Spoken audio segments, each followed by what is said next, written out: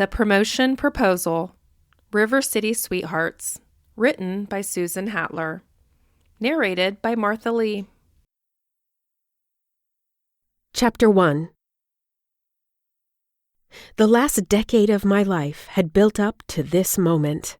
As I stood outside the conference room, I had the strong urge to throw my arms in the air, jump as high as I could, and shout, "Go me!" But of course, I refrained. The partners were about to promote me to managing attorney of the personal injury department, and doing the bunny hop in the hallway might be construed as poor leadership. Jill Parnell, managing attorney, definitely had a nice ring to it. They may as well put my name on the letterhead now, because this promotion would be a virtual guarantee I'd make partner at Corbett, Gray & Shaw. Roger Gray had assured me of that when he'd interviewed and hired me 5 years ago. Sure, there had been sacrifices to get to this point, and they flashed through my head like a slideshow. Missed parties in college and law school, Saturday nights at the office, too many to count. Aiden's recent ultimatum that I slow down in my career, or else. I chose else. Aiden and I'd had fun over the last 8 months, but he knew when we met that I was driven in my career. For him to want me to change, to give up what had made me the independent, self-sufficient 29-year-old I was today, seemed wrong. Like I'd drop off the partner track because my boyfriend wanted me to go to the movies more often. I snorted at the thought. If only my mother would have had the good sense to ditch my dad 30 years ago, then she wouldn't have had to work her knuckles to the bone, literally because she cleaned houses as her second job, funding his big adventures all her life. When I asked her last week why she never got to go hike in the Andes, Dad was due back from South America today, she merely replied, "Someone has to pay the bills." Exactly why I needed to make partner and secure my future. Aiden didn't seem to get that, but he'd lasted 8 months, which was longer than the rest of my boyfriends. None seemed willing to stand by a career woman. I didn't cry over him dumping me, but I'd certainly been disappointed. Another casualty, another sacrifice. But it was about to finally pay off. I knocked on the door and entered to find all 3 partners seated at the oblong mahogany table. Stan Corbett had taken the head spot, Roger Gray sat to his right, and Jim Shaw was last. Stan gestured toward the empty chair next to Jim. "Please have a seat, Jill." "Thank you." I unbuttoned the jacket of my pantsuit, crossed my legs slowly, and willed myself to appear calm as 1,000,000 volts of adrenaline shot through me. Stan poured himself a cup of coffee, then gestured for me to help myself. "We've asked you here today because, as you know, Charles Mansfield gave notice last week." "Yes," I nodded at Stan, who was actually not my favorite. Unfortunately, he was about to be my direct boss. Stan Corbett was a short, stout, want-to-be ladies' man and the partner who headed up the personal injury department. Not someone I was eager to have lord over me, especially when Charlie had given me free rein, after my first year, to work independently on my cases. I poured myself a cup of coffee, black, no fluffy cream or sugar. I heard Charlie's starting his own law firm with Ethan Harrison. The same Ethan who was getting married at the Jeffries Hotel here in downtown Sacramento tomorrow night. I made a mental note to pick up my black evening dress from the dry cleaners at lunch. Truth be told, I had a jam-packed day scheduled, so I wished the partners would promote me so I could get on with it. Jim Shaw leaned back in his brown leather chair. "Jill, have I ever mentioned my nephew?" "Not that I recall." My brows furrowed as I lifted my mug, took a sip of the hot, bitter liquid, then braced myself for the 4 crucial words. Congratulations on managing partner. Maybe I should act surprised. "My nephew's been heading up a big law firm in San Diego." Jim cleared his throat, then leaned forward on his elbows. "Lucky for us, he's decided to move back to his roots here in Sacramento. We've just hired him to take over for Charles Mansfield." I choked on my coffee. What did you say? Jim handed me a small white napkin. "My nephew will be the new managing attorney at Corbett, Gray & Shaw." My face went numb as I dabbed my mouth with the napkin. Had Jim just said they were giving my position to his nephew? I turned to the other two partners, pleading with my eyes that Jim was just exercising a sick sense of humor. Managing attorney is the #1 position in the personal injury department. Roger Gray gave me a serious look. But the #2 position is vital as well. Excellent point, Roger. Stan's forehead wrinkled as he wiggled in his chair. The managing attorney relies heavily on the #2. Teamwork's everything. Who gave a flying fig about the #2 position? My shoulders tightened as I inwardly seethed over the 5 years I'd slaved at Corbett, Gray, and Shaw. Days, nights, and all those weekends. For what? So they could hand my position to some new guy just because he came from Jim's gene pool? It's been a tough decision replacing Charles. Stan leaned over the desk, his potbelly pressing against the table. We needed someone who had the proper experience, a leader, someone who could convince these Sacramento juries to loosen their purse strings. I see. I kept my expression blank as I stared at my backstabbing boss. My trial skills were top-notch, and I always gave 150%. It was my turn to move up, and Stan knew it. I felt eyes burning into the side of my head and gave a side glance at Roger Gray. A look passed between us, and I understood he wasn't the one who'd sold me out. Jury verdicts are everything in this business. Jim smiled in a matter-of-fact way that annoyed me. That's what keeps the PI department afloat.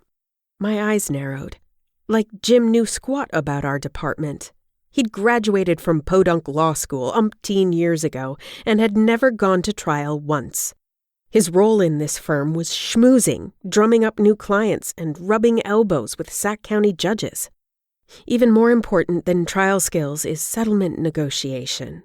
I smoothed a non-existent wrinkle from my jacket sleeve, drawing out my statement until I had their full attention. If this nephew wasn't a sealed deal, I could still land on top. Uncle Jim had said it himself. The bottom line was money. The best way to conserve expenses is by resolving before trial. I'm sure you know I recently settled the Maxwell case.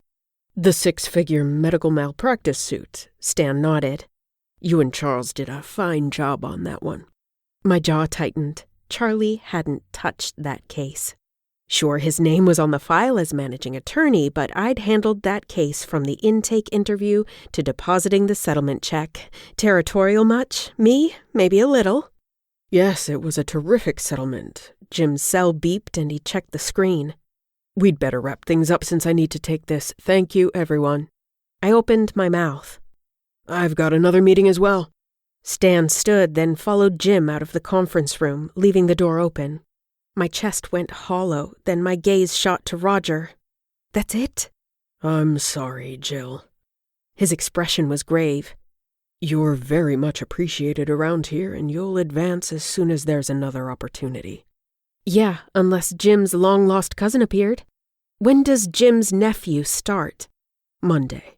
He let out a breath, then rose from his chair. He's a decent fellow. I'm sure he'll get along famously. I didn't want to get along with him at all. I wanted my promotion. I'd earned it. Roger gave me a sympathetic smile that churned my stomach. Then he left. Face still numb, I scanned the empty conference room, wondering what my next move should be. Going down without a fight was one thing, but going down kicking and screaming would be pathetic. My goals had been roadblocked by Jim's freaking nephew, possibly forever. Maybe I needed to move on from Corbett, Gray, and Shaw. But would it be wise to start at a new firm after I'd already invested 5 years? I needed to call someone for advice on how I should replan my life. But who? Not Aiden, obviously. Not my mom or dad, because they had their own problems.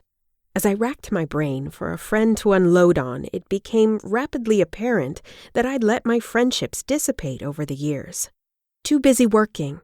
Fat lot of good that had done me. My heart sank. Then I snapped my fingers, remembering Ethan's fiancée, Kristen. She and I had met a handful of times at various lawyer functions, and we ran into each other at the gym a couple weeks ago after Totally Fit's 6 a.m. Zumba class. Kristen seemed smart, friendly, and had told me to call her any time. As an added bonus, she was a trained marriage and family therapist, so surely she'd have good advice for me. I hurried back to my office, darts of pain shooting through me at every congratulations offered up by colleagues who assumed, like I had, the promotion would be mine. I pushed my office door shut, rummaged through my handbag, and found Kristen's business card tucked neatly in a side pocket. Kristen Moore, marriage and family counselor. Glancing up to make sure I'd shut my office door, my head was spinning right now. I picked up the handset and punched Kristen's number into the desk phone. My heart thumped against my rib cage and a knot formed in my stomach as I listened to ring after ring. Hello? Kristen? My stomach churned. This is Jill Parnell. Long pause. Ethan's friend, the lawyer. Yes. My eyes burned as I pictured my tunnel vision the last 5 years and the brick wall I'd slammed into. I dropped my head into my hand. Can we meet? I have an enormous problem, and for the first time in my life, I don't know what to do. Nausea crept up my throat as I waited to hear if Kristen would help me as a friend or if I needed to schedule an actual therapy appointment. I didn't have to wait long. Absolutely. Her voice was firm.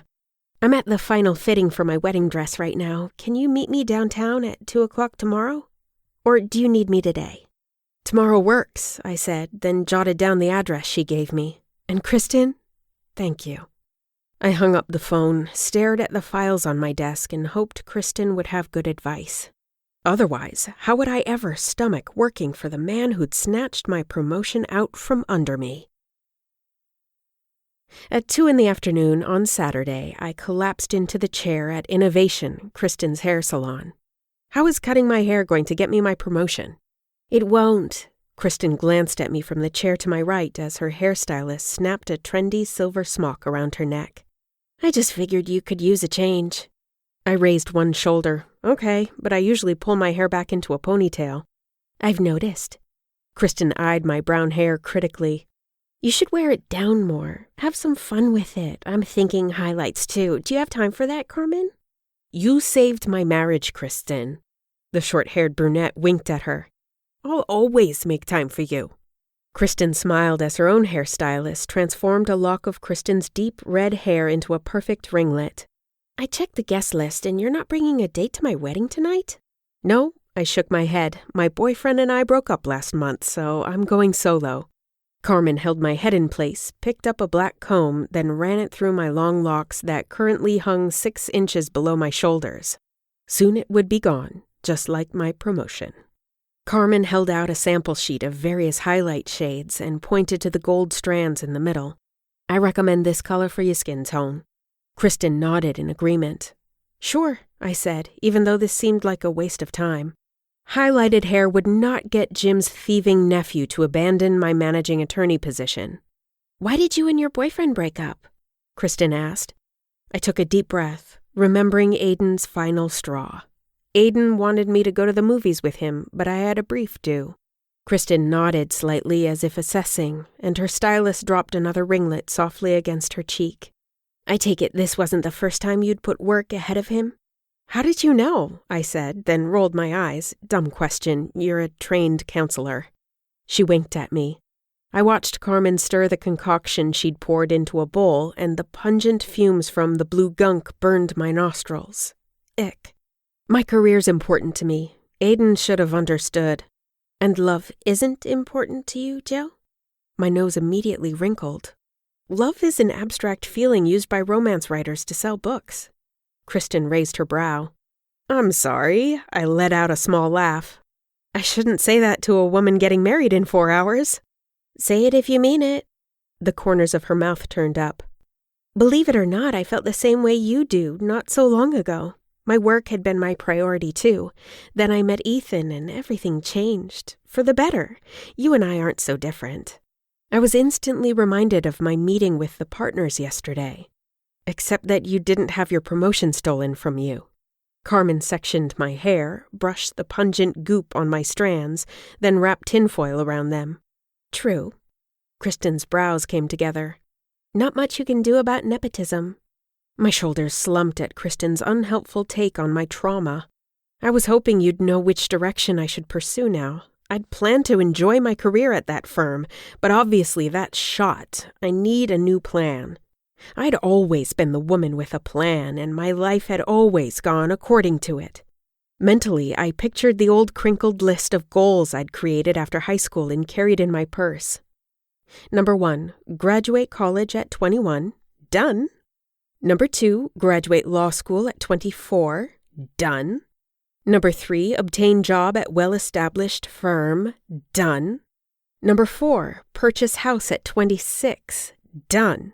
Number 5, managing position at 29. Number 6, partner at 35. 33 if possible. I always achieved my goals and wasn't equipped to deal with failure. I had to make a new plan. That's all there was to it. Life without an impeccably mapped-out strategy was like pleading a case naked in front of a jury. Actually, I felt naked now. No, worse than naked. I felt vulnerable. Like my life had no purpose. My throat tightened. "How else do you spend your time?" Kristen's eyes became covered by a mess of pinned ringlets as she spoke. "Besides work, I mean." I blinked rapidly through my blurred vision and cleared my throat, trying to pull myself together. Emotional displays were so not my thing. This lost promotion was taking its toll, and I had to get my disappointment behind me. What do I do? Laundry, house projects, go to the gym. The usual. Those are chores. Kristen made a humming noise. What else do you do? For instance, my usual is work, spending time with Ethan, touring, and studying anything having to do with history, hiking, boating, and community service projects. My jaw dropped open. All of that, and you have your own business? She smiled. I've cut back on work a bit since I met Ethan. I love my practice, but it's not my entire life, you know? Catching her meaning in her tone, my forehead creased. You're saying work is my whole life. She lifted the ringlets above her brows, then held my gaze. Isn't it? As Carmen continued sectioning, brushing goop, and wrapping her organized pieces of tinfoil around my head, I racked my brain for all I'd done over the past 2 weeks. Work. Gym, work. Laundry, work. Grocery store, work. Remembering something, I twisted toward Kristen. I went to a fundraising dinner for the Sacramento Children's Home 2 weeks ago. Carmen cleared her throat, then guided my face forward again as she continued her highlighting mission. And who were you with at the dinner? Kristen asked. Associates from work. Ah, nailed again. But I did make a donation. After watching the presentation on the abandoned kids, it had been impossible not to contribute. My heart had ached so much that I'd made a substantial donation. One so big I had to charge my groceries in order to pay my mortgage. Pictures of their sweet little faces ran through my mind again. A donation is really nice. Kristen sounded like she meant it. Still, you have to admit the event was work-related. My brows came together. What's wrong with being driven in my career? Nothing's wrong with being career-driven, but you're zooming down the highway without stopping for gas. I blinked. You lost me. One day you're going to run out of fuel and find yourself on the side of that desert highway. She gave me a meaningful look. Alone. Right. Nobody I'd be responsible for besides myself. Don't worry, I'll call a car service. Lifting her curls again, she threw me a pointed look.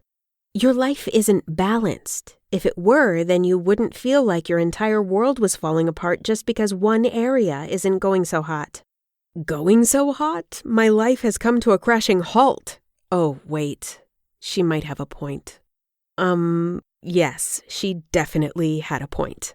Let's say you're right, that my life is unbalanced. What should I do about it? To put it bluntly, you need to get a life. She raised a finger. Outside of work.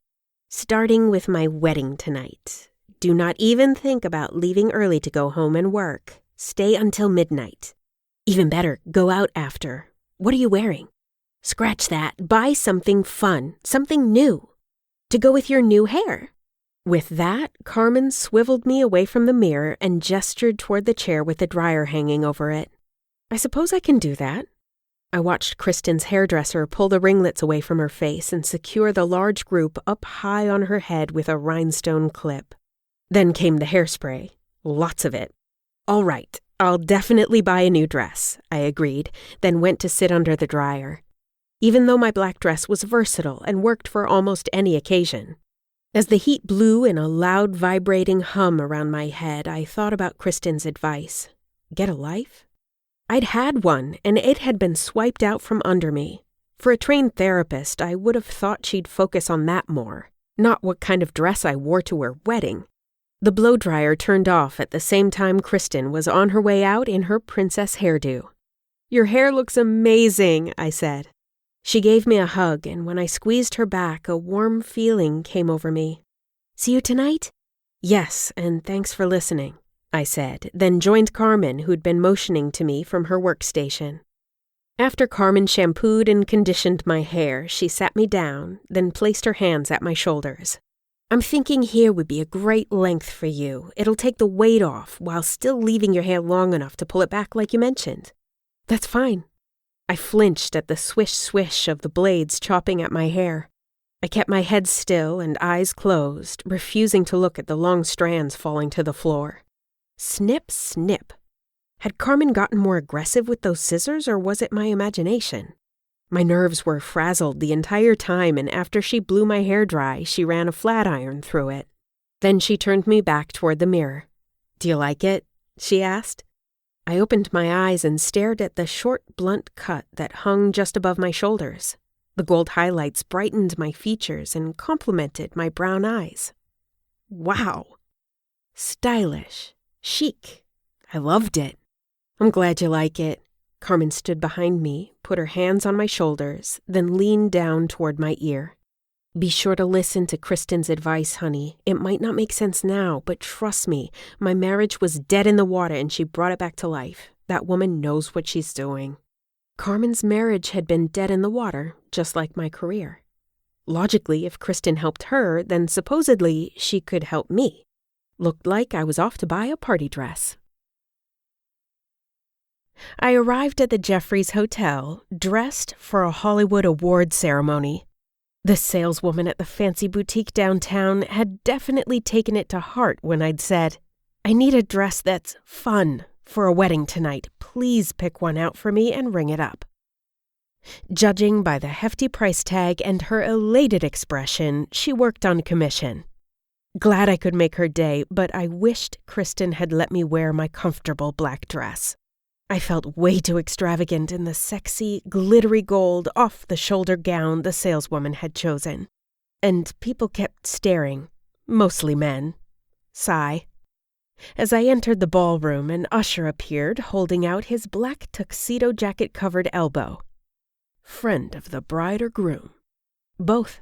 Placing my hand on his arm, my eyes flicked up to his, and an electric jolt ran through me. Sexy hazel eyes, dirty blonde hair, and a sensual smile. Ethan's groomsman was hot. He even had a tan going on, even though we were at the beginning of October. Maybe he'd just returned from a vacation, where he was surfing, because his upper body told me he used those muscles a lot. His eyes crinkled as if he could tell exactly what I was thinking. "Since I can't seat you in the middle of the aisle, why don't I take you to the best available row? Unless you're waiting for your date." A zing heated my belly. This guy was smooth. "He's coming later." I tilted my head, smiling back at him. The lie had rolled off my tongue easily because this guy screamed bad boy, and I had enough problems. "Lucky guy." He showed me to the last 2 empty chairs in the 4th row on the groom's side. "Don't worry about your date finding you. He can't miss you in that dress." It's new. Tingles spiraled through my chest from his compliment, and I reminded myself of one word: danger. Despite myself, my eyes drifted down to his ring finger. Bare. Definitely dangerous. "Well, thanks."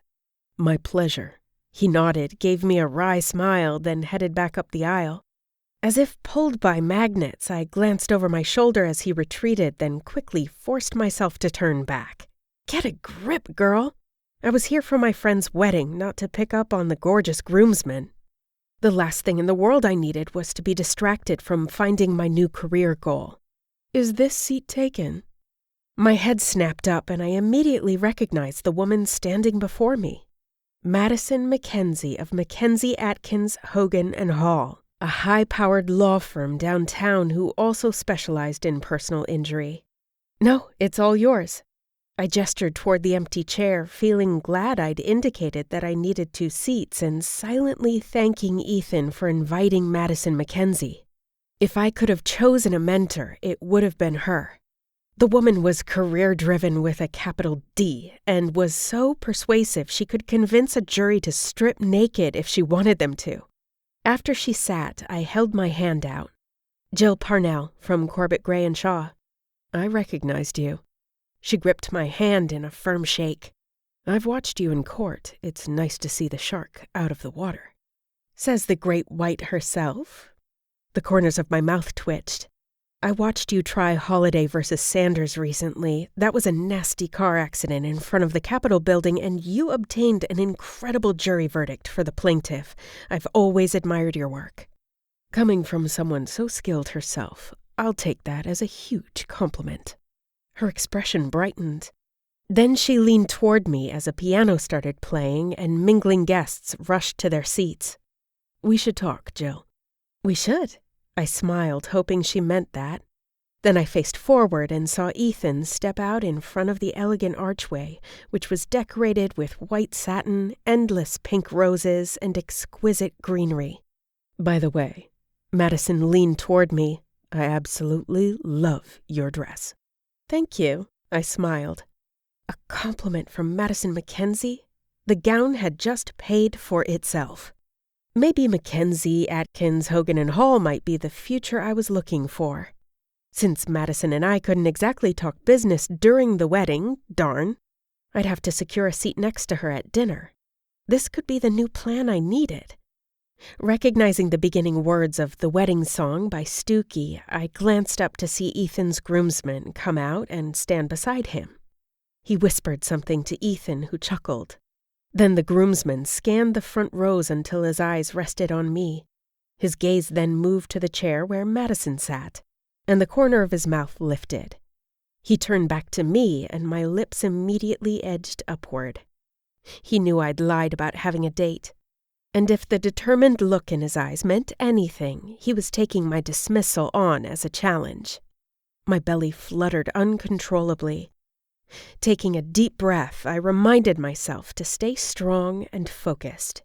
No man would divert me from my career path, no matter how tempting he might be.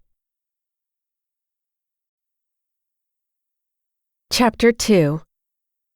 Ethan and Kristen's ceremony was beautiful. I usually don't get choked up at weddings, but the way Ethan had gazed into Kristen's eyes while he said his vows had given me goosebumps.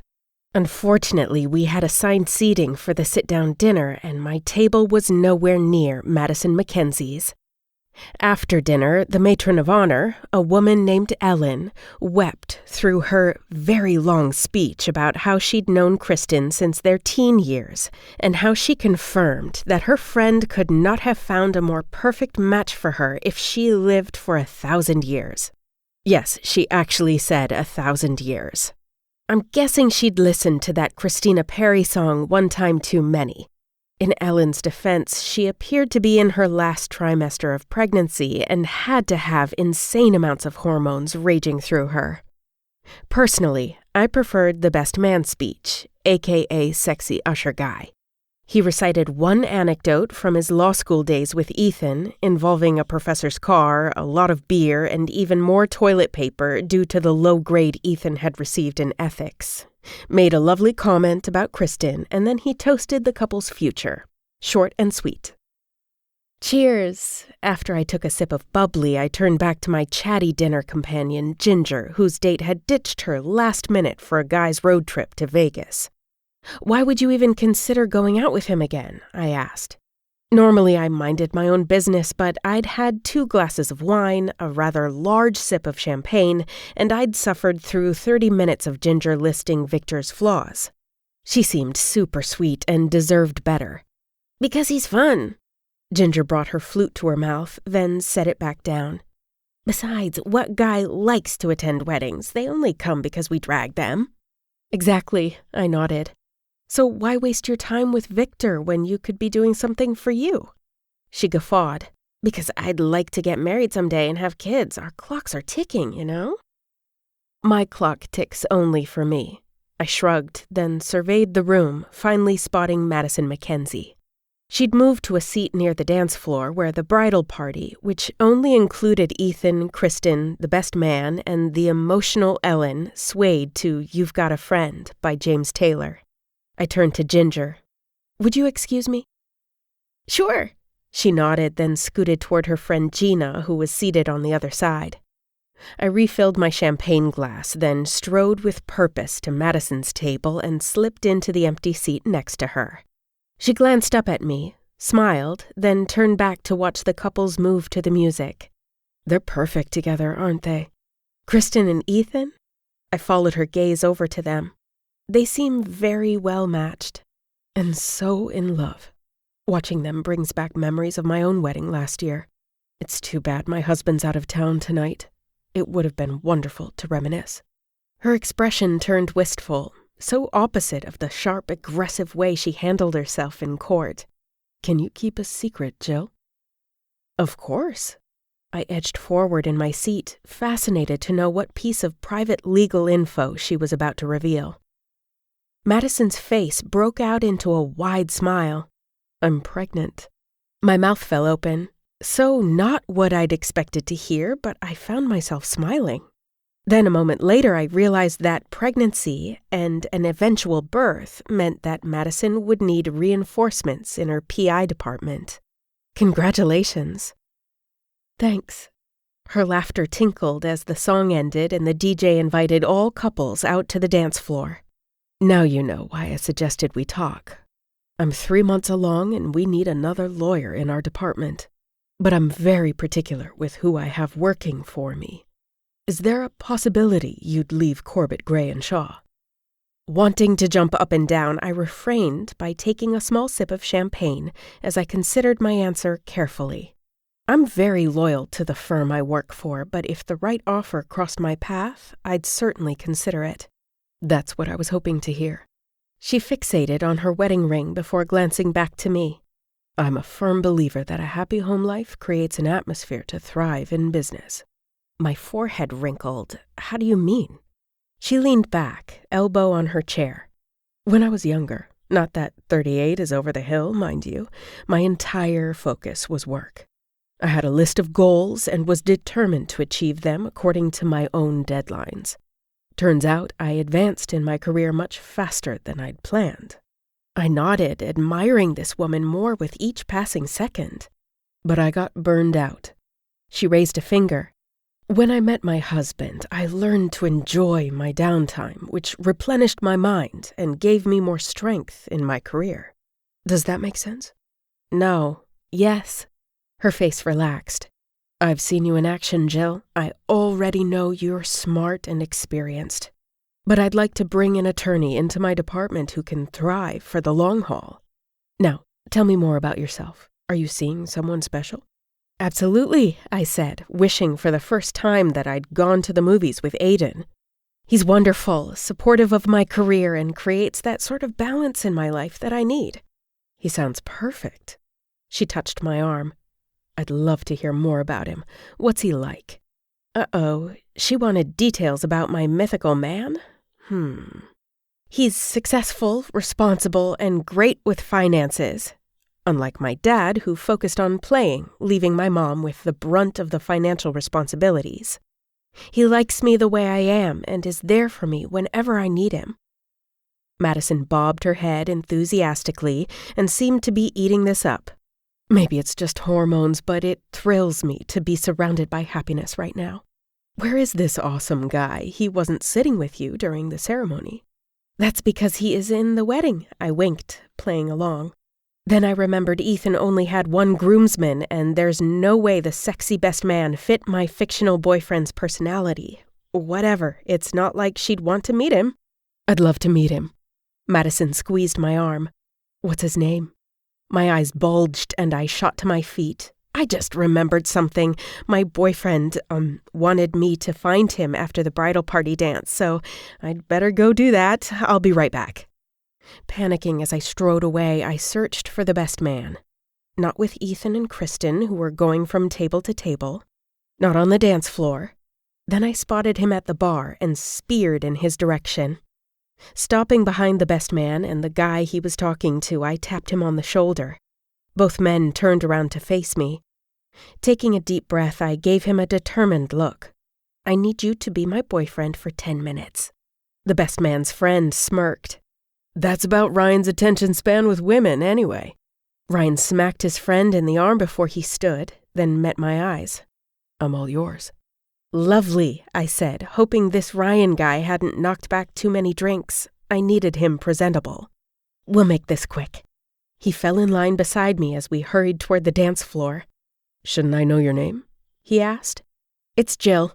I tossed him a quick glance, then gazed up at him in an adoring way in case Madison was watching. I'm going to introduce you to someone important, and I just need you to play along. Pretend we're in love, yada yada. His eyes trailed down my body, then back up again. Not a problem. Good. I slipped my arm through his, saying a quick prayer that he wouldn't blow this. Madison caught my eye as we approached. Madison, I'd like to introduce you to my boyfriend, Ryan. She rose to her feet, holding her hand out. Nice to meet you, Ryan. Jill says wonderful things about you. He shook her hand. Very nice to meet you as well. So, she beamed at both of us. How did you two meet? Ryan turned toward me, then trailed his fingers down my bare arm, making me shiver. You tell her, Buttercup. Okay, Pookie. I slipped my arm around his solid waist, then thought of his best man's speech. We met through Ethan. Yes, good one. He and Kristen set us up, thinking we'd be perfect together, and they were right. Simple, sweet, and no details I'd have to remember. So beautiful. Madison clasped her hands together, then nodded toward the dance floor as Lost in Love by Air Supply came on. My husband and I love this song. You two have to go dance to it. I insist. Dance? I was hoping she'd talk shop with me. Ryan's busy with his best man duties. I can always make time for Air Supply, Schnooky. He nodded at Madison, then led me toward the dance floor, spun me around in one smooth move, and pulled me close to him. Think she bought us? I don't know. I glanced over at Madison, who watched us as if assessing. Hold me closer, just in case. Act like you can't get enough of me. If you insist. He tightened his arms around me, then nuzzled my neck in a way that sent tingles down my spine. How am I doing? Not bad. My breath caught, and I had the strong urge to nuzzle his neck. Focus. I peeked over his shoulder at Madison. I'm not sure she's convinced. My shoulders tightened as we swayed to the soft music. Why are you so tense? He ran his hands over my shoulders, fingers pressing into my knotted muscles. This woman's opinion that important to you? Yes. I closed my eyes, savoring the way he kneaded my muscles. Her opinion can make or break my life. Nobody holds that much power over you. His words contradicted my entire goal. Your life is as you make it. A small, mocking laugh escaped.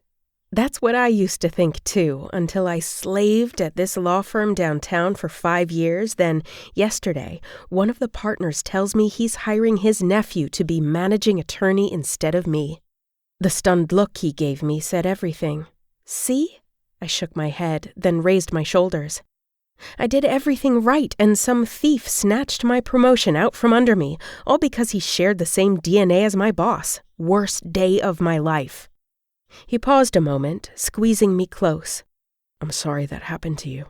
I stared up into his hazel eyes and was surprised to see he seemed sincere. Thank you. The song ended and he spun me around, then pulled me back to him as another ballad started. How can this woman, Madison, help you? I glanced over at Madison. She's a partner at another law firm and is looking to bring in an attorney to help with her cases while she's on leave. He nodded in understanding. Where do I fit in, Buttercup? My mouth spread into a smile and I snaked my arms around his neck. She thinks attorneys with a supportive significant other will thrive better in the office. He raised his brows. You told me earlier you were waiting for your date to arrive. Why not introduce him to Madison? I shrugged. My boyfriend and I broke up last month. I find it hard to imagine any man would let you go. The corner of his mouth turned up and his arms tightened around me. Why did you lie to me about having a date tonight? Tilting my head, I peered up into his sexy hazel eyes as delicious as the champagne I'd been sipping earlier. Because I know what you're about, Ryan, and I'm not interested. A crease appeared between his brows. What do you think I'm about? I brushed my thumb along his cheekbone. I believe your friend called it a 10-minute attention span with women. You believe that? He smirked, then lifted me off the ground and spun me in a circle. I squealed, landing on my feet again. That meant to distract me from your playboy ways? He nuzzled my cheek again. Did it work? I curled into him as his lips brushed the sensitive spot below my ear, making me shiver all the way to my stilettos. Maybe a little. Good. Chuckling, he pulled back, then brushed my hair away from my face. His expression turned serious. I really am sorry about what happened with your job yesterday. A warm feeling rolled over me. Maybe it was his thoughtful words or the bubbly I'd had earlier, or just his all-around sexy appeal. Suddenly I blurted, "Kiss me." Without needing any more instruction, he wove his fingers into my hair and bent toward me. His lips met mine, hungry and needing. Electric darts shot through me and my mouth opened obediently as he tasted, searched, and explored. A spiraling sensation rolled through me as his mouth claimed mine over and over as if he couldn't get enough. All air left my lungs as I pressed myself against him, feeling like everyone in the ballroom had slipped away and there was no reception at all. No job I needed to claim, just Ryan, me, and these delicious kisses that tickled me everywhere. Loud thumping music blasted around us as a fast song came on, jerking me out of my lusciously heated fog. I reluctantly pulled away, lifted my lashes, and gazed into his heavy-lidded eyes. Thanks, Ryan. If that doesn't convince Madison Mackenzie, then nothing will. Lips swollen, I gave him a farewell smile, then turned and walked away. You deserved that job.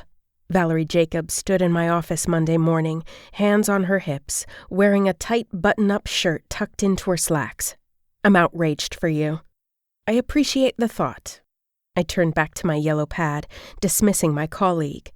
Valerie was a good attorney, but she was an avid gossiper, and I wasn't about to give her any ammunition. 10 minutes until we meet Jim's nephew, Valerie sighed. I hope he's as easy to work for as Charlie. I doubted it. We'll find out shortly. Again, real sorry about the non-promotion. Valerie flooded her manicured nails in my direction. Toodles. I dropped my pencil on the desk. Valerie was the 4th person in under an hour to come by my office and extend their condolences for my dead career. One more sympathy crack and I'd scream. It ranked as fun as attending my own wake. Sarah Carlton strode purposefully into my office, dropped the weekend mail into my inbox, then her face brightened. Love your new do. Thanks. I'd spent an hour in front of the mirror this morning experimenting with my short, blunt cut before settling on wearing my hair down with a zigzag part. A major difference from the 1-minute knot I usually wore at the nape of my neck. The highlights give a nice lift to your eyes. Sarah ran a hand through her silky brown locks as if considering adding highlights herself. I tucked my hair behind my ear, suppressing a smile. A compliment from Sarah was a major coup. Not only was she the world's best assistant, but she also had impeccable taste. My career may be in the toilet, but at least I looked good. Sarah turned to leave. Can you shut the door on your way out? I picked up the black receiver, ready to punch in my parents' phone number and deliver the awful news. Your daughter got hosed. Sure thing. But Sarah backed away from the door, turned, then leaned over my desk. She looked at me conspiratorially. Can I just tell you how awful I think it is that they didn't promote you? It's obvious to everyone and their mother that you deserved that promotion." "Thanks," I said, pressing my lips together. I appreciated the loyalty, but each sympathetic remark stung like a dagger stabbing my heart. "I'll see you in the conference room," where we'd get to meet the new managing attorney. Talk about painful. When Sarah closed the door, I set the receiver back down, then stared at the bronzed lady on my desk, who held the scales of justice. I fingered the 8-inch statue, my most treasured possession. It had been a gift from my mom and dad when I'd graduated law school. I'd been so proud at achieving my goal. Friday was the first time I'd failed. "Your life is as you make it." Ryan's words from Saturday night echoed through my head, and I couldn't help wishing they were actually true. His passionate kiss had replayed in my mind repeatedly as well. A delicious moment, but indulging again would not be helpful to my current situation. I'd proved to Madison that I had her vision of the perfect personal life, and she'd told me she'd call me this week. End of story. So why couldn't I stop thinking about him? Remembering the feel of his hot mouth against mine, I shivered. A man never occupied my thoughts like this, and it was more than a little disconcerting. My cataclysmic career failure was clearly wreaking havoc on my emotions. Turning my attention back to the lady, I dropped several paper clips onto the left scale she held. 1, lost promotion, clank. 2, 5 wasted years, clank. 3, thinking about sexy Ryan and his kisses, clank. As the left plate descended, the right plate rose, totally symbolic of my life since Friday. Wasted time weighing heavily on the left. This was a visual of what Kristen had said. My life was completely unbalanced. What else had Kristen said? Oh, right. I needed to get a life. What did that mean, anyway? I sighed. Wanting to scratch something off my list before the big meeting, I dialed my parents' house. The phone rang, then clicked, and my stomach nodded. "Ted Parnell here?" "Hi, Dad." I faked the enthusiasm in my voice. "How was your trip?" "Great, Ace." He sounded happy to hear from me. "How does it feel to run your own department?" My shoulders slumped. Why had I been so quick to brag about the promotion? Actually, that's the reason I'm calling. "Want some tips from your old man, huh, Ace?" He chuckled. "I'm proud of you, but don't forget to make some time for fun. That's my tip." I dropped my head on the desk. Was there a conspiracy around me? "I remember when I made partner and it didn't pay off like I thought it would. Turns out I just had more work." He laughed. Partner? I couldn't even make managing attorney. I banged my head against the desk. "Dad, I need to tell you." Beep, beep, beep. "That's my alarm, honey. I've got to run. Big golf game to go to. Congratulations again." The dial tone rang in my ear and I set the phone back in its cradle. Glancing at the clock, I realized it was time for the dreaded meeting anyway. A lump rose in my throat. Hot tears stung in my eyes. May as well meet my new boss and get this over with. Holding my head high, I strode out of my office and followed Troy Monahan down the hall. Troy was another attorney in my office and definitely practiced the art of fun. He dated several women in our firm, was the first to leave the office at night, and was habitually the last one to arrive at a meeting. Except for now, since I was trailing after him. "Sorry they didn't give you the position, Jill." He gave me a side glance. "That was a raw deal." A slice of pain stabbed my heart. "Thanks, Troy." I slid in the conference room behind him and took the standing spot next to him against the wall. With the entire personal injury department in here, it was a tight fit, but I spotted the partners seated at the table. I knew Charlie was in court today, but I didn't see a new, thieving face next to the partners. Jim Shaw's face beamed. "Now that we're all here, I don't see any sense in wasting time. We all know why we've gathered. It's time to meet our new managing attorney for the personal injury department." My eyes closed briefly as nausea crept up my throat, so I tried to focus on the positive. Perhaps my new boss would be hands-off like Charlie had been, and it would be business as usual around here. That wouldn't be so bad. Jim made eye contact around the room. Our newest asset to Corbett, Gray & Shaw comes to us from San Diego, where he worked for a prestigious law firm and recently commanded a 7-figure jury verdict for his client. Team, I'm very proud to introduce to you our new managing attorney, Ryan Shaw. Clapping erupted around the room, and Troy nudged me with his elbow as I somehow managed to bring my hands together several times. All eyes floated toward the corner of the room where I noticed a man wearing a blue polo shirt and khakis. He leaned with his shoulder against the wall, hands in his pockets, one foot crossed over the other. Talk about casual. The nephew didn't even have the decency to dress up for the position he'd heisted from me.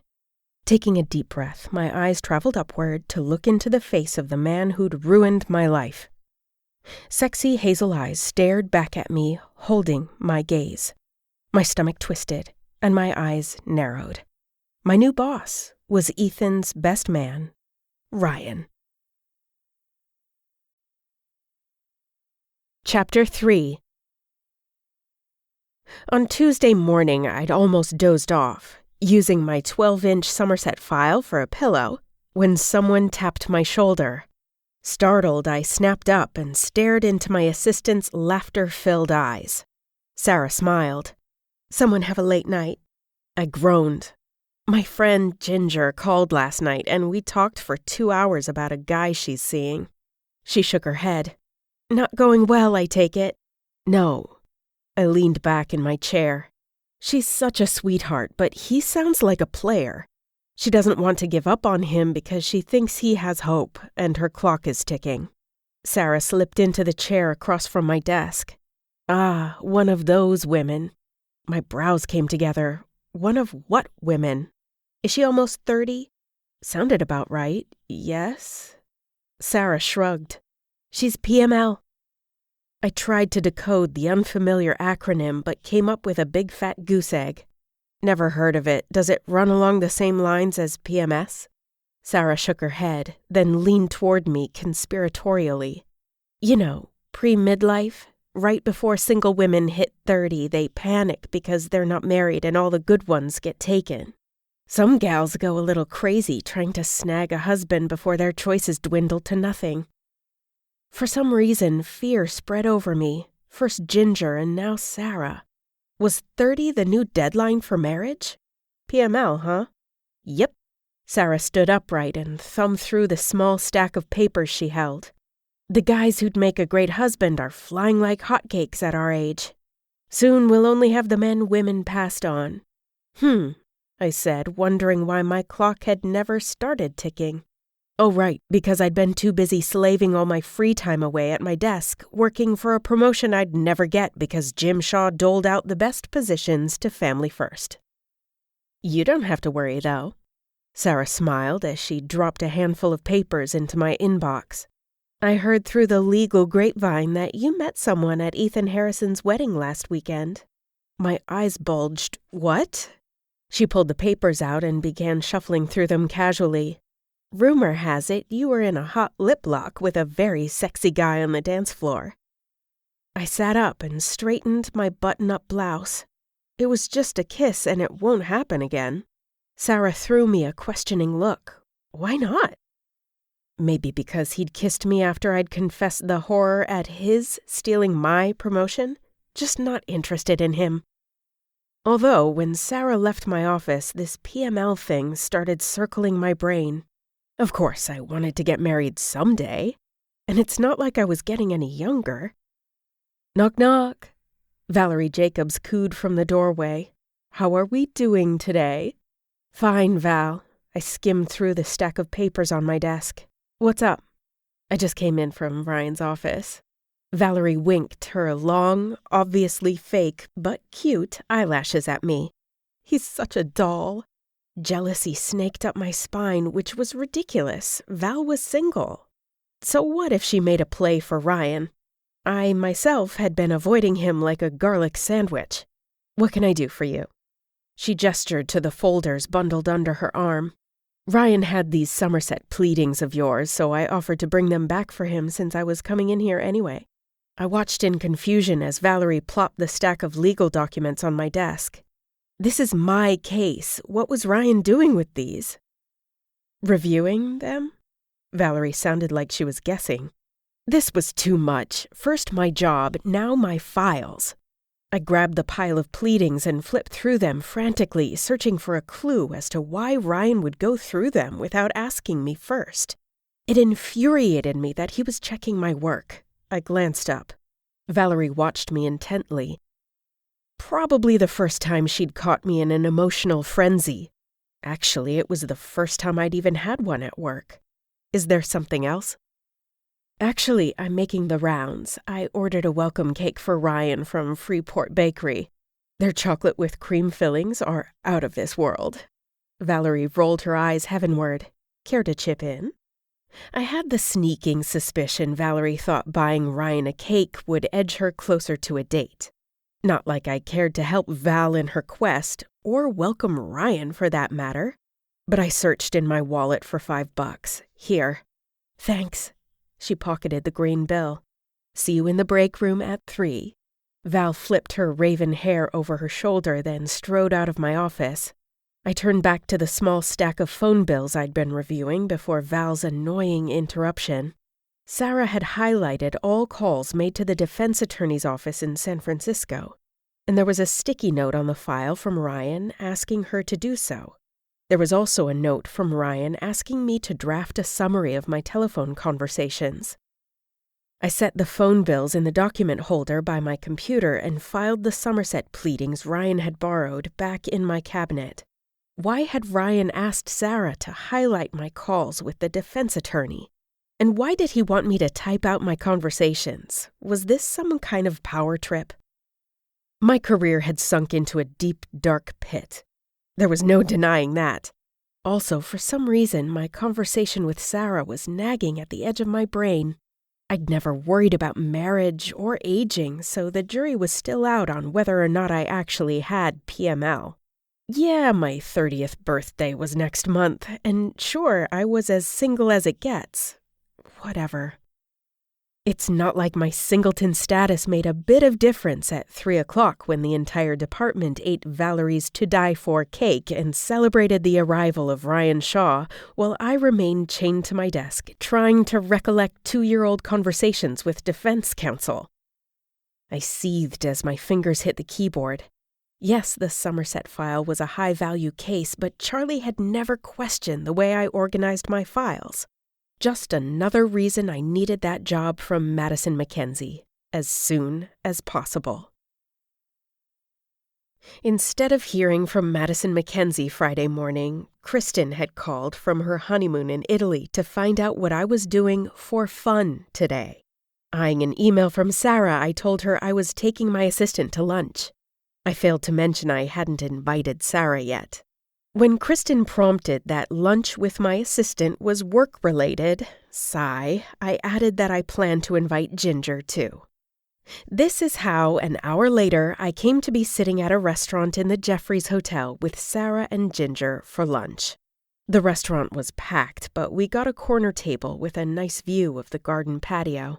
Once we gave our meal orders to the waiter, I vowed to forget about work for an hour. Ginger placed her napkin in her lap. I told my sister I was having lunch with you, Jill. Do you handle something called general liability? She's looking for a good lawyer she can trust. There have been some changes at my office, and I'm not sure how they're going to pan out. I exchanged a look with Sarah, but knew she'd keep my confidence. I hated turning down work, but I didn't want to take her sister's case, then abandon her when I got a job at Mackenzie Atkins Hogan & Hall. But I couldn't refer her to Madison's office in case, for some horrible reason, she didn't hire me. How soon does she need an attorney? She reached for her water glass. She's miserable with who she has now, so the sooner the better. I understand. I reached into my purse and pulled out the card Charlie had given me for his new firm with Ethan. Here's the card for Harrison and Mansfield. They're both fantastic lawyers, and she can trust them implicitly. Thanks, Jill. She accepted the card, then slipped it into her purse. Guess what? Victor invited me wine tasting in Napa this weekend. Sarah's face lit up. Sounds fun. How long have you been dating? Over a month now. Ginger tossed me a quick glance. Jill doesn't approve because he was supposed to be my date at a wedding last weekend and he backed out. No point in pretending I was a fan of Victor. If you can't count on him, he's not much of an asset. I think you deserve more." "Oh, really?" Ginger gave me a wicked smile. "I saw you getting hot and heavy with Ethan's lawyer friend on the dance floor. Would you consider him an asset?" I shifted in my seat. Even though Sarah had already heard about the kiss, she didn't know who it had been with, and I wanted to keep it that way. I rubbed my temple and considered whether Ryan could be a future asset, but I really didn't know him more than a twirl and a kiss. And as the guy who wanted to micromanage me to death.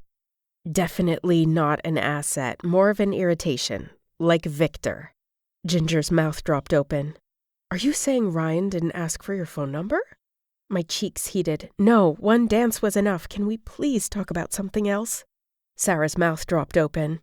"Ethan's lawyer friend is Ryan Shaw?" Sarah was way too astute. Sigh. I threw my gaze toward the ceiling, hoping Kristen was happy on her honeymoon. Because at the rate I was going, she was in for a long therapy session with me when she got back. What happens at lunch stays at lunch. Agreed? Sarah bit her lip, obviously suppressing a smile, and nodded. Val would die if she knew all she talks about is Ryan's hotness. "Ryan works at your firm?" Ginger moved her hands to her lap as the server set down our salads. "That makes for convenient dating." "Not even close." I lifted my fork, squeezing the handle until my fingers hurt. "He is the partner's nephew, and they just hired him for the promotion that should have been mine. New subject? Please?"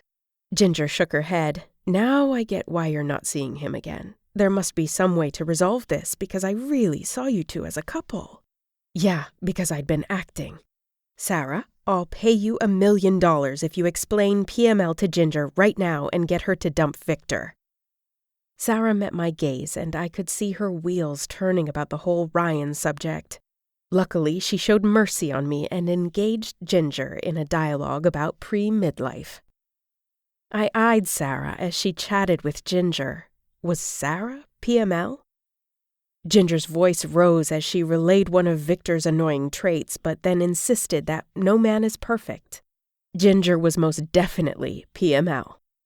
After I finished my salad, I rubbed my temples, partly from Sarah learning about Ryan and me, but mostly because his kiss was circling my brain again.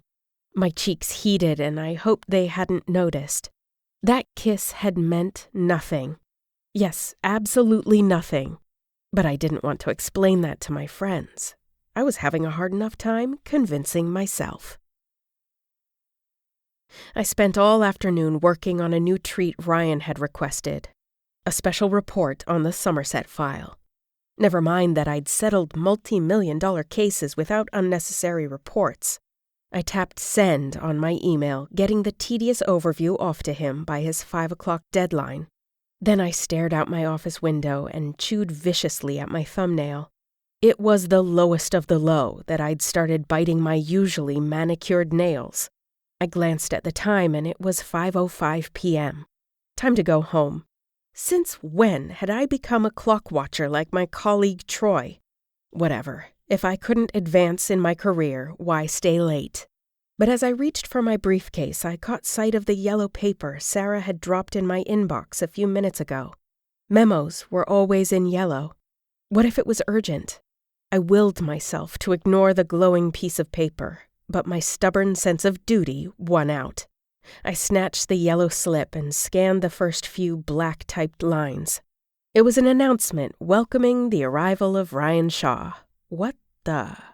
Everyone had celebrated already with his cake on Tuesday. I crumpled the wicked piece of paper, then hurled it into the wastebasket. I snagged my briefcase and beelined for the door. As I rounded my desk, Ryan sauntered in through the doorway, blocking my exit. "We need a truce." Our kiss flashed through my head and my eyes narrowed. "I'm on my way out." In answer, he shut my door, then gestured toward one of the chairs in front of my desk. "We're talking about this." Maintaining a calm demeanor even as my heart pounded against my rib cage, I sat and crossed my arms. "Looks like I don't have a choice, boss." He sat with his elbows on his knees and leaned toward me. What can I do to make this right? Not look so hot, for starters. You shouldn't have kissed me. His mouth twitched. You told me to. My eyes narrowed. If you'd mentioned you were the job thief, I wouldn't have. Look, I get why you're upset. He raked a hand through his hair, tousling it in a sexy way. But we have to work together, unless whatever you have going on with Madison Mackenzie is happening sooner rather than later. My stomach nodded. Did you say anything to the partners? No. He met my eyes. What you told me was personal, not business. I'm not going to repeat any of it. That was actually decent of him. Charlie let me work independently. He nodded. I know. We had a meeting and he spoke very highly of you. I shook my head.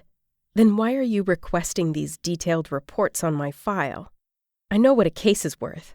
It's counterproductive when you have me spend time writing a report listing jury verdicts in lawsuits similar to the Somerset case. He took a deep breath, then let it out slowly. I'm not trying to micromanage you. I trust you to handle the case, but need you to document the file more thoroughly. My shoulders tensed. Whatever you say. Thank you. His mouth curved upward and he straightened. Give this a chance before you condemn me. I stared at him, waiting for him to blink or turn away. No such luck. Are we finished? Not by a long shot. He tilted his chair back so far the front 2 legs were off the ground. In fact, I'm not leaving this office until the ice is broken. I glanced at my watch. It's after 5 and I still have quite a bit of work to finish up. He crossed his arms, then bobbed his chair up and down. I snatched a paper from my inbox and scanned the copy invoice, waiting for my approval to be paid. Uh-huh. Yep. Looked like we definitely needed those copies Sarah ordered. Was this guy stubborn or what? If this is going to take a while, I'm ordering takeout. Ryan pulled a cell phone from his pants pocket. Despite my obvious good nature, I can turn grouchy if I don't eat regular meals. Sushi sound good to you? The corners of my mouth turned downward at the mention of my favorite food. My eyes narrowed as I wondered who had sold me out. His hazel eyes peered into mine. Come on, Jill. I'm waving the white flag here. I blew out a breath, having no choice but to relent. He was, after all, my boss. And the greatest kisser of all time. Fine, but you're buying. Agreed. Ryan stood, then studied me. My eyes widened. What now? I have a feeling we're going to need a bit of sake. He flashed a grin. On second thought, let's go out. I hear there's a great place at 5th and L. Takeshi! That was my all-time favorite sushi restaurant. I frowned. Sarah would have some serious explaining to do. Chapter 4. At Ryan's insistence, I ordered for both of us. I chose a variety of sushi and my mouth watered as I pictured the small rolls of rice with crab or tuna nesting in the middle. Sushi and my favorite restaurant. What more could a woman ask for? I glanced across the table at Ryan and my heart did that jumping thing that sent shivers down to my toes. But I reminded myself this wasn't a date. Thanks for ordering. Ryan picked up his chopsticks and fiddled with them. How much sushi will I have to buy until you like me? The corners of my mouth rose. Breakfast, lunch, dinner, midnight snack. There isn't enough in the world. Harsh. He reached for the sake and poured the rice wine into my small porcelain cup. Guess I'll have to settle for getting you not to scowl at me. I shrugged. That might take less. The server appeared and set a large wooden boat on the table. Colorful sushi rolls lined up in neat rows on the top deck. I poured a generous amount of soy sauce into my dish and mixed in a dab of hot wasabi. You going to do mine, Schnooky? He said with a playful grin. Absolutely, dumpling. I poured soy sauce into his dish, then shoveled an enormous amount of the hot green paste on top. Mixing it together with my chopsticks, I smiled. Hope you like it hot. His eyes leveled mine. I like everything hot. My stomach flipped from his sultry words and the sexy smirk he was giving me. Ignoring my body's traitorous reaction, I glanced away, then maneuvered a California roll with my chopsticks and dipped it into my soy sauce. I bit down and softly groaned with delight as my teeth sank into the sweet rice roll filled with crab, avocado, and cucumber. Ryan studied me, his eyes fixed on me as I chewed. He hadn't even picked up his chopsticks. "Aren't you going to eat?" I dipped another roll in my sauce, stared at him while I chewed, and tried not to groan this time. "Of course." He tugged at his white polo shirt collar, then dipped a roll into his sauce and popped it into his mouth. Unfortunately, he showed no sign that the massive amount of wasabi was burning his mouth like I'd hoped. He just continued chewing slowly. My mouth felt like it was burning watching him. "Water?"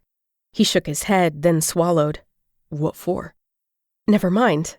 Ugh, clearly there was nothing I could do to drive this guy nuts.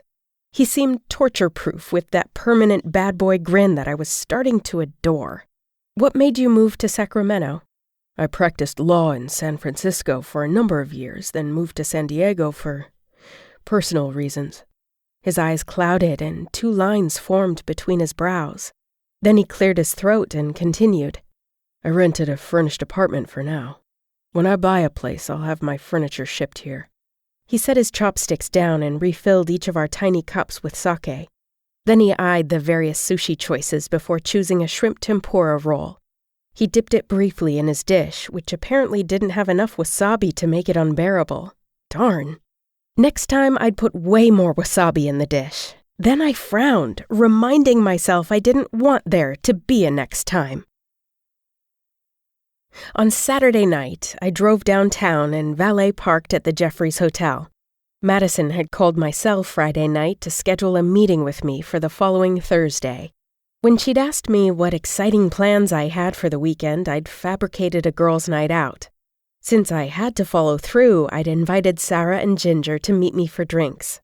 Remembering Madison's outlook on life about finding balance, I felt a little guilty going out instead of working, but the outing didn't bother me as much as I thought it would. I strode into the lounge and found my friends seated on an elegant sofa, perusing a cocktail menu. "Hey, Jill." Ginger stood and pulled me into a hug that felt like we'd been lifelong friends. "Hi." I hugged Sarah next, then ordered a mojito from the server. Ginger sat at one end of the couch, then faced me at the other end, wiggling her brows. "Do anything fun last night?" I turned to Sarah, who was in the middle. "You told her?" Sarah burst out laughing. "You had a date with your hot boss. Don't act like you didn't love him treating you to sushi." "It was not a date," I said pointedly, "but thanks to you, I had to endure an entire meal with the man who took my promotion." "How'd the rest of the week go?" Ginger twirled her long dark hair around her finger. "I hear he's a slave driver." "He's not a slave driver," I said, feeling defensive for some reason. "He just assigned these tedious tasks, documenting my work on this specific case, which takes me away from my other cases. Such a waste of time." Sarah accepted her margarita from the server, then turned in my direction. "Do you think he's that dedicated in everything he does?" She fake swooned and giggled. "You have a one-track mind." I rolled my eyes, but couldn't help wondering if her words were true. His kisses had certainly been thorough, and my stomach warmed as if to prove the point. Other than being anal, he's not horrible to work for, but it drives me crazy how everyone falls all over him at the office. I frowned at the mental image of Valerie sashaying her narrow hips every time Ryan walked by. "I'm sure it's nothing against you," Sarah pointed out. "We're kind of stuck since he is our new boss. I'd love to hate him for you, Jill, but Ryan is just so likable." "Great, so he's a big hit and I'm thrown out like an unsubstantiated motion." I waited for someone to counter me with a positive comment. Nothing. "I still think you should date him." Ginger clapped her hands together. "That'll get you a fat raise." My body warmed at the thought of dating Ryan. He has a reputation with women. Ginger scooted forward on her cushion. What kind of rep? I sipped my mojito, the bubbly, minty flavor delighting my taste buds. At the wedding, one of his friends indicated that he hops from one woman to the next. "Are you sure?" Ginger seemed crestfallen. "He's Ethan's best friend, so he can't be that bad." I'm not interested in dating Ryan Shaw. He was a one-way detour I didn't plan on traveling. I looked at each of them intently just to convey the message there was no way I'd date Ryan. Not that he wanted to date me anyway. Fling? Maybe. He wasn't the type to offer anything more. Besides, my life is bad enough as it is. Your life isn't bad, Jill. Sarah gave me a reassuring look. It's just been a tough week. The waitress appeared then with another round of drinks. This is from the man at the bar. The woman pointed to a beefy-looking guy with a blonde crew cut. Free drinks? That hasn't happened to me since my college days. Sarah smiled, clinked her glass to mine, then snickered. Uh-oh, here he comes. Beefy guy strolled toward us, stopping directly in front of me. Thought you gorgeous ladies could use another round. He sipped his beer, then only had eyes for me. Name's Bud, and you are? Jill, I said, laughing that I'd given him my real name. Thanks for the drinks, but I have a boyfriend. His face fell. It figures. You lady are so hot you could melt the sun. Thanks, Bud. I smiled because the guy seemed harmless. He reached into his pocket, pulled out a card, and handed it to me. Call me if you're ever single. I can take you anywhere you want to go. I watched him walk away and nodded. That is the perfect end to my week. Sarah burst into laughter. I told you your life wasn't so bad. Imagine how you'd feel if Bud was your new boss. I glanced at his card. He's in the automotive industry, not the law. Well, he has good taste in women. Ginger held her glass up. To being desirable. As we clinked glasses, an image of Ryan popped into my head. He was smiling at me, like I was his sunshine. Charlie's last day of work was on Monday. The partners threw him a going-away party in the conference room at 5 o'clock. 10 years with Corbett, Gray, and Shaw bought him a party with champagne and a gourmet deli spread from the Italian restaurant around the corner. Most of the staff stuck around to wish Charlie good luck and to wolf down a quick freebie dinner. The attorneys stayed longer, possibly to support their former colleague in his new endeavors, but probably just to suck up to the partners who were all present in the conference room. Hey, Jill. Troy Monahan grabbed a seat next to me and took a huge bite of a roast beef and provolone on garlic ciabatta. How are things in the Social Security Department? I poured some champagne into a plastic flute and took a sip. Same. Troy shrugged, then leaned toward me with his garlic breath.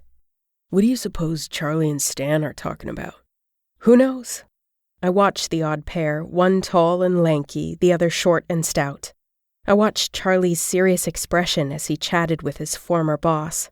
I knew Charlie hadn't loved working for Stan, and that had been one of the deciding factors in his going into business for himself.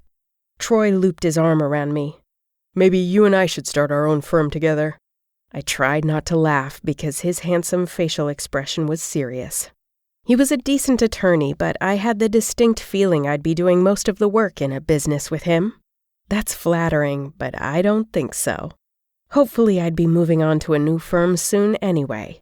One where I'd work for a woman just as career-driven as me.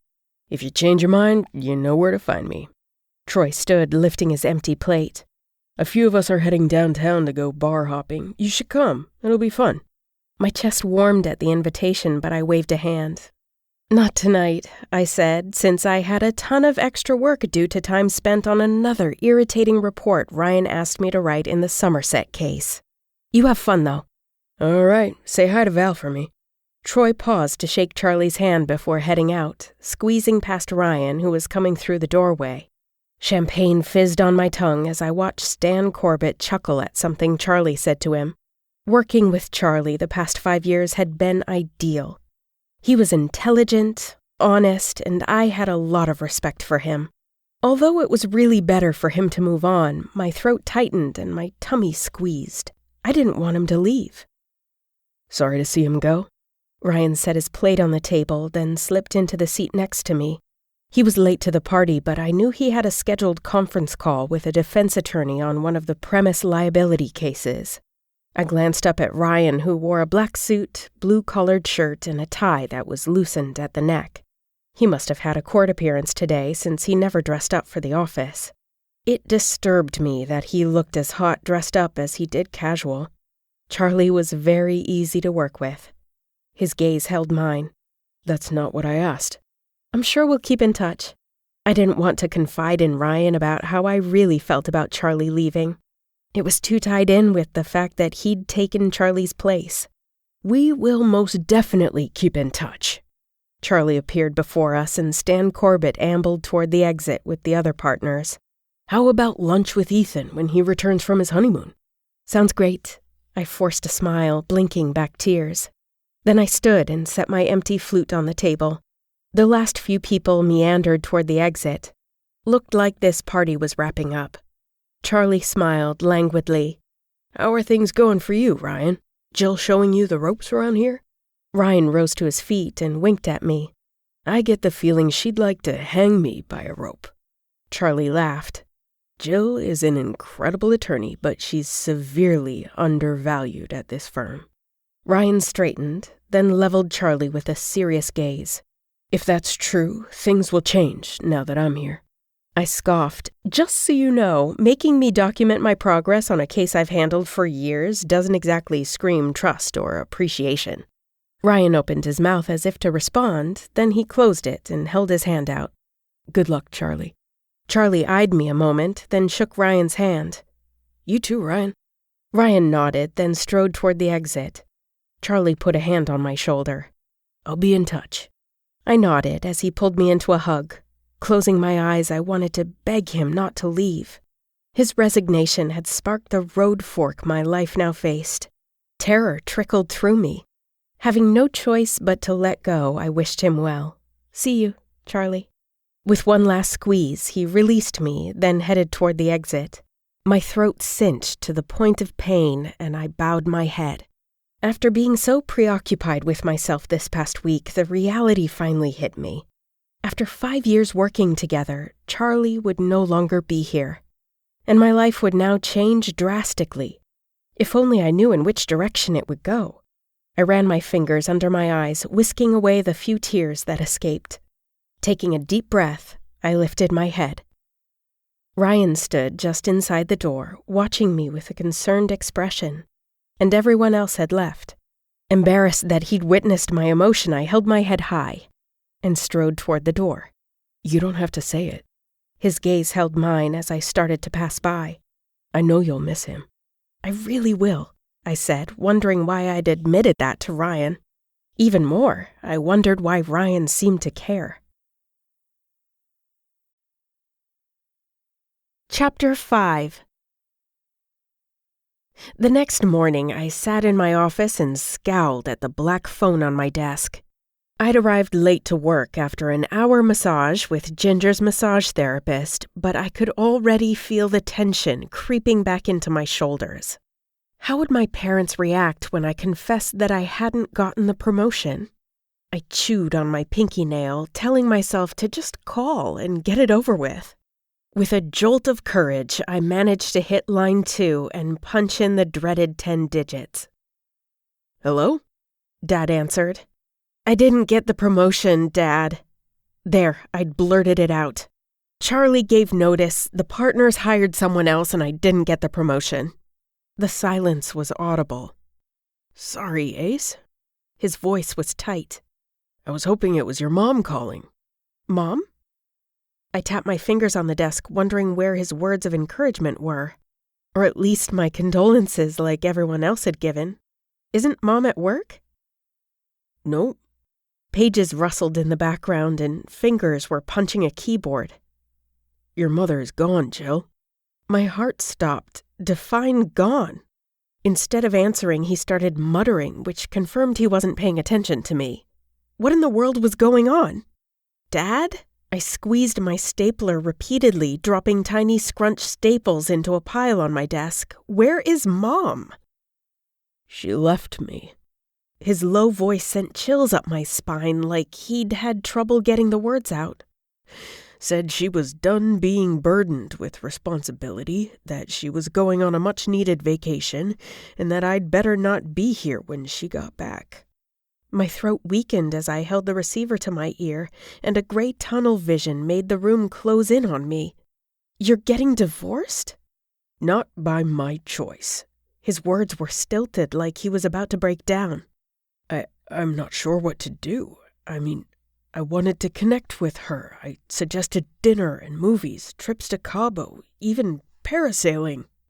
Work always took precedence over our relationship, so I made a life for myself, supporting her always.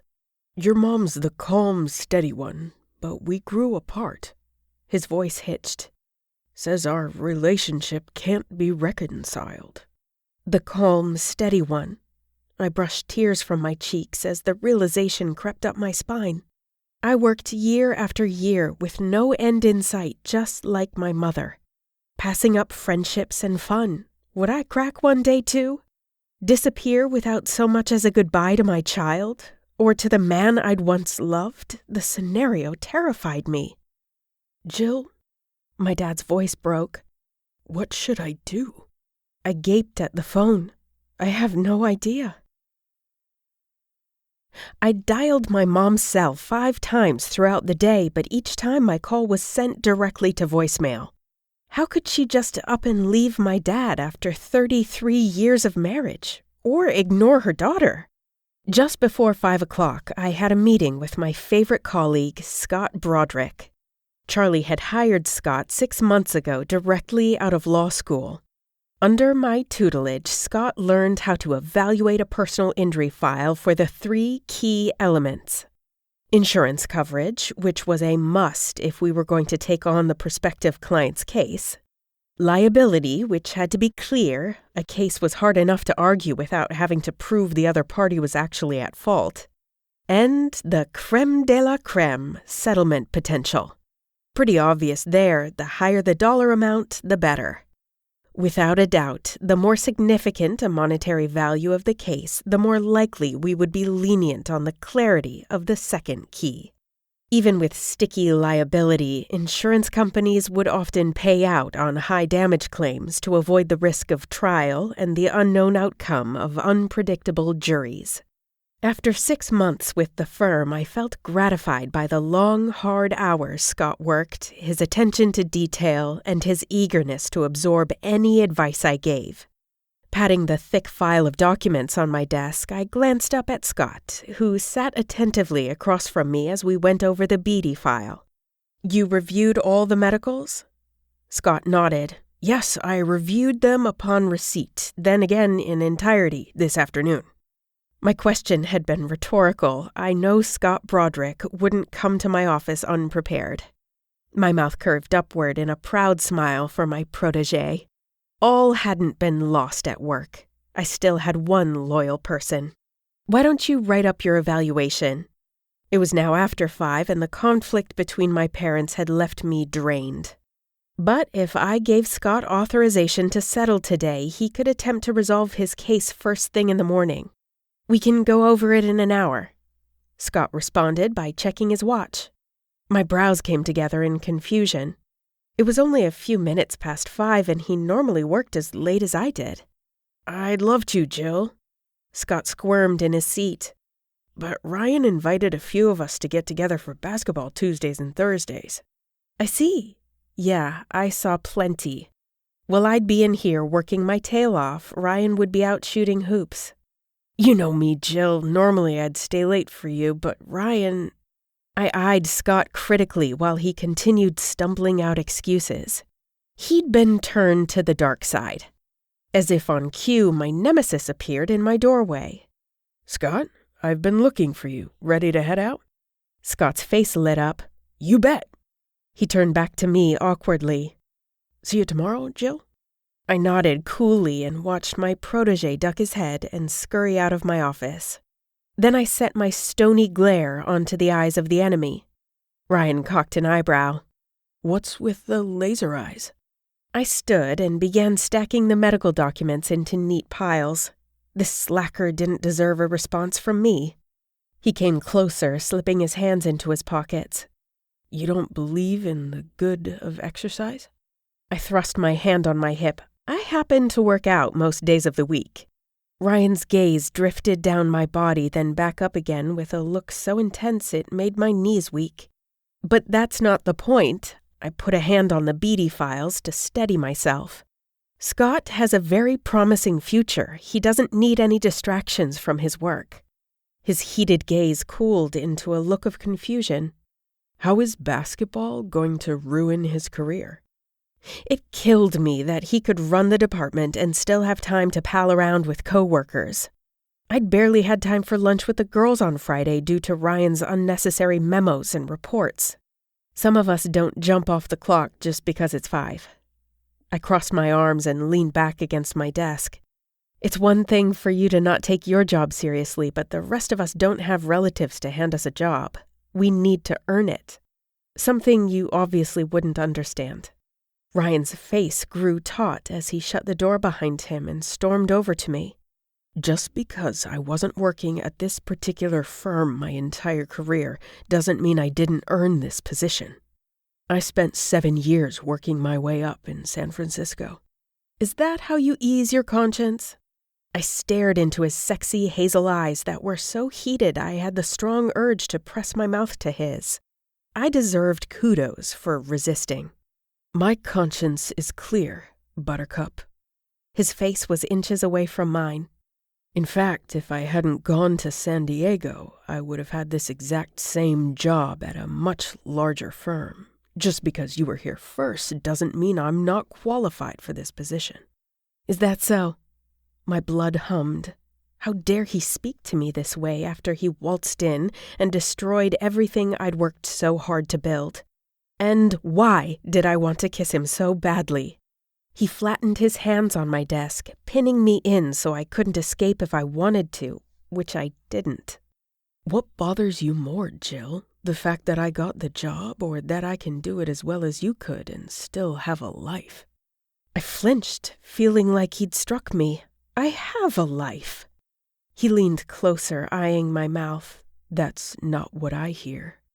Been asking about me, have you? I swallowed, trying to keep my expression level so he'd have no idea how he affected me. Inside, my heart was pounding. I clenched my hand so the trembling wouldn't give me away as he bent toward me. Beep, beep. The intercom on my phone gave 2 cheerful beeps. Jill, is Ryan still in there? The guys are waiting in the lobby for him, Scott said. Ryan paused as if waiting to see what I'd do. I cleared my throat. He'll be right out. The intercom beeped off. Ryan didn't move away, though. His mouth stayed so close to mine that I could feel the heat from his skin pulse against me as I breathed in his dark, musky scent. You drive me insane, he said, his voice deep and gravelly. I tilted my head, then lifted my lashes. The guys are waiting. He leaned toward my ear, his whisper tickling my skin. Don't work too late, Buttercup. My jaw tightened as he smirked, straightened, then slipped out of my office. And I stared after him, breathless, thinking I needed to start playing basketball. After Zumba class, I folded into a pike position on the mat at my gym, totally fit. Usually I worked out in the morning, but I needed to burn off tension from my encounter earlier with Ryan in my office. Mission accomplished. Well, except for a few lingering impulses. I stretched forward far enough to reach behind my toes, then I pulled them toward me. My calf muscles yelped with pain before they slowly started to loosen. I peered over at Ginger. How was your day? Ginger sighed. Victor and I were supposed to see that new Bradley Cooper film, but he canceled for sports night. Seeing the disappointment across her face tugged at my heartstrings. I'm sorry he's not reliable. I know you like him. Tears filled her eyes, then she blinked them away. He's so not an asset. That's right. Pressing my nose toward my knee, I had a brilliant idea. Let's go to the lounge at the Jeffries Hotel Friday night. No men, no sports. No brainer. She wiggled her shoulders and bumped her fists in the air. Let's invite your friend, Sarah. She's such a sweetheart. Sounds like a plan.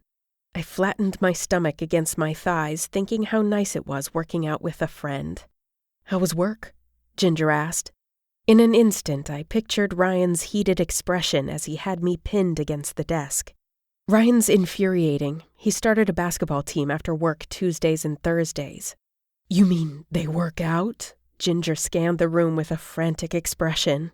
Oh, the horror. I tossed her a give-me-a-break look. Ginger giggled. You've got it bad for this guy, don't you? You're way off. I straddled my legs, then leaned toward the mat. Besides, it's hard to think about dating when my parents might be getting divorced. She sat upright, eyes wide in surprise. I'm so sorry. What happened?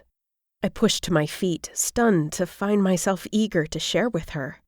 My mom's always been the responsible one, whereas my dad's driven to play.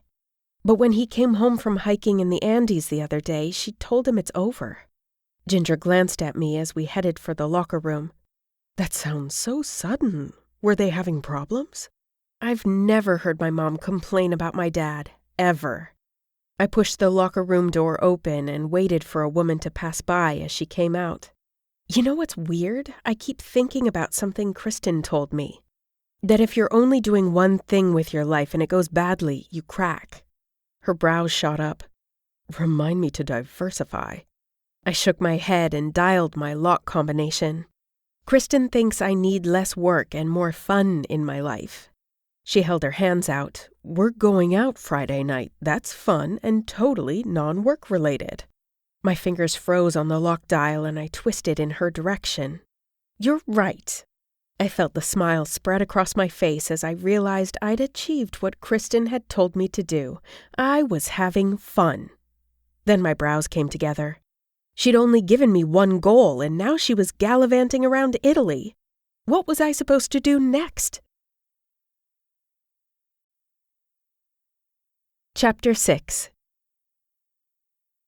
I arrived early to work the next morning to catch up since I'd left early yesterday. Well, early for me. I turned on my computer and clicked my mouse to check emails. There were a few letters from clients, one from Human Resources regarding the proper forms for vacation requests, and then my arrow froze over an email from Ryan Shaw dated today at 7:01. He'd come to work before me? That was surprising. With a swift move of the mouse, I highlighted the email, then double-clicked. Jill, see file for memorandum on yesterday's status conference. I assigned a new client case to Scott Broderick. I hope you're feeling better today. Ryan. I tapped my finger on the mouse pad and debated whether or not to reply. Oh, please. I immediately typed my response. Ryan, thanks for your concern, but I felt fine yesterday.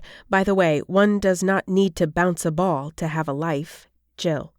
Ha, take that.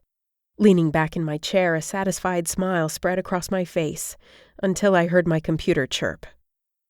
Jill, bouncing a ball doesn't make one unfit to run a legal department. By the way, nobody scowled at me during the game. A refreshing change. Ryan. My brows immediately came together. Realizing I was scowling, I tried to relax them, to no avail. Ryan, telling one they drive you insane doesn't exactly evoke an urge to smile at you. Jill. My eyes narrowed as I stared at the computer screen, waiting for his response. I knew how to have fun. Just because I took my work seriously didn't mean I had no life. Jill, you're scowling now, aren't you? Ryan. Arg. As I tried to relax my brows, I considered that Ryan could possibly be the most annoying man alive. Yes, he definitely was. My gaze fell to the desk where I remembered him pinning me against it and the hot, wanting look in his hazel eyes. I pressed my hands to my temples. Stop! A noise rustled in the doorway. Sarah entered and dropped mail into my inbox. Good morning to you, too. Sorry, it's just... I closed out my emails so she wouldn't inadvertently see them. Nothing. How are you? The phone rang, but I let it go to voicemail. Sarah eyed me suspiciously. That could have been a client. I held my hands up. You act like I'm work-obsessed, but I'm not. I'm a changed woman. In fact, Ginger and I want to invite you out with us this Friday night. She blinked, then started nodding. I like this new you. I'm in. It's a date. As soon as she left, I swiveled back to my screen and opened my emails. Jill. I'll take that as a yes. Ryan. Rereading his email, I shook my head, but found myself smiling. At exactly 5 o'clock, I packed up my briefcase. Leaving on time would prove that I had a life, and Ryan wouldn't know I'd taken work home. As I squeezed files into my large briefcase, I suddenly remembered I hadn't checked my voicemail. How had I managed a full day without checking voicemail? One vow to have fun and my methodization was all out of whack. I shut my door, then pressed the button for speakerphone, dialed my voice box, and tapped out my password. The first message rang out from Madison. Hi, Jill. It's Madison McKenzie. I spoke with my partners, and we want to bring you in next week for an official interview. I'm in court for trial Monday through Wednesday, so let me know if you're free in the afternoon on Thursday or Friday. On a side note, my husband and I are going dancing at the Oasis tomorrow night, trying to enjoy the nightlife while we still can. She chuckled. If you and Ryan aren't busy, maybe you can stop by. I'd love to introduce you both to Dan. Look forward to hearing from you. I bit my thumbnail, then jotted down notes on my legal pad for the next several messages from clients. With my pen poised over the lined paper, I listened as my mom's voice filled the room. Jill, it's Mom. Dad left me a message that you're worried, but don't be. I'm in Arizona. I've always wanted to see the Grand Canyon, and now I have. It's breathtaking, honey.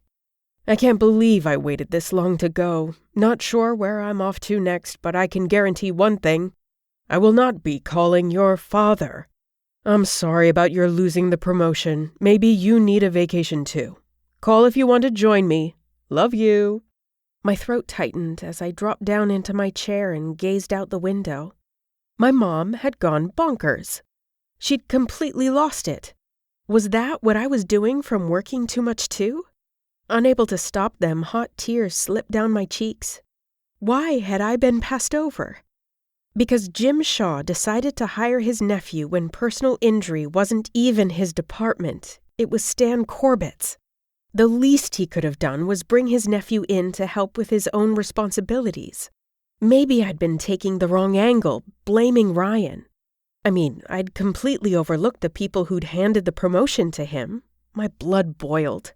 Sure, Ryan had a couple years of experience on me, but I'd worked like a slave for Stan's PI department for 5 years. And this was how he paid me back. Dropping my head to my hand, my face crumpled and my tears streamed. What was the best way to handle this? I swiped my cheeks and sniffled. There was no way they'd ever transfer the position to me now that Ryan was here. That much was clear. But I needed to feel respected as a lawyer. Make that as a person. Grabbing a tissue, I dabbed under my eyes and blew my nose. Then, before I could change my mind, I typed up an email to Stan Corbett, requesting to speak with him privately. In the re-caption, I wrote important, then pointed the arrow to send and double-clicked. A meeting with Stan to give him a piece of my mind, in a professional way, of course. I still had my dignity and might need a reference letter. And I'd have until the meeting to decide what to demand as a consolation prize. Knock, knock, knock. My head whipped up at the sound of someone rapping on my door. I glanced at the clock, saw that it was after 6, and wondered who could still be here. Come in. I clicked on the appropriate boxes to shut down my computer before turning to see who'd entered my office. Ryan strode in, wearing the same blue polo shirt and khaki pants he'd had on the day Stan handed him my promotion. Had that really only been 10 days ago? It seemed like much longer. The corner of his mouth lifted. May I come in? Nice that you're asking this time. I swiveled in his direction, remembering my resolution to take it easy on him and direct my anger toward the partners who'd sold me out. I folded my hands in my lap. What can I do for you? He stopped by the side of my desk, then hopped up to sit on the surface and turned to me. Leaning forward, he gazed into my eyes. What's wrong? I tilted my head sideways, worried I'd left a streak of mascara. Nothing. His eyes clouded. Is this because of the job? Be honest. No. I gave him a firm look, then sucked in a deep breath.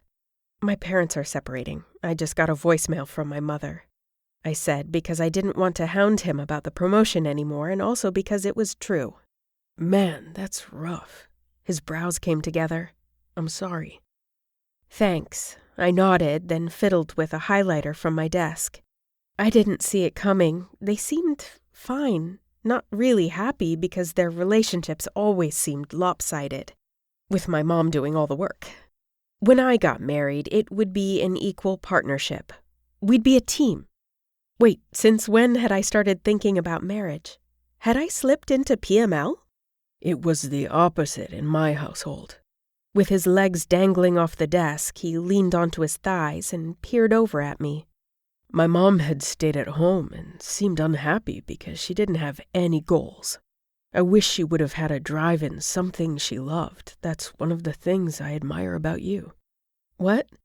My life was in shambles, or hadn't he noticed? He gaped at me as if I were crazy. The fiery passion you put into your career to help people and make a difference. It's more than getting by for a paycheck. You've invested yourself. Your dedication has impressed me from the start. Embarrassed and shy from his declaration, I twisted the cap on the highlighter pen. If only my dad had some of that passion in him. He gave a soft chuckle. Finding balance can be a challenge. It's good to have goals, but not to the point that you don't really live. Anyway, since he'd just summed up my past 5+ years, I had the sudden revelation I'd been insulted. You didn't come to my office to hear about my problems. Which case did you want to talk about? I didn't mean anything bad by what I said. Shaking his head, he slid off the desk, then gestured toward me. Stand up. My brows came together as I popped to my feet, checking my chair behind me for a spider or creepy insect. I don't see anything, I said, then turned around. He stepped forward, pulled me against him, and held me. I'm really sorry.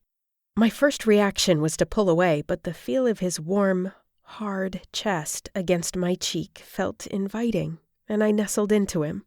You don't have to console me. I'll be fine. But I do have to. I want to. He tightened his arms around me and rested his cheek on top of my temple. It kills me to see you upset. Is there anything I can do for you? This is nice.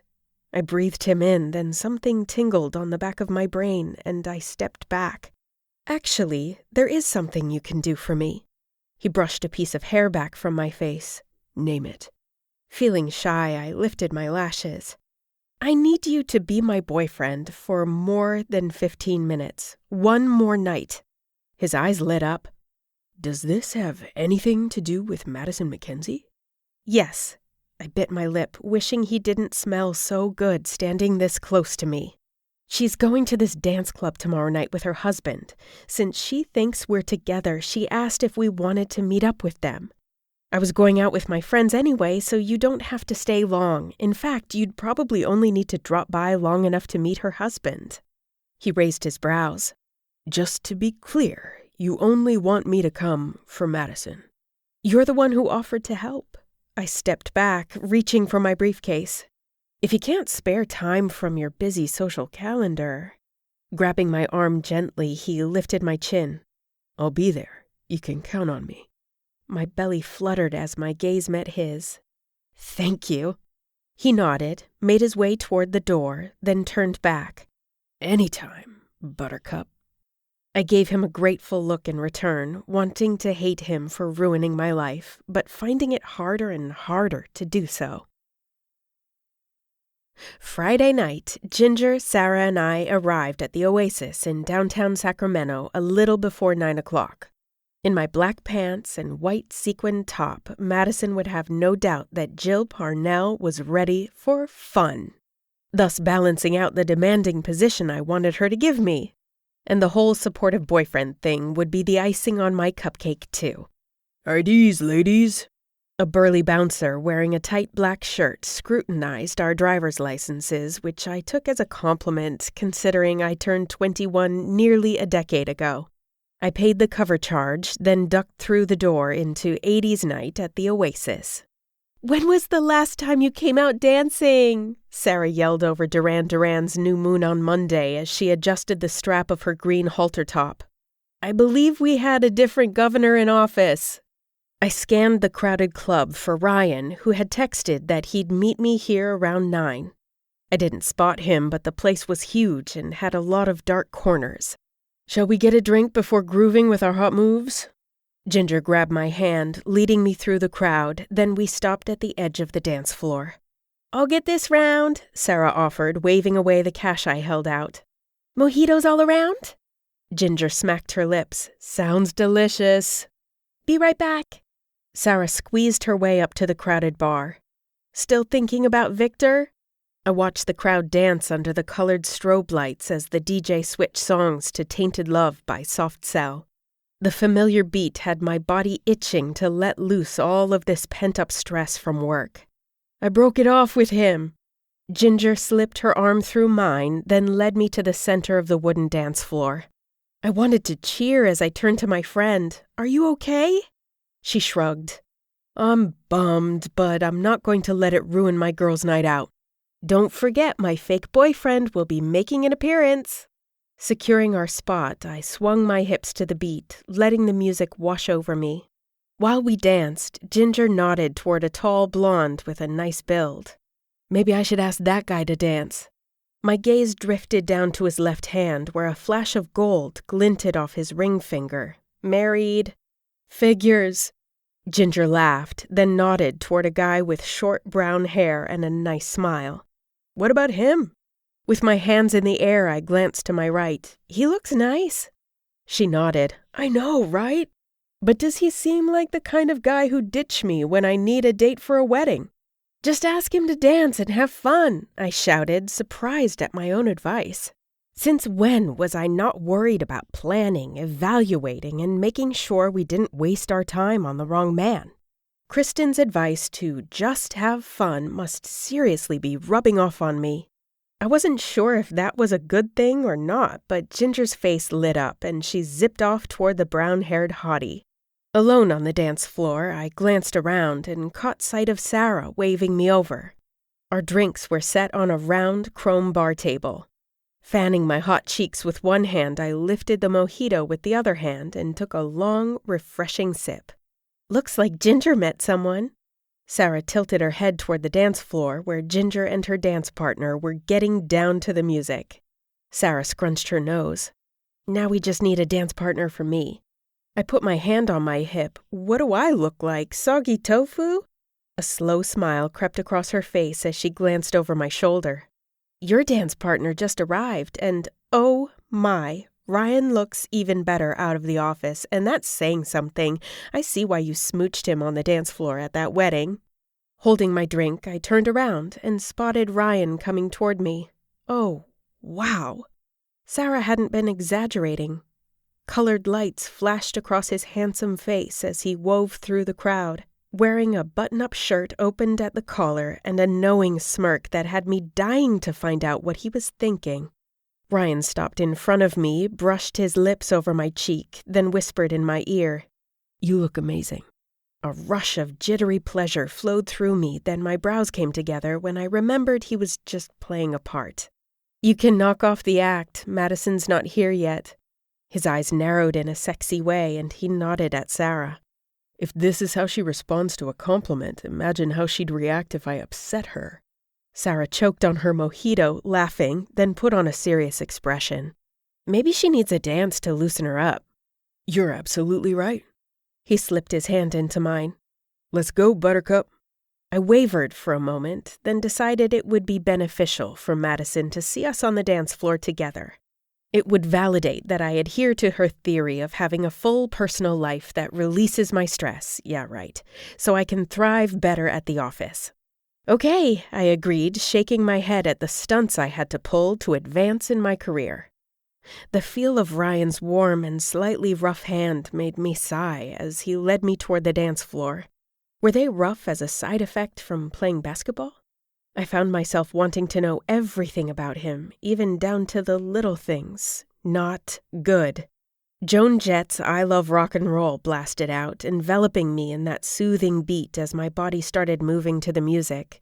Watching Ryan, I wondered if things might have been different if we'd first met tonight at this club. He had fantastic rhythm as he swayed his hips, and his hazel eyes lit up as we exchanged a smile. Then I remembered his friend's words at Kristen's wedding, that Ryan had a short attention span when it came to women. When I'd called him on that, he hadn't denied it either. No, it was better that we'd met the way we had. Otherwise, I might have fallen for those sexy hazel eyes that made my legs wobbly. He stepped closer, so close that I breathed in his cologne, which was an intoxicating, spicy scent. And no, it wasn't the few sips of mojito affecting me. It was him. How he'd devoured me with his kiss at the wedding, his playful emails at the office, and how he'd noticed I'd been crying and held me. I felt an invisible pull toward him, giving me the strong urge to nuzzle him. But I resisted, knowing it would only lead to heartbreak. Wait, heartbreak? No, it wasn't like I'd exposed my heart to this gorgeous playboy. No way. But I had to admit I'd been nudged toward him a little. I needed to reel my feelings back pronto. Rock Steady by Whispers came on, and we continued in our little spot on the dance floor together. Ryan's neck was inches away, and I inhaled deeply. The spicy scent pulled at me, making me want to close the distance between us and press my mouth to his. I mean, would that be so bad? Maybe Madison would see and want to hand me that promotion tonight. As I started to lean forward, someone's hip bounced into mine and I turned. It was Ginger and her dance partner. I felt both relieved and frustrated by her timing, but I managed a smile for her. She seemed to be having a great time, and this new guy seemed to be enjoying himself as well. After several more songs, I figured we should take a breather to regroup. I fanned my face, then leaned toward Ryan. Let's take a break. He nodded, slipped his arm around me, and guided me through the sea of bodies. Would you like something to drink? I scanned the table for my mojito, but it seemed to have disappeared. Just as well, anyway. Sarah was nowhere in sight, and I wouldn't want to risk that someone had slipped something into my drink while I'd abandoned it. What do you want? I'm buying, remember? He winked at me. I'll get this one. What were you drinking earlier? Mojito? I nodded. I'll be right back. He dropped his palm from my back, and I missed the warm feeling of his hand against me. Ignoring that crazy thought, I scanned the area for Sarah, wondering where she'd disappeared to. No luck. I pulled my cell out of my pocket to see if she'd texted me.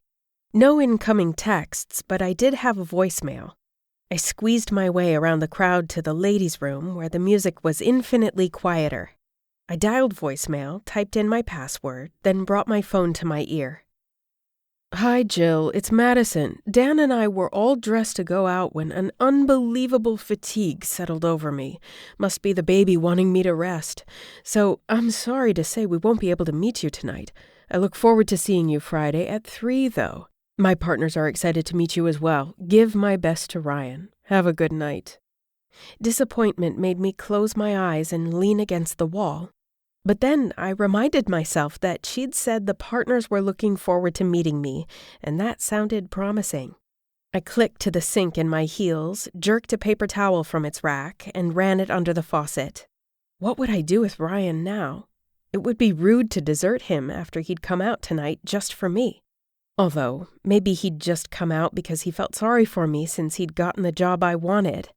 I had made a pretty big stink about it, and despite his affinity for hopping from woman to woman, he did seem like a really nice guy. My stomach nodded, thinking he'd only come out of pity. I dabbed the cool paper on my forehead and temples and told myself to chill out. He seemed to be having a good time. I eyed myself in the mirror, remembering him saying I looked amazing. My cheeks turned pink, but that was probably from a mixture of exercise, heat, and liquor. I ran a hand through my gold-streaked hair, letting it fall back into place. I needed to get a grip. I'd just tell Ryan that Madison had canceled, then he could decide if he wanted to stay or not. Taking a deep breath, I pushed out the restroom door into the crowd and headed for the bar. One look at the blonde sidling up to Ryan, and all thoughts of getting a grip were gone. Irritation snaked down my spine as I strode toward Ryan, who had his drink in one hand and my mojito in the other. His head was leaning toward the blonde, listening to what was most likely her best pickup line. The blonde was tall, sexy, and wearing a black dress that, in my opinion, was cut a little too low in the front. But whatever. "Thanks for getting my drink, Snooky." I narrowed my eyes at Ryan. It's not that I was jealous, per se, but the blonde didn't seem like his type. The corners of Ryan's mouth turned up. "Kim, this is my girlfriend, who I was telling you about." The blonde pursed her lips. "She really does scowl at you a lot." Ryan chuckled, then squeezed me against him. "She's fighting her feelings for me, but I'm a patient man." "Whatever works for you." She raised her brows, then sashayed away. My mouth dropped open, and I nudged him with my elbow. "You make me sound terrible." "I just tell it like it is, Buttercup." He sipped his beer and kept his arm around me. "I haven't seen Madison yet. Did she say what time she'd arrive?" "She actually canceled on me." I grimaced, waiting for him to salute me and hit the road. Instead, a small line appeared between his brows. "Are you disappointed?" "Not really," I said, discovering it was true. "I just feel bad that I dragged you out for nothing." He rubbed my arm. "Then you'd better make it up to me on the dance floor." "You're going to stay?" I peered up at him, wondering if he hadn't come tonight just as a favor. Maybe, just maybe, he wanted to be here with me. My heart rate kicked up a notch as the corners of my mouth turned upward. "That's nice." "You're starting to see I'm a nice guy. Progress." He thrust a hand to his chest, making me laugh. Then he gestured toward the guy who was still dancing with Ginger. "Greg and your friends seem to be hitting it off." "Greg?" My eyes narrowed as the realization sank in.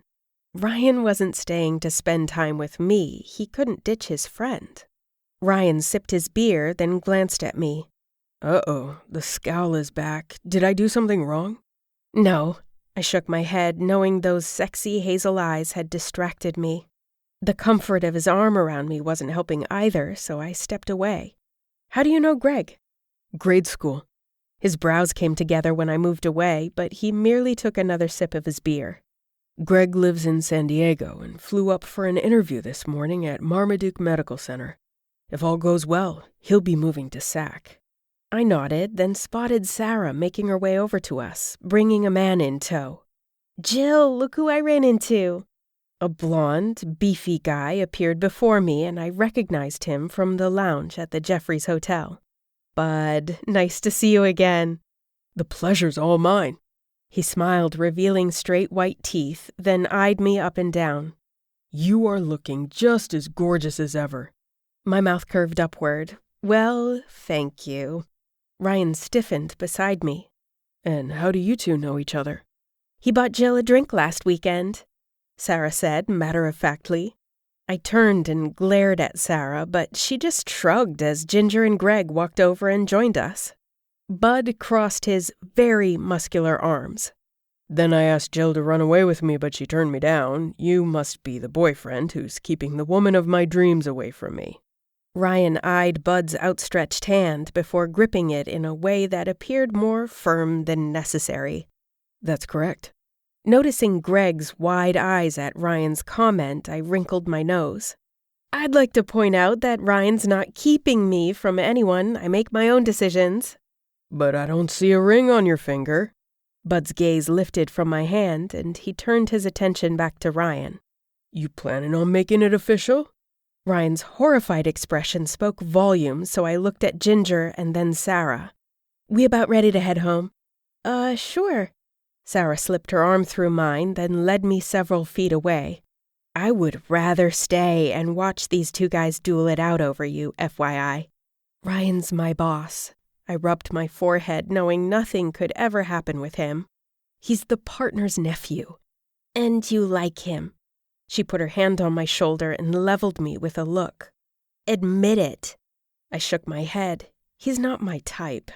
She laced her fingers together in prayer position. "He's every woman's type, and he likes you, Jill. Give him a chance." I glanced over at Ryan, who was talking intently with Greg and Ginger.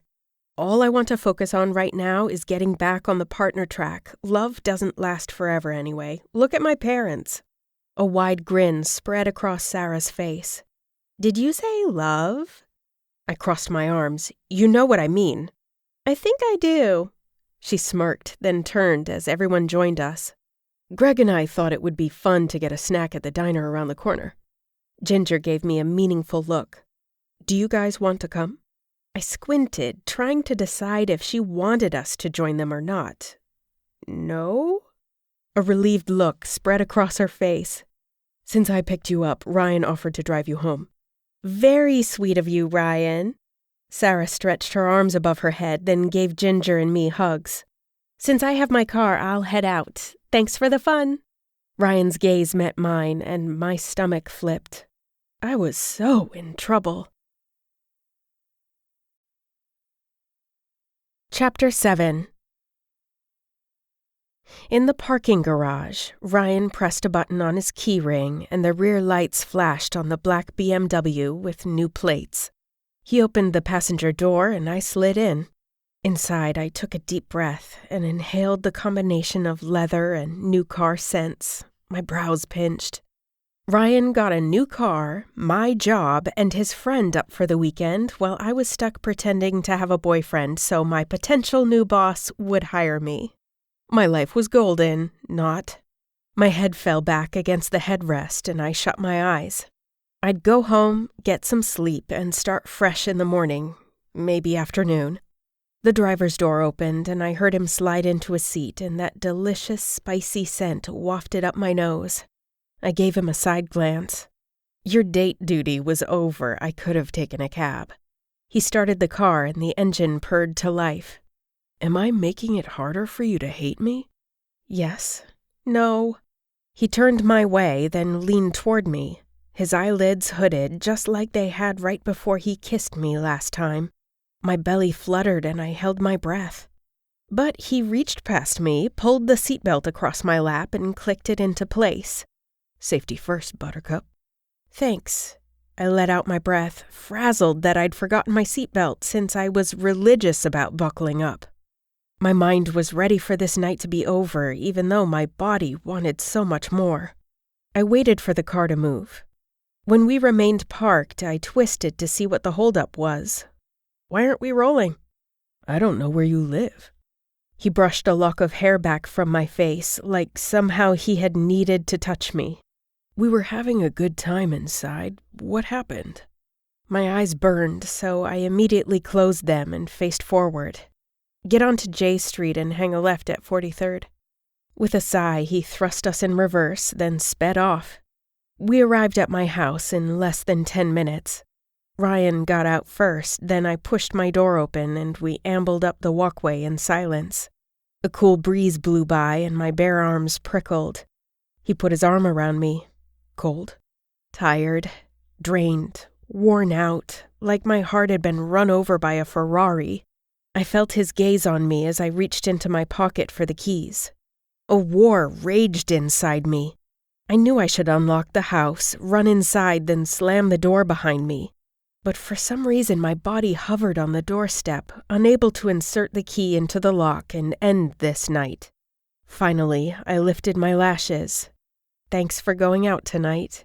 "It wasn't exactly an imposition." He laced his hand through mine, rubbing his thumb in soft circles that had my insides doing flip-flops. My breath caught. "You don't have to hold my hand. There's nobody here to witness it." "We're here." He lifted my chin, then lowered his head slowly until his lips brushed mine. Tingles flashed across my chest, then turned into raging fire as he nudged my mouth open and brushed his tongue against mine. He teased my lips again and repeated this method several times before my keys dropped to the porch with a loud clank. I threaded my fingers through the back of his hair. As his mouth flirted with mine, teasing and tasting, he ran his thumb along my jawbone, leaving a trail of heat along its path. Then he slipped his hand behind my neck, massaging the base of my skull in slow circles that matched his delicious kisses. After heavenly minutes, his mouth stilled against mine and he placed soft kisses across my cheek before enveloping me into his arms. He gave me a gentle squeeze before releasing me. Then he planted one last kiss on my lips and whispered, "Good night." "Good night," I gasped, barely able to get the words out as I gazed into those heavy-lidded hazel eyes. Feeling like I was floating, he bent down and picked up the keys I'd forgotten I'd dropped. I slowly turned, fumbled to unlock the door, then slipped inside. Unable to stop myself, I scurried over to my front window and peered out between the wooden slats of my plantation shutters. I watched him walk down the path, open his car door, then disappear inside.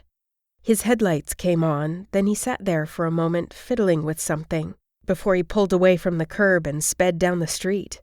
Beep beep. My heart pounded as my cell went off. Had he decided this was a huge mistake? Had I scowled one time too many? With shaky hands, I pulled my phone from my pocket, then ran my finger across the screen.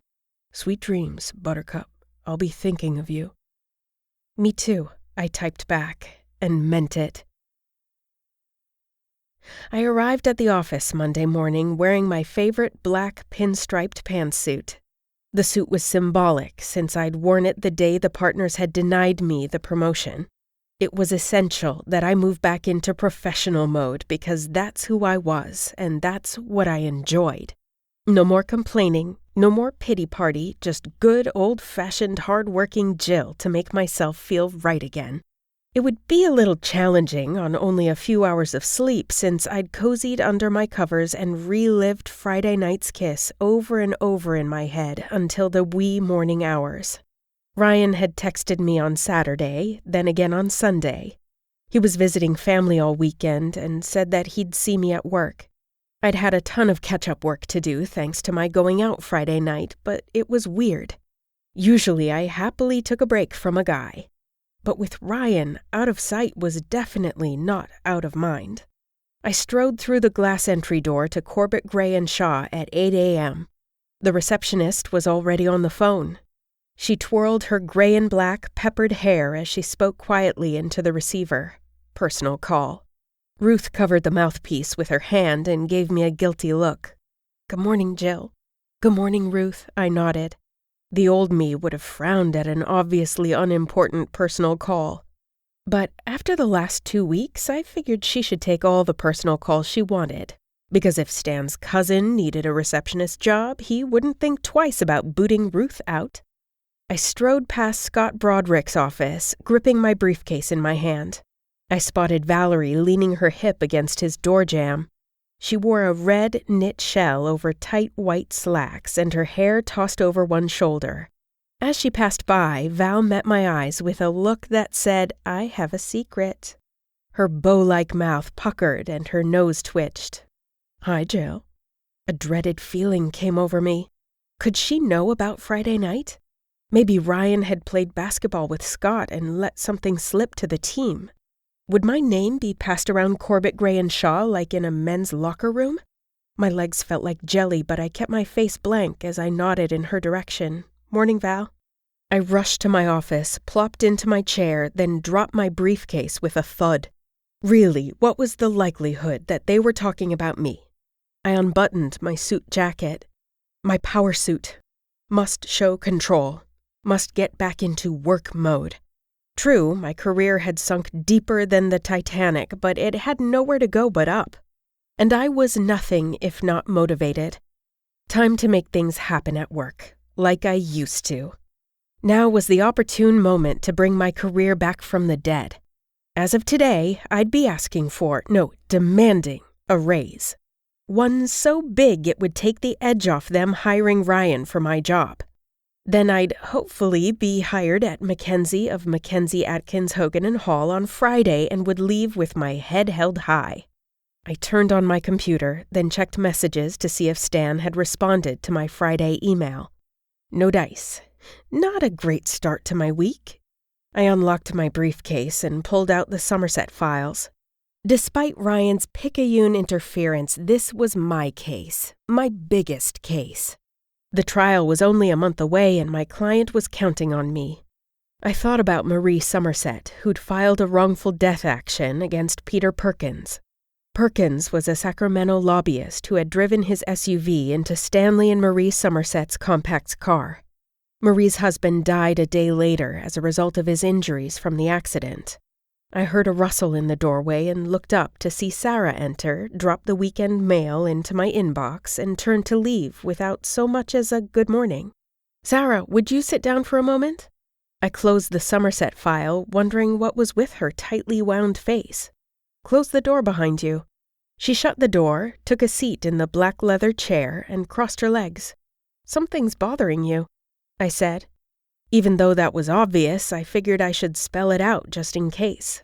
Then I waited. My specialty when questioning a witness was to state the obvious, then wait. 9 times out of 10, the witness would explain himself without ever realizing he hadn't been asked a question. Sarah wasn't falling for it. She simply crossed her arms. I sighed. "Tell me what's going on." "You're not going to like it." Sarah kept her eyes level with mine. "In fact, you might never speak to me again." "Of course I'll speak to you. You're my assistant." For some reason, it felt weird saying that. "And my friend." There, that was better. "So spill." She grimaced, then stared at the ceiling. "Bud and I have been seeing each other all weekend." "Bud?"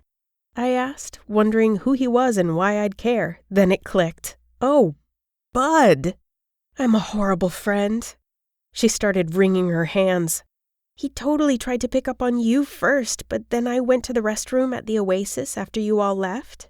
When I came out, he offered me a drink. Then we danced. Then we went to Six Flags Discovery Kingdom on Saturday. Then the Sacramento Zoo on Sunday." She gestured with one hand as she spoke. "You know how I love animals." I set my elbow on my desk, then slumped my chin on my fist. "You've had a busy weekend. I was exhausted after dancing Friday." And then from thinking of Ryan until late each night. She bit her lip. "We're renting Benji tonight, then taking tomorrow night off because I'm going to an art class with Ginger. It's drop-in, cheap, and she says it's been good for her creativity." I shook my head. The only time I've heard Ginger be creative is when she offered to paint her friend Caitlin's house, and in that instance, I believe there was bribery involved. "I read that art is good for the soul." She tilted her head. "Want to come?" Staring at the stacks of work on my desk, I shook my head. "I need to get caught up on work this week, but thanks." She placed her hands over her chest. "Are you turning me down because I'm a terrible friend and deep down you resent me?" Beep beep. The intercom gave 2 perky beeps. "Jill?" Ruth's voice chirped out. "Defense attorney in the Beaumont case on the line for you. Please send her to voicemail." My brows immediately rose as I realized I'd just prioritized my friendship over my career. I wiggled my head to shake the crazy feeling off. "What were we saying?" "That I'm an awful friend." She made a puppy dog face. "Bud was interested in you, and you're single." I lowered my chin. "I think you know who I'm interested in, and it isn't Bud." "You finally admitted it!" She squealed and clapped her hands. "So you don't think it's tacky that I date Bud?" "Of course not." I waved my hand in the air. "He seems nice. You two go, have fun, and visit the SPCA or something." "I'm so relieved." She let out an audible breath. "How about I take you out to lunch today to erase any last lingering guilt? Anywhere you want." The corners of my mouth rose. "How about that sushi place at 5th and L? I believe you know the restaurant." "Of course I do." Instead of looking guilty, a wicked grin spread across Sarah's face. "And you're welcome." I bent over my computer for several hours that night, perfecting my resume. I needed it Friday for my meeting with Madison and her partners. Or, in case the meeting didn't go well, I'd have to start applying to the masses. Stretching my arms high above my head, I rose from my office chair, plodded to my bedroom, and fell onto the bed. It had been an exhausting but pivotal day. I was taking charge of my career again, and that felt incredible. Beep beep. I lifted my cell off my nightstand, then ran my finger over the screen. "Stuck in court all day today. Miss you." Although I missed him too, I protected myself by keeping the words inside. Instead, I sent back, "No worries, see you tomorrow." I hadn't seen Ryan since Friday night. 3 days. Something nagged inside me, wondering if my 10 minutes might be up and he'd moved on to the next woman. I considered calling him to flat out ask if he was seeing anyone else, but then my cell rang. Hello? Buongiorno. Kristen's cheerful energy rang through the line. Come stai? I'm not sure what you're saying, but I think it might include hello. Holding the phone to my ear, I felt a chuckle escape. How's your honeymoon? It's beyond words, English or Italian. Her tone sounded wistful. But I'm calling to check on you. Have you been applying fun to your life? I fluffed the pillow beneath my head. I went dancing Friday night. That's great, she said, sounding excited. With who? Ginger, Sarah, and Ryan, I blurted out without thinking. Long pause. Ethan's best man, Ryan? My mouth twisted. Yes, he's the one who got my promotion at work. The nephew. She sounded stunned. I knew he'd landed a job at a firm downtown, but I'd been so busy with the wedding I hadn't asked which one. That must be awkward. She didn't know the half of it, but I may as well share everything. He kissed me at your wedding, then again Friday night. It's kind of a long story, and I'm not sure how much this is costing you per minute. Long pause. As Ethan's wife, I can assure you that Ryan's a great guy, but as a woman, I feel compelled to tell you that he tends to break hearts. I felt a deep pang in my chest and pressed my hand over my heart, trying to soothe it. Thanks for the heads up. Kristen sighed. Ethan's waiting for me. We're going on an all-day tour of Venice. The guide will show us amazing frescoes that we've always wanted to see. But before I go, tell me what you have planned for this week. For fun, I mean. I racked my brain and came up with zip. It felt like I'd been busted. I was sort of considering going to an art class with Ginger and Sarah tomorrow night. Art is good for the soul, she said quickly. I have to run. Have fun at the class tomorrow night and don't work too hard. Bye, sweetie. Bye, Kristen. I hung up the phone and continued rubbing my chest. Ryan was a heartbreaker, just like I'd thought.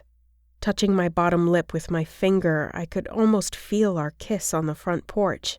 How could he show that much passion if he didn't have feelings for me? I sighed, remembering why I'd never invested myself in a guy. Men were just unreliable.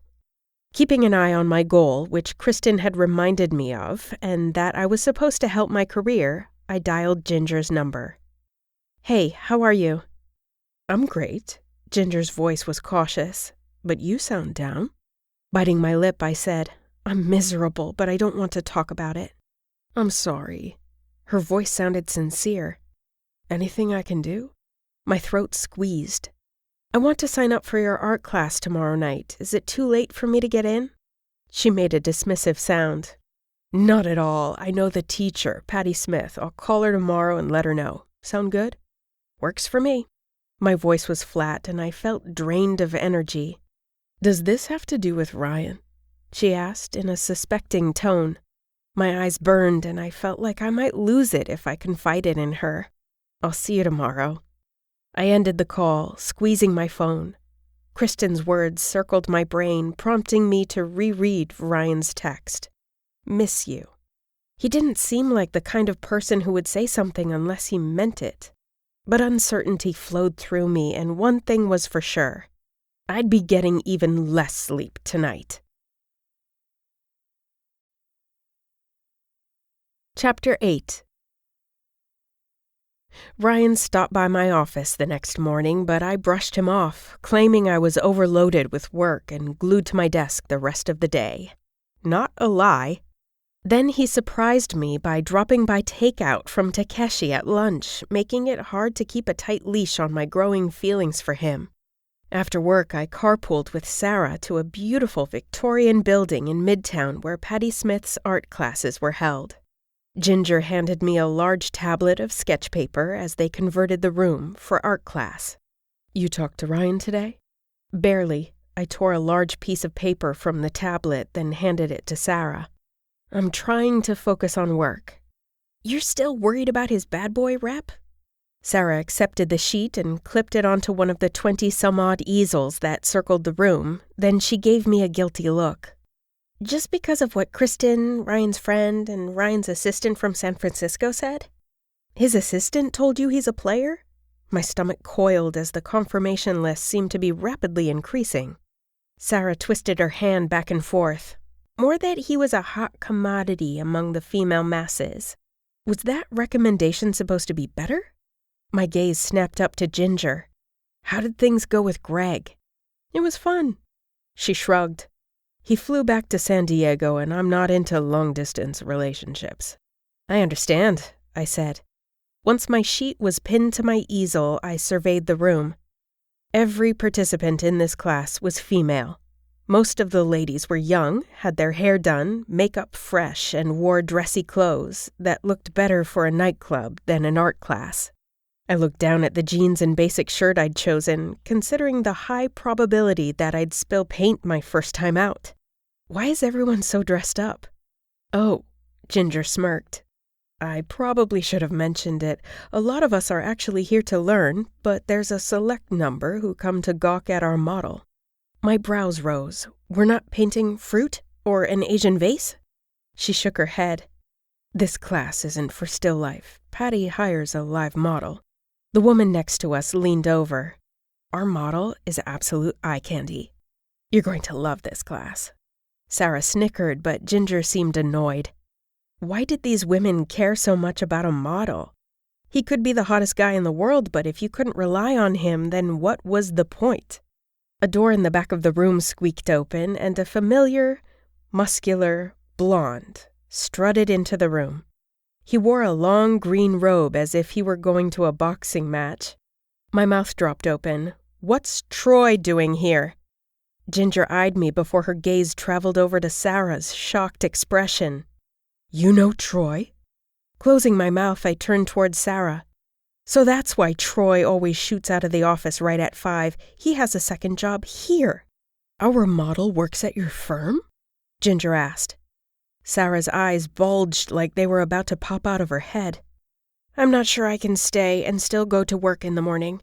What's the big deal? I rolled my eyes, then strode over to say hello to Troy. Hey. He gaped at me as if I had two heads. Jill? What are you doing here? Why'd he look so dumbfounded? Why does it surprise you that I'm here? I have a life outside the office, you know. At least I was beginning to.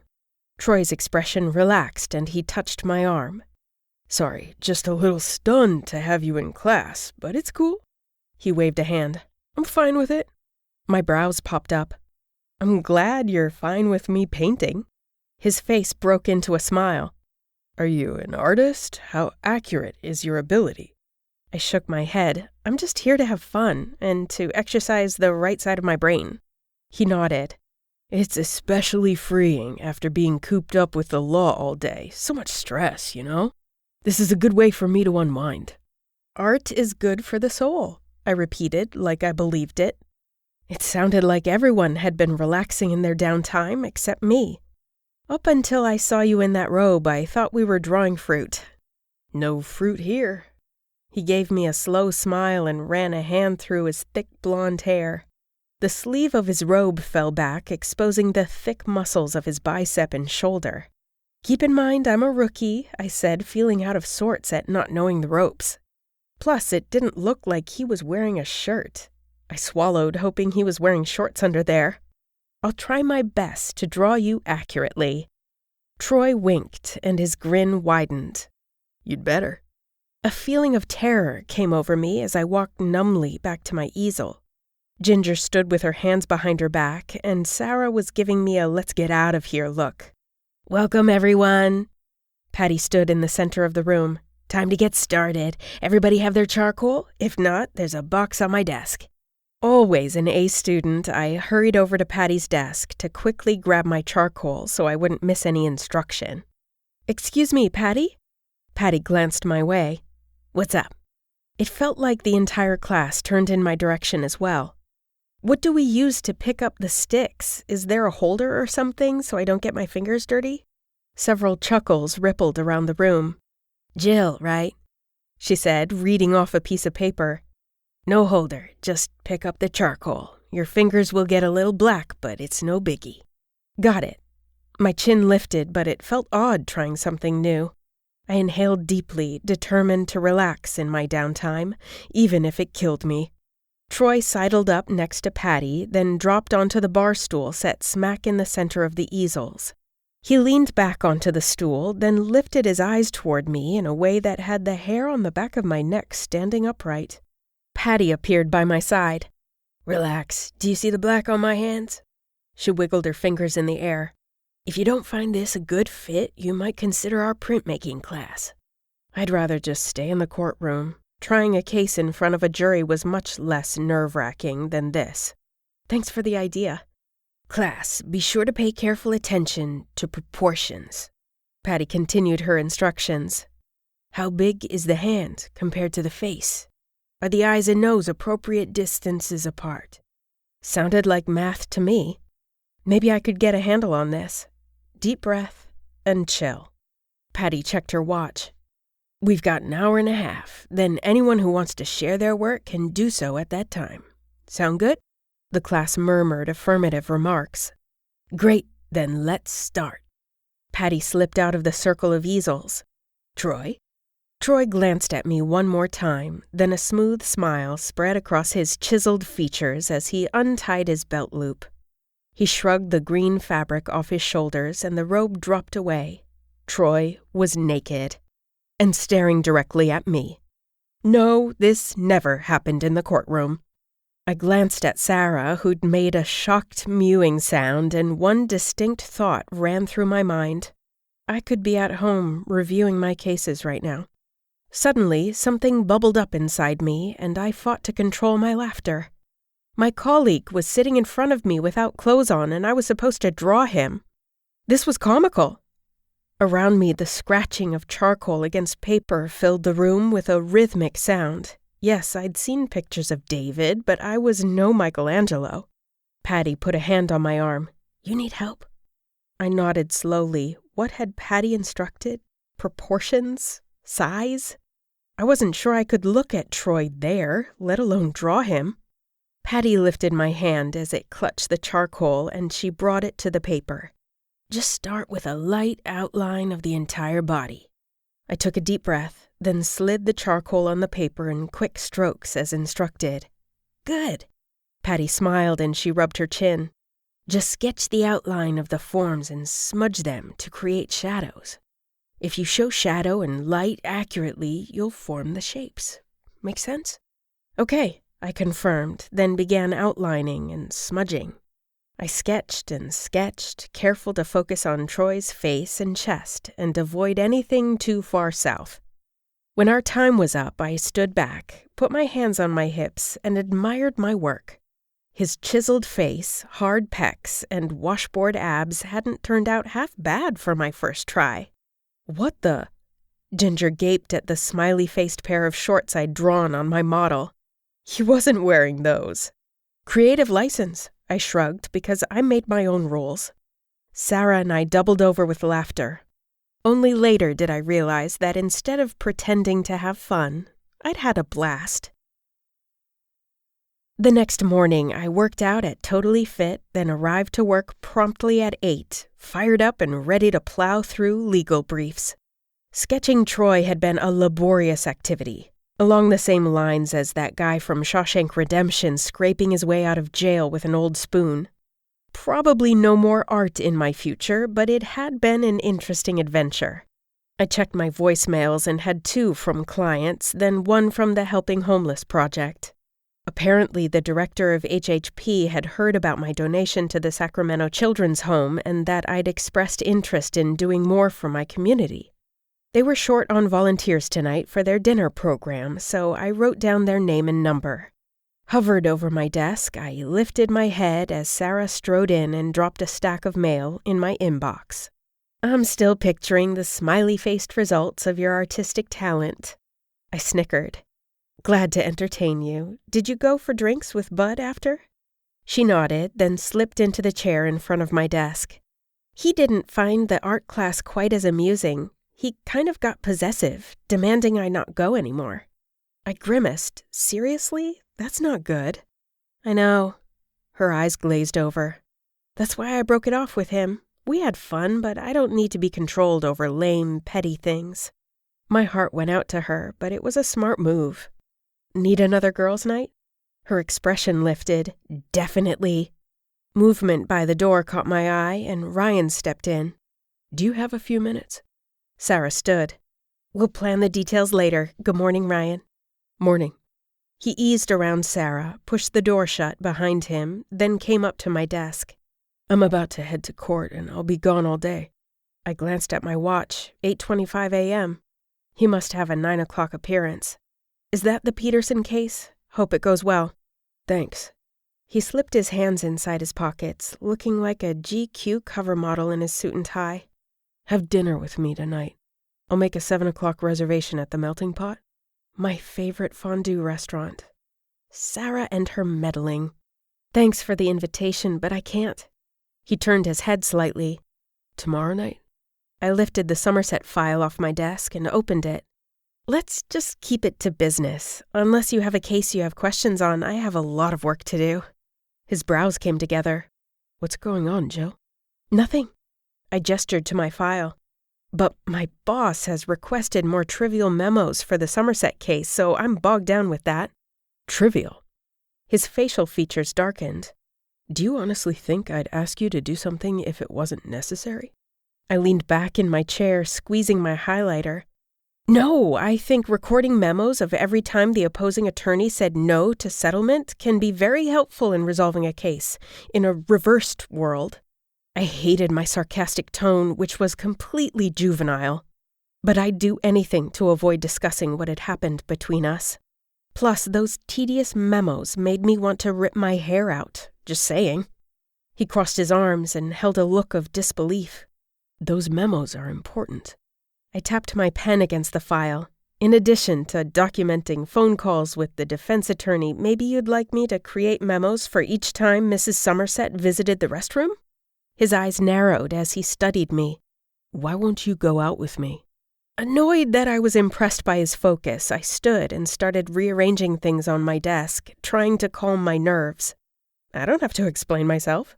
He checked his watch, then strode where I was. Just tell me. My fists balled because I so didn't want to get my heart broken. I'm not the girl for you.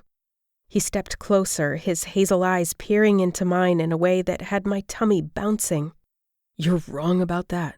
Keeping my feelings in check, I sucked in a breath. I've heard what you're about, Ryan. I know this thing between us won't last.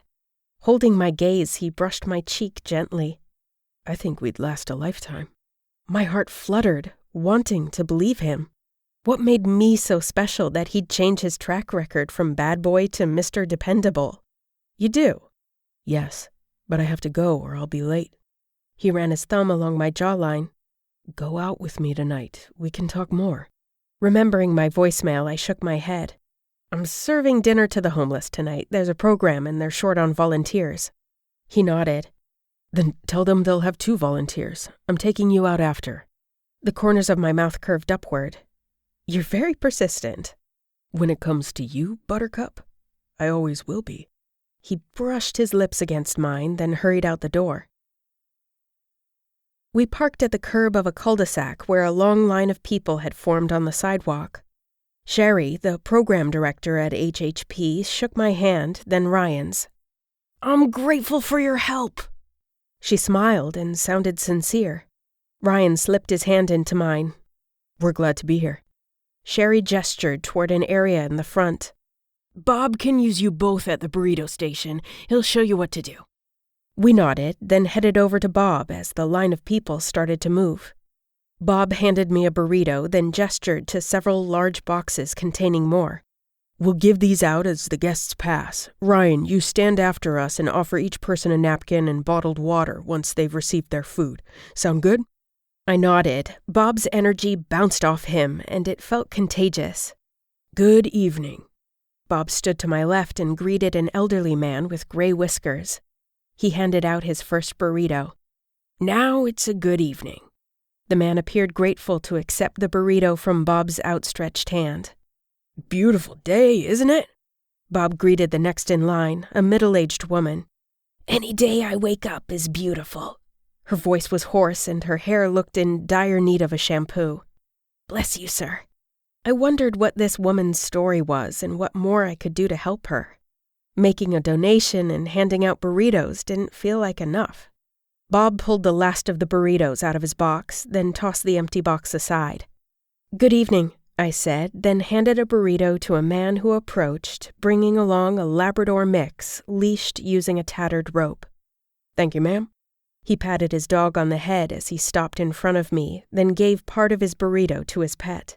2 teenage girls approached. Shocked, I leaned toward Bob and whispered, "Kids?" "Probably runaways," he replied in a hushed tone. My heart went out to the young kids that passed by. They were only children, for crying out loud. "Good evening." I handed a burrito to a brunette woman. "Can I have one more of those? It's for my daughter." She pointed to a young girl sitting on the curb who couldn't have been more than 3 years old. "Absolutely." I handed the burrito for her daughter. I'd seen the news and knew that even young children were homeless, but it felt different witnessing the hungry children in person. It tugged at my soul, and I kept feeling like I needed to do more. "Here," I said, giving the woman another burrito in case the child didn't have breakfast tomorrow. Bob greeted the next person with the same lively spirit he had when we'd first arrived. Then he leaned toward me. "I know you mean well, but we should make sure there's enough food for everybody before we pass out seconds." My eyes widened. "We might not have enough?" Bob lifted a shoulder as he gave out another burrito. "We do the best we can, but we don't always have the resources or manpower to make enough food." My stomach churned at the thought. "Good evening." I greeted a woman who appeared to be my age. But instead of a designer suit, the woman wore a ragged white dress that was so filthy it looked brown with an occasional white speck. I felt an unspoken bond with her, knowing this could have been me under different circumstances. The realization hit home, and it hit me hard. These people needed my help. More than a donation or serving dinner one night. I turned to find Ryan watching me, and we exchanged a look that made it seem like the same thing was rolling through his mind. That we had to do something that would make a bigger impact. But what? Chapter 9. I arrived at the office early Thursday morning, last night weighing heavily on my mind. Feeding the homeless had stirred all kinds of emotions in me, which Ryan and I discussed over dinner. The plan just wasn't clear to me yet. After reading numerous internet articles, I clicked my mouse to print them out. My eyes skimmed an article on the various reasons people become homeless. Drugs, abuse, mental illness, depression. In theory, once I knew the reason someone had become homeless, then logically I could work toward a solution to make them independent again.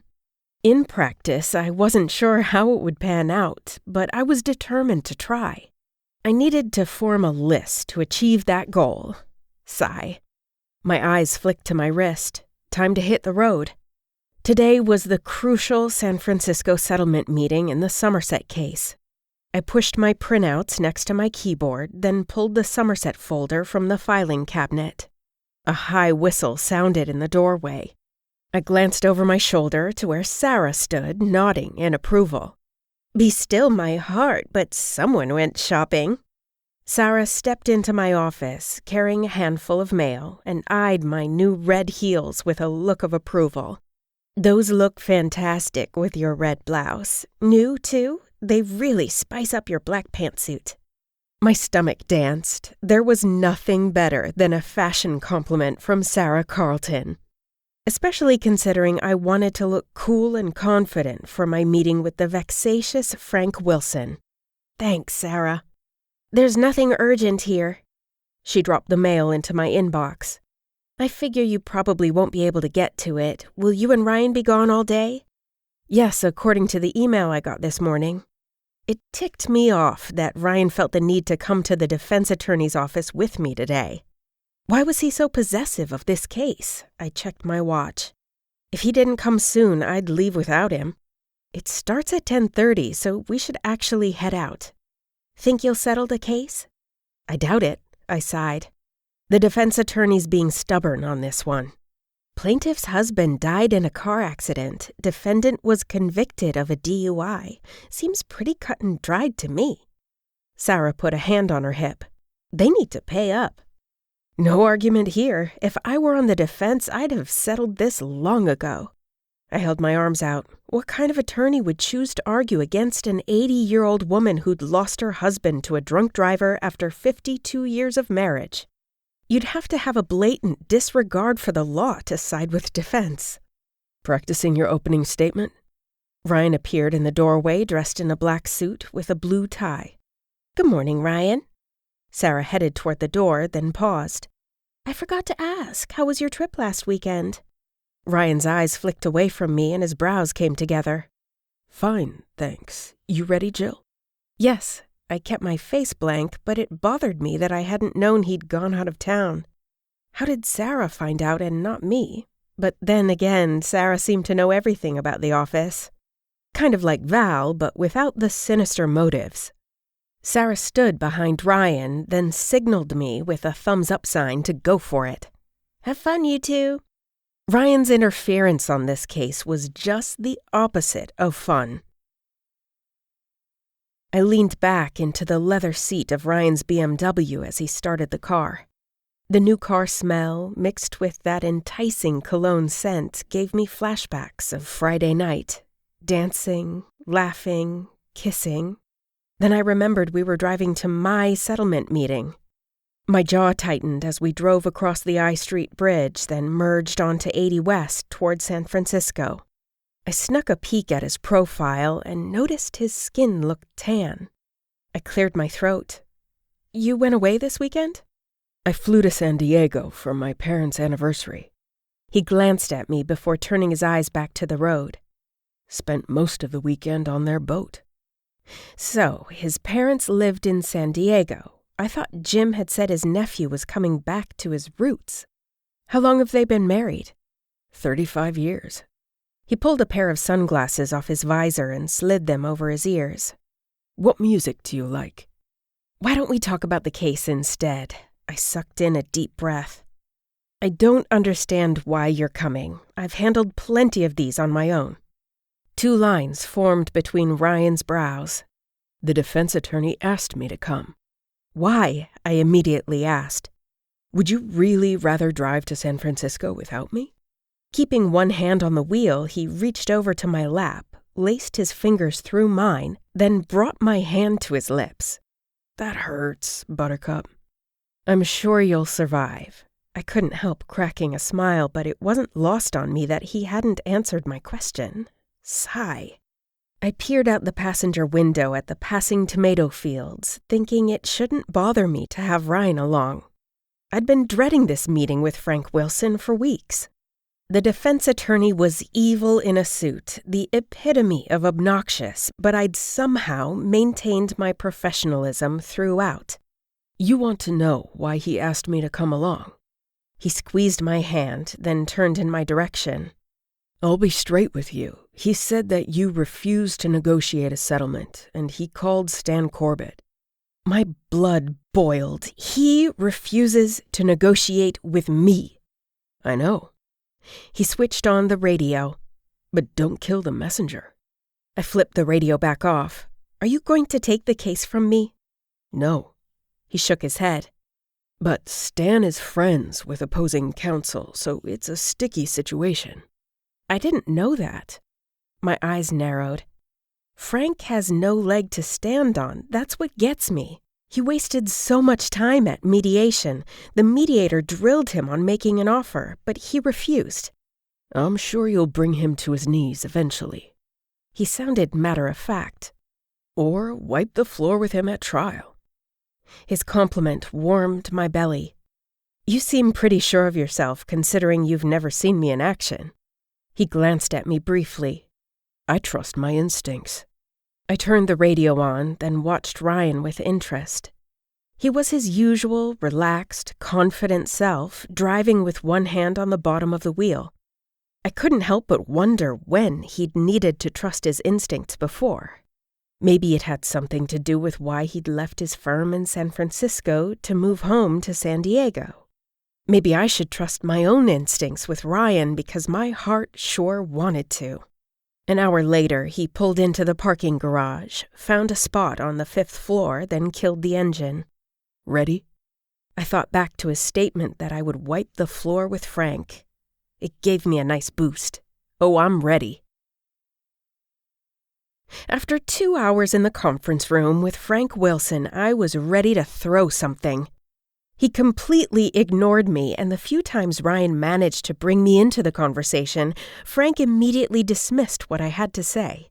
I'm not saying this case is without merit. Frank looked across the table at Ryan. I'm just saying you need to be reasonable about it. Mrs. Somerset is 80 years old. My voice was firm. The poor woman lost her husband of 52 years, the love of her life, and her sole caregiver because of your insured's negligence. You're not taking his life expectancy into consideration. He was 82 years old and had been in and out of the hospital for years. Frank winked at me, actually winked like he'd scored some big point. Who's to say the doctor didn't miss a stroke or something in the autopsy and he ran into my client? There is no evidence to indicate that. Remembering the tears that had streamed down Marie Somerset's gently worn face, I took a breath. None of your experts disputed the cause of death when I deposed them. He tilted his head. Maybe they were too distracted by your pretty face. Perhaps your supervisor should join us. Ryan's voice sounded calm, but his jaw muscles pumped. Then we can get this meeting back on a professional level. Didn't mean any harm. Frank chuckled smugly. No need to get touchy. That's it, I said as Ryan and I stood in unison. Ryan lifted the thick Somerset file off the table. We've wasted enough time here. We'll see you at trial. Frank's brows rose and he splayed his hands on the conference table. You want to settle this case or not? We can easily win at trial. My voice was much calmer than I felt. However, we drove an hour and a half per your request. If you're going to make an offer, then make it now. Frank's beady eyes bore into me. 500,000. Take it or leave it. That number is insulting. I mulled over the offer in my head. My client was sympathetic. The defendant had been drunk. They could easily get over $1 million. 1.5, Mr. Wilson. Not for a man his age. His golden years were gone. Frank shook his head. 750. That's all the authority I have. Then go back to your insurance company and ask for more. I glanced at Ryan, then nodded toward the door. We won't take less than $1.3 million. Frank pushed to his feet, but I strode through the door without looking. Ryan and I passed the receptionist's desk and waited for the elevator in silence. I breathed slowly and watched the numbers above the doors light up one by one. Finally, the elevator arrived and opened with a charming ding. We stepped into the empty elevator and watched the doors slide closed. Ryan hit the button for the parking garage. He stood straight and stiff, and his jaw ticked. At least he finally made an offer, I pointed out, trying to focus on the positive. So the drive down wasn't a total waste. He had no right to speak to you that way. His voice was steel, his eyes pinched, and his jaw muscles worked back and forth. Never in my life have I wanted to lay out someone that badly. I put my hand on his forearm. I can take care of myself. I know. He peered down at me, and his hazel eyes softened as he leaned his forehead against mine. It's just... Ding! The elevator doors opened, revealing a small group of people waiting to get on. We squeezed past them, then Ryan turned toward me. Do you like Italian? I know a great restaurant in North Beach. Sure. I concentrated on my red heels as I walked, thinking about his heated expression in the elevator, and wondering what he'd been about to say. Chapter 10. The restaurant was packed, and we were lucky to get a table inside. The bistro tables in front had looked charming, but after our meeting with the defense attorney, I was in the mood for some peace and quiet in lieu of the hurried waiters and patron chatter by the door. The server set 2 glasses of Chianti on the red tablecloth, took our orders, then scurried off. I lifted a glass and took a sip of the spicy red wine. This is delicious. Good choice. Ryan fingered the bottom of his glass and stared at me. I can take over the Somerset case. Let me. I scoffed. No. Why would you do that?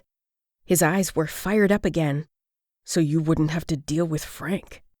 Do I look like a damsel in distress? I asked, secretly liking this chivalrous side of him. I'm going to make him eat his offensive remarks at trial by getting a fantastic jury verdict. It's the least I can do for that sweet lady. Ryan shook his head like he couldn't believe me. Doesn't his chauvinistic demeanor bother you? There's nothing I can do about what I can't change. I met his gaze. Would you be happier if I cried? That's not what I'm saying. Ryan pushed his glass away and leaned forward. I don't understand how you can hide your emotions like that. Years of practice. My hand was inches from Ryan's and I saw him look down at it. I only rely on myself. Ryan's expression remained serious. Is that why you won't let me help you? Did you rely on someone who let you down badly? I sighed. Something like that. It's sweet of you to offer, but would you take over a case if this happened to another male attorney? He immediately nodded. If an attorney in my department was receiving sexist treatment, then yes, I'd do something about it. I straightened in my chair. You're missing the point. I don't want you to do anything about it. I'm not going to walk away from a bully, even if he is a sexist pig. The server appeared, setting down a basket of bread. The smell of fresh sourdough filled the air. The woman turned and headed back toward the front of the restaurant. I lifted a roll of bread, and my gaze followed the waitress across the room as she passed by an impeccably dressed man carrying a briefcase. My eyes traveled up to the familiar face, the short coffee-brown hair, the same color mine used to be. I gasped. What is it? I whipped my head around before the man could make eye contact. Then I sank down in my chair and willed him not to see me. It's my dad. Ryan watched me curiously. Why are you scrunching down like that? This is not happening. I hoped denial would make me invisible. I thrust my thumbnail between my teeth. I so did not want to see my dad. He'd driven my mom off, and I know I shouldn't take sides, but the woman had slaved for years to fund his fun adventures. At least she'd seen the Grand Canyon. I wonder where she'd gotten off to next. Ryan leaned to his right and peered around me with obvious interest. Your dad lives in the city? Suburb, I clipped out. I don't know what he'd be doing here dressed like that. What an amazing coincidence. Ryan looked positively delighted. Looks like he's alone. I sank further down in my chair and very slowly, so as not to call attention, twisted to my left. My dad was now seated at a table by the window doing what I'd rarely seen him do in my life, working. Seeing my dad had apparently made Ryan forget about the Frank Wilson discussion because Ryan now looked like his high-on-life self again. He smiled at me. You should ask him to join us.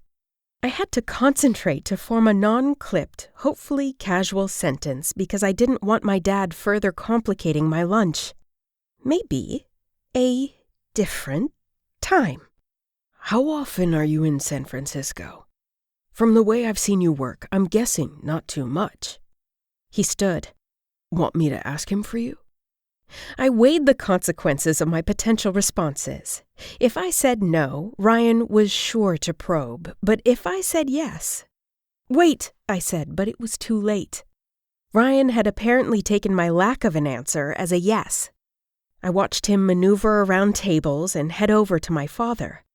He turned over his shoulder and caught sight of me. I pressed my lips together and raised my hand. Ryan and my dad had a short interchange with the server before they headed back to our table. I sat up in my chair, smoothed the front of my red blouse, and took a deep breath. Ryan took the seat across from me. This is really great. I kept my face blank as my dad sat next to me and turned my way. Brown eyes with gold flecks, just like mine. Irritation surged through me. How could he have traveled year after year, leaving my mom with all of the responsibility?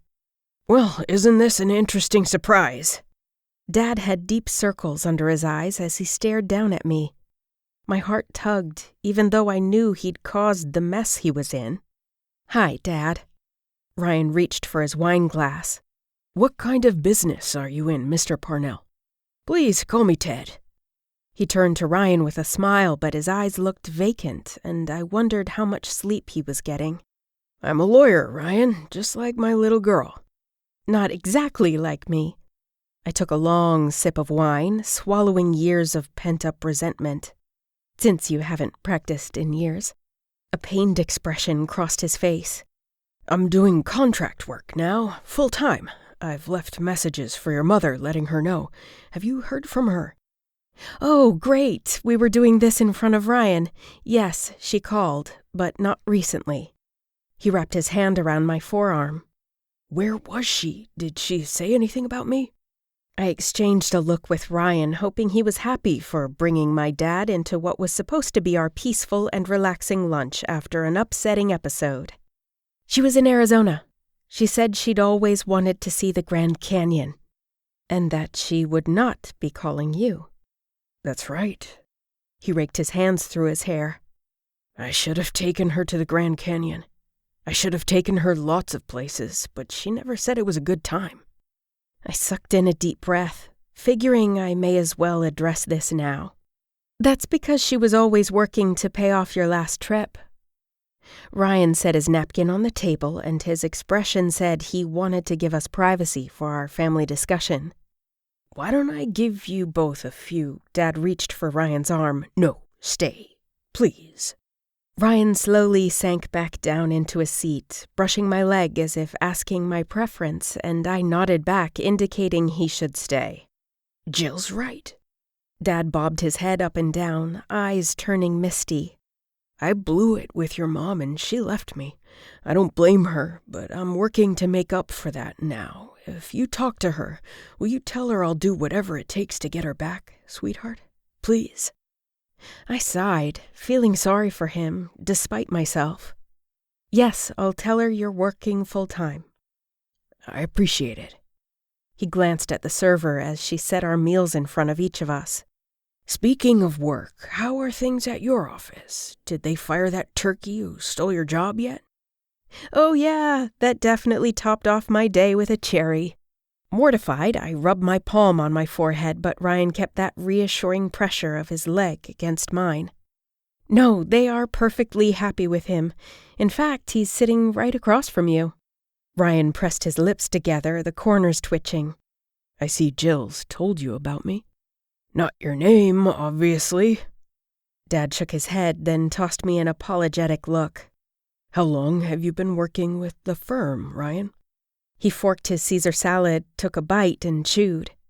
Ryan didn't look particularly upset that my dad had referred to him as poultry. A couple weeks now. Dad sank his fork into his lasagna. Do you plan to stay with Corbett, Gray, and Shaw indefinitely? Ryan studied his plate a moment, then lifted his gaze. That depends on what the future holds. Dad leaned back in his seat and folded his hands on the table. I see. Well, you won't find a better attorney or a harder worker than my daughter. The corner of Ryan's mouth lifted. I've noticed that. I can see you're very proud of her. Yes, I am. He turned and met my gaze straight on. Now it's my turn to make her proud of me. My eyes welled as I reached over and squeezed my dad's hand. I may not know how to find balance yet, but I'd seen enough just now to know I had to start opening up to Ryan. Show him how I felt about him, no matter how vulnerable exposing myself would be.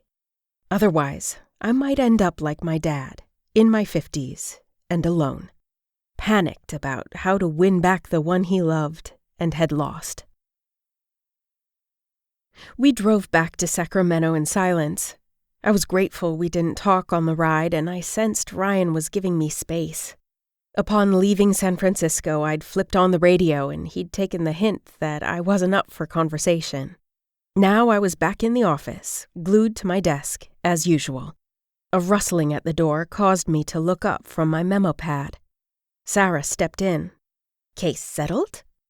I smiled wearily at my friend's optimism. "Not yet." "That's too bad," she snapped her fingers. "You'll get 'em next time." "Thanks, Sarah." I turned on my computer and waited for it to boot up. Meeting with Frank Wilson and then my dad had left me slumped over my desk, stilettos piled on the floor next to the wall. "Well, I'll let you get back to work." She headed to the door. "We doing girls' night tomorrow, Jeffrey's Lounge?" "Sounds good." I thought about my interview tomorrow afternoon and hoped I'd be ordering champagne to celebrate my new job. I logged into my computer, then checked my emails. There were several from Sarah regarding phone messages she'd taken, a note from Human Resources on the importance of not flushing anything down the toilet besides the provided toilet paper, and a message from Sherry, the program director at HHP. I clicked on the email. "Jill, thank you again for your help serving dinner yesterday evening. I'm intrigued by your idea of doing more to help the homeless. Would love to talk to you more about this when you get the time, maybe lunch next week. You can always reach me on my cell. Kind regards, Sherry." I closed out the email and sighed. Yes, I wanted to do more, but how? That was the question. I pulled out a yellow legal pad and clicked my pen open. I dropped my gaze, which landed on the Homeless Solutions article that lay by my keyboard. Suddenly, my eyes widened and I reached for the phone. I punched in Sherry's number, which rang several times before she answered. I had butterflies dancing in my stomach. "Hi, Sherry, this is Jill Parnell." "Hi, Jill. Fast return on the email." Sherry's voice was friendly, but she spoke so quickly it was hard to keep up. "Does this mean we're on for lunch next week?" I glanced at my calendar, feeling the excitement build. "Are you free for a drink tonight at the Jeffries Hotel?" "Absolutely." Sherry's tone was enthusiastic. 8 o'clock? I know you work late." "Let's make it 6, I blurted without feeling the slightest bit guilty. Yes, I worked hard, but my personal time counted too, and this project was important to me.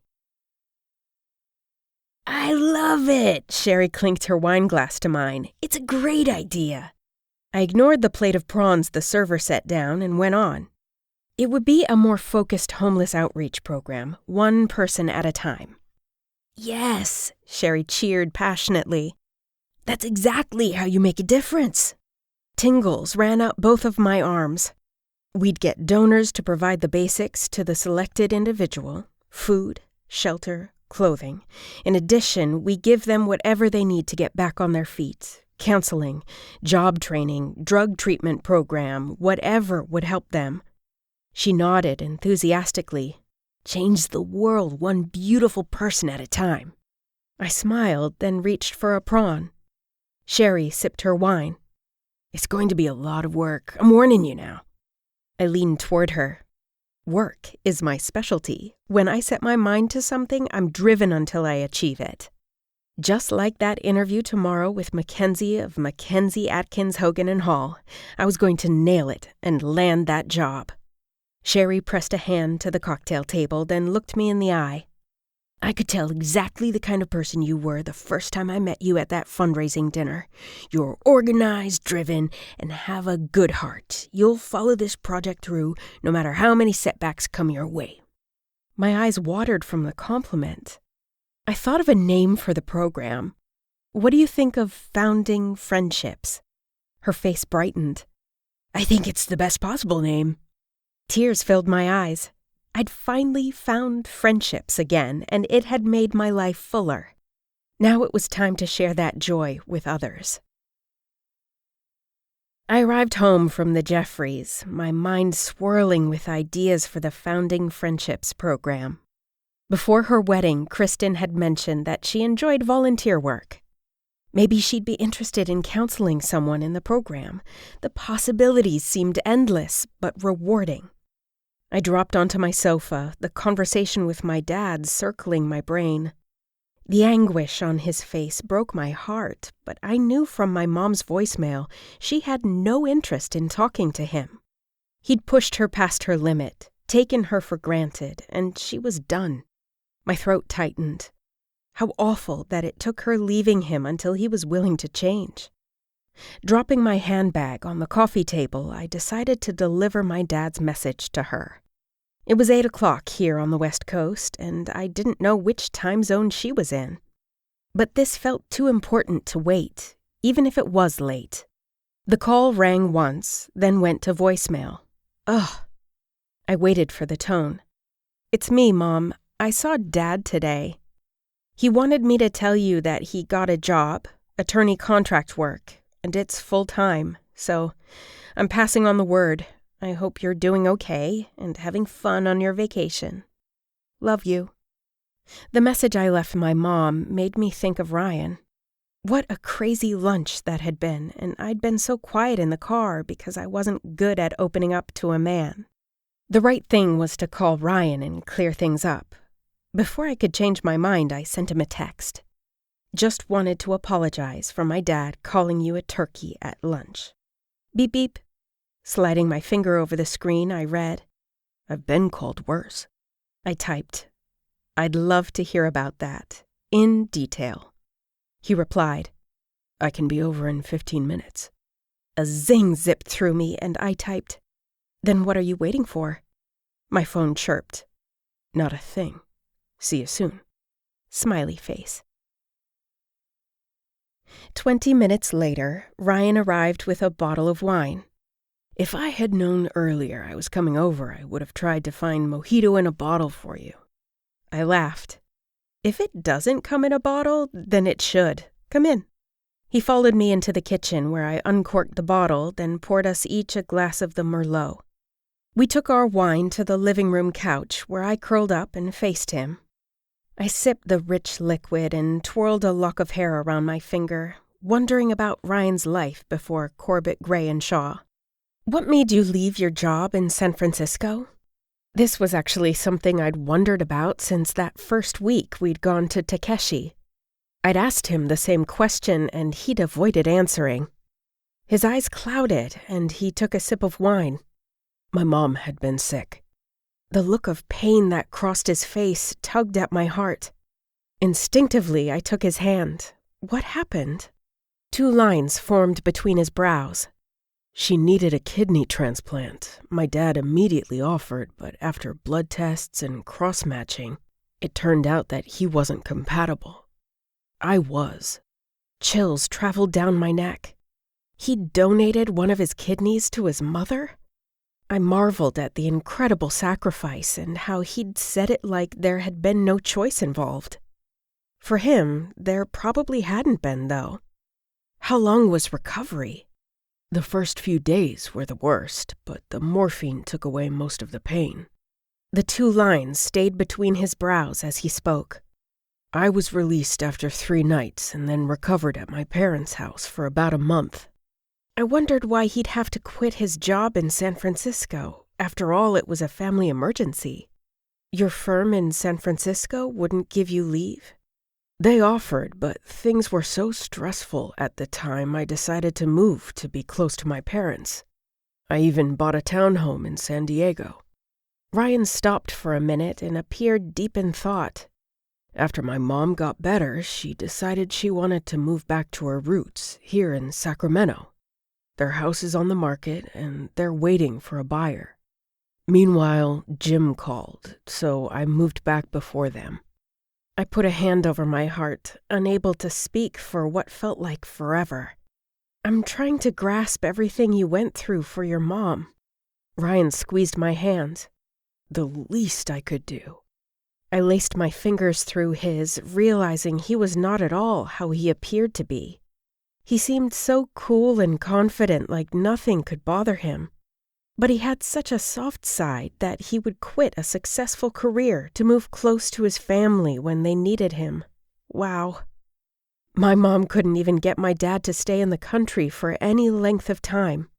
Although, in all fairness, it seemed like my dad was trying. He circled his thumb over the back of my hand. Does it still bother you that I'm managing attorney? I sipped my wine, then took a deep breath. If Ryan could open up to me, then I owed him the same respect. I slaved at the firm for 5 years. 5 years. Yes, it still bothers me. He brought my hand to his lips and placed a soft kiss over my pulse. I'm sorry. My belly fluttered, and that kiss made it hard to talk. I know you're qualified, and you run the department beautifully, but they gave you that position because you're Jim's nephew.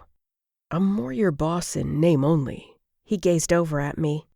The partners control your salary, and in case you haven't noticed, you don't need supervising around the office. I looked away. Talking about this was a moot point. On Friday, Madison would likely make me an offer. If it was good, I'd give notice, and the problem would be solved. It did leave the question as to what would happen between us, though. The thought terrified me. If Ryan wasn't my boss, there would be no reason not to take our relationship to another level.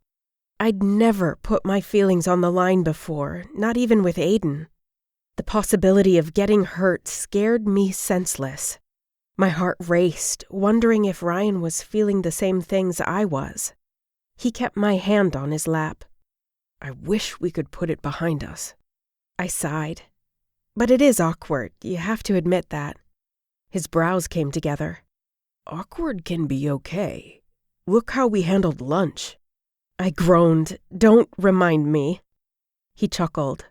Your dad seems very nice. I hope things work out between him and your mom.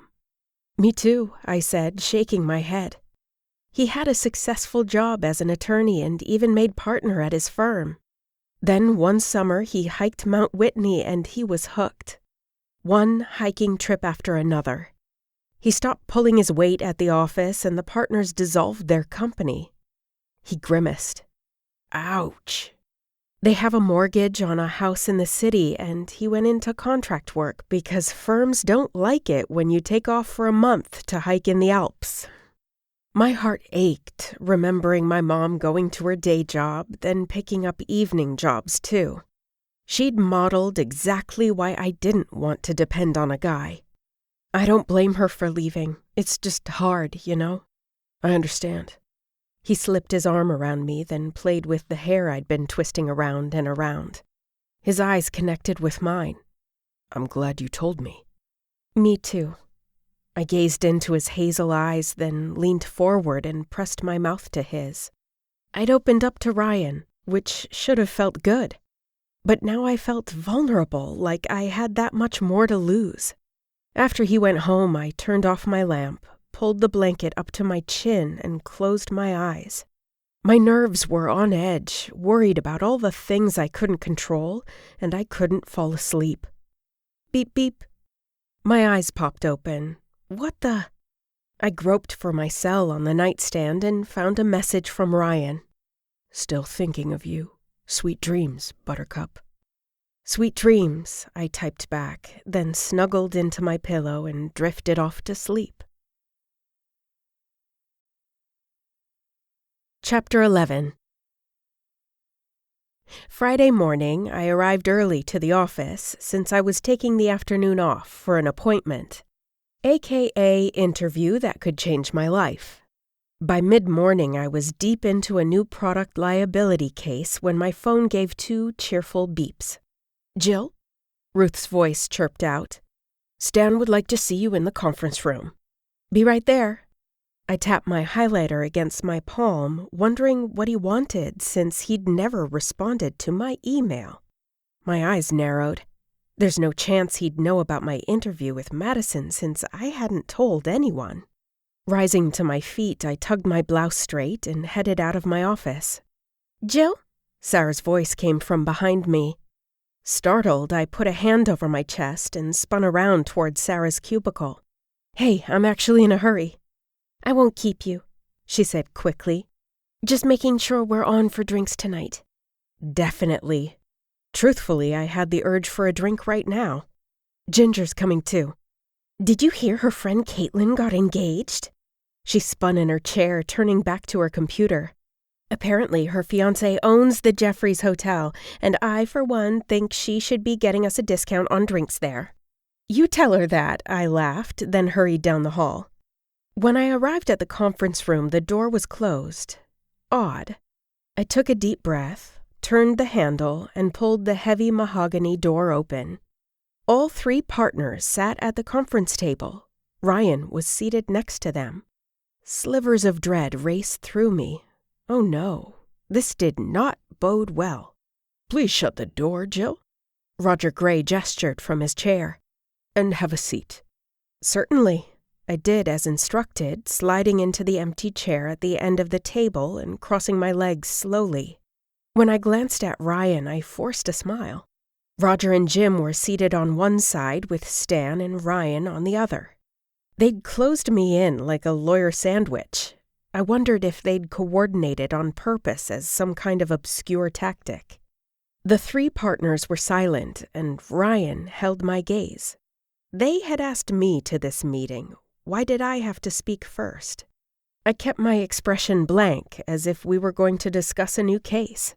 You wanted to see me? Yes, we did. Stan Corbett put on a look of concern. Jill, are you happy here? Sure. Blatant lie. But I doubted it would fly if I called him a backstabbing traitor now, would it? We received some disturbing news today. Jim Shaw played with his silver pen as he spoke. About you. I see. My nerves were raw, but I kept my poker face in place. Roger slid a piece of paper across the desk. Ed Hogan faxed this over to us today.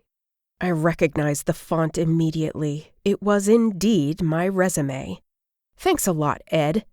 I took it he wasn't as excited as Madison about bringing me aboard. We were quite surprised by this. Stan took a handkerchief from his front pocket and dabbed at the beads of sweat on his forehead. Tearing my eyes from Stan, I glanced at the others. Roger sat forward in his seat, watching me intently.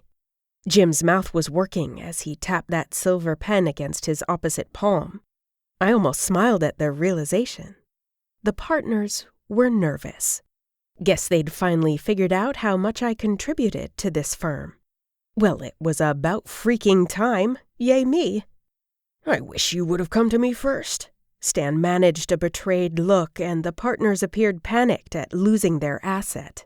I gained confidence, knowing they wanted to keep their hard-working golden goose, moi. Straightening in my chair, I tilted my head. Stan, I sent you an email asking if I could schedule an important meeting, but I never heard back from you. Roger and Jim turned toward Stan, who had the decency to flush. I'll have Wendy look into that. Lame move, blaming his assistant, and I wanted to shake my head. We realize it's been an adjustment having Ryan take Charles's place. Jim tapped his pen on the table now. But you're not finding Ryan difficult to work for, are you? I met Ryan's gaze. Apparently he was getting the blame for my, hopefully, leaving. This was the perfect opportunity to make him pay for snatching my promotion from me. And a week ago I might have taken that opportunity, but not now. I took a deep breath. This has nothing to do with Ryan. Jim looked noticeably relieved, but Ryan's expression didn't change. He wore a blank, unreadable look. Impressive. Folding my hands in my lap, I decided to start negotiation. It's not that I'm unhappy here, it's that I'm looking for advancement, more responsibility, a higher salary. I drawled out the last part, making sure they knew that was their ticket. Roger smiled warmly at me. We're very happy with your work here, Jill. We'd like to keep you at Corbett, Gray & Shaw. Stan nodded. There have been a lot of changes in the department this past month, yet your work is still top quality. Top quality? Wasn't he the guy who brought Frank Wilson's complaints that I didn't want to settle? As if. Stan cleared his throat. We're going to give you a 15% raise. Cha-ching! I kept my expression level as I calculated the number in my head. Knowing they'd never bump me back to the partner track with Jim's relative in the way, I figured a higher salary was a decent consolation prize. My gaze traveled over each partner. I need 25%. Stan's face puckered. Your annual review is in 6 months. We'll consider an additional raise then. Honestly, Stan, I loved this feeling of power over my life and seized it. If you feel you can promote one of the junior attorneys or bring someone in from the outside to handle my position better. Your request sounds reasonable. Roger turned to Jim. Don't you think? Jim nodded in assent. We're in agreement then. Stan stood on his short legs and held a hand out to me. And you'll stay with us? I gripped Stan's sweaty palm firmly, taking pleasure in the physical evidence that I'd made him squirm. My future career's not set in stone, Stan, but I'm content for now. Ryan stood first. I guess we'd better get back to work then. I shook the other partner's hands before heading out the door. On cloud 9, I dropped into my office chair, wearing an uncontrollable grin. Ryan sailed through the doorway a minute later and shut the door behind him. I leaned back in the chair, kicked my feet up on the desk, and smiled triumphantly. That was fun. I'm impressed. His admiration was apparent in his expression. You work well under pressure. That almost makes up for them handing my position to you. I smiled, amazed that I felt comfortable saying that to him. The corner of his mouth lifted. Does that mean we're finally even? I shook my head. Don't think you're getting out of our agreement for lifetime sushi. He stepped toward me. Lifetime, huh? My heart pounded as I stared into his eyes. You didn't look nervous in there. How did you know I wouldn't sell you out? He reached for my hand, then pulled me to my feet. Because I know you, Buttercup. You'd never do that to me. Remembering what Kristen had told me, I frowned. Would you ever betray me? He flinched as if I'd hurt him. Of course not. I swallowed, deciding to come clean on my worries. It's obvious you're not a one-woman guy, and that's fine. I just wish you'd admit it. He stepped back, raising his hands. What's obvious is that you don't trust me. You've never seen me with another woman, so what gives? I crossed my arms, wondering how he got off having an attitude. Well, it's not like we're together. How do I know how many women you're seeing? His hazel eyes darkened. Because if you'd gotten to know me at all, you'd know my character. I have never cheated on a girlfriend, and I never would. That I've dated only means I haven't found the right person and had enough respect not to waste either of our time on something that wasn't headed in the right direction. I scoffed. Then why haven't I heard that rendition? I'm a big girl. I can handle the truth if you'd fess up. He turned his head, then gave me a side glance. The truth is that if you believed in me like I believe in you, then you wouldn't have doubts. A lump moved up my throat. I wanted to believe him. But I'd believed my dad and every other man who'd come and gone in my life. And all of them had let me down. You're asking too much of me. Your trust isn't something I should have to ask for. You either trust me or you don't. His face clouded and he shook his head. And you obviously don't. Knock, knock, knock. The door to my office clicked open and Sarah's face peered around the door. She looked up at Ryan, then over to me. Sorry, she grimaced. I thought you were just on the phone. Swallowing the lump in my throat, I waved her in. Better to end things now than have my heart splattered to smithereens. That's all right, we were finished anyway. With one last look at me, Ryan turned and slipped out of my office. Just checking to see if you want to have lunch. She came in slowly.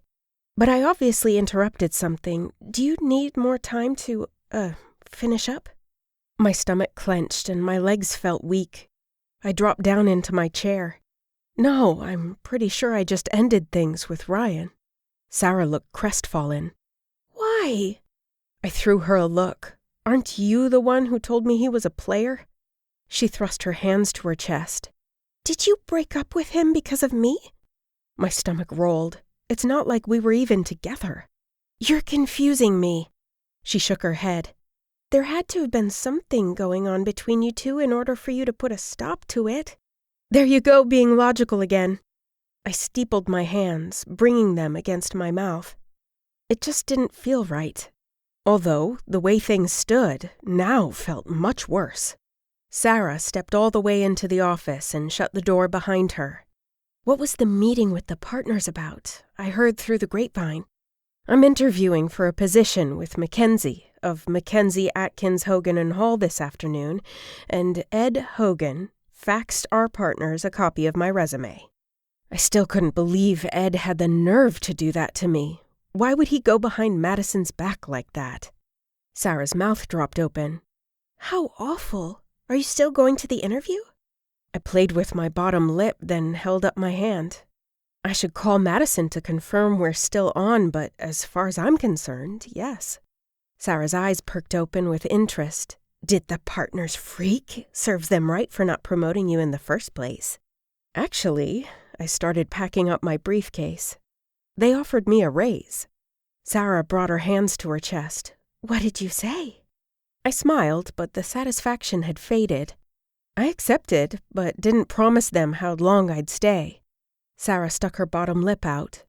I'd be sad if you left, but I completely support you. I appreciate that. I finished packing my briefcase, then clipped it shut. I'd better call Madison to touch base before I head to their office. Good luck. She popped to her feet, then pulled the door shut as she left. My office was quiet, but the energy around me spun, making me dizzy. My plan had been Madison Mackenzie's office, but already one of the partners had betrayed me. After my new raise, was it worth the effort to start over at a new firm? Where was Kristen when I needed her? On the Italian Riviera, I guessed.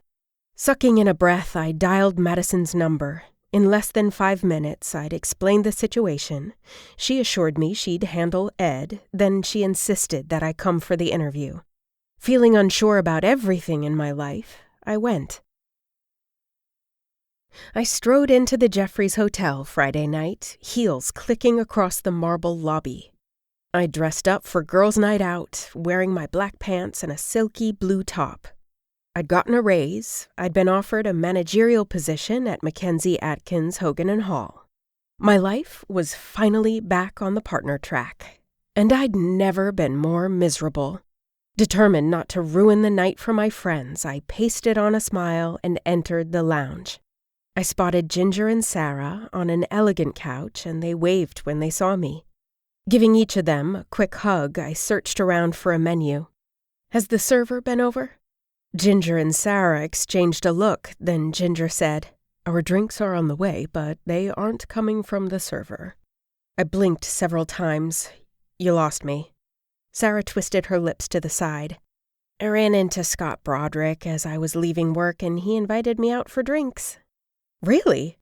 My brows shot up since neither of them had ever shown interest in the other. She waved a hand. Not like that. Anyway, without thinking, I invited him to the lounge. We had a man invading girls' night, but whatever. Not like I'd be much fun, so maybe he would be entertaining, which would take the heat off me. That's fine. Sarah made a face like she was in pain. He brought a friend. Understanding settled over me and my eyes widened. Which friend? Hey, Jill. Scott passed by me, then sat in the plush chair by Ginger's end of the couch and handed her a drink. When a mojito appeared in front of me, my lashes lifted to see who'd delivered it. Ryan's eyes sparkled as he set my drink down on the table, then kissed me on the cheek. Hi, Buttercup. You look beautiful, as always. Turning away from him, I threw Sarah my best smoldering look. Can I speak to you alone for a minute? She shook her head, then lifted her drink. Now's not a good time. I'm really thirsty. I watched her turn to listen in on Scott and Ginger's conversation, which left me with nobody at my end of the couch except for Ryan. He dropped into the chair next to me. How was your afternoon? Fine. I sipped my mojito, wondering what his angle was. I'd all but dumped him, yet here he sat, dedication written in those beautiful hazel eyes. My eyes narrowed. On cue, his mouth turned up. You're not going to tell me how the interview went? After I pretended to be your boyfriend? And believe me, you made that a difficult challenge. My mouth formed a sarcastic smile. No, because you're my boss, and you'd be obligated to tell the partners. He sipped his beer and studied me. If you were offered the position you wanted, why don't you look happier? I raised my brow. It might have to do with who crashed my girls' night. We were invited. He leaned forward, his forearms on his thighs. Not everybody hates me the way you do. I don't hate you. I played with the black straw in my minty drink. I just don't want to date you. Let's be friends then. He held his arms out. Nothing wrong with that, is there? I suppose not. I stirred the leaves around my drink, thinking it was odd that he'd want to be my friend after all we'd been through. It kind of didn't make sense. I sipped my drink, then noticed my protégé flirting with Ginger. And from the way she was giggling, it appeared the feeling might be mutual. Ginger turned my way and also tapped Sarah on the arm. Remember Patty, who teaches that art class? How can we forget? Sarah smirked. Ginger threw her a look. Anyway, Ripple Art Gallery is showing a handful of her paintings tomorrow night, and it should be a lot of fun if you all want to go. My stomach tightened as her eyes drifted back to Scott. If she invited Scott, that might mean... I'd love to go. Scott immediately turned to Ryan. You in? He eyed me a moment, then he turned back to Scott. You bet, buddy. Sarah turned to me. We're in too, right, Jill? Ginger looked at me, pleading with her eyes. I threw my hands up. Yes, I'll go. Ginger squealed, then began telling Scott and Sarah all about the exhibit I'd been strong-armed, via laser eyes, to attend. Ryan chuckled beside me. Bob tells me you're feeding the homeless lunch tomorrow. I glanced up at him in surprise. You've talked to Bob? He nodded. You're not the only one who enjoyed volunteering. You do charity work? Sarah joined our conversation. That's so nice. I'd like to start donating my time as well. I've been meaning to for years. You're welcome to come. We can always use help. I paused, stunned by how naturally the we had come out of my mouth. It would only be my second time serving the homeless, and I already knew in my gut this was my life's calling. Great. Sarah sipped her margarita. I'm free tomorrow. Ryan set his empty glass on the table and smiled. I'll be there too. Of course he would. I wanted to ask him how I was supposed to forget about him when he was everywhere I went.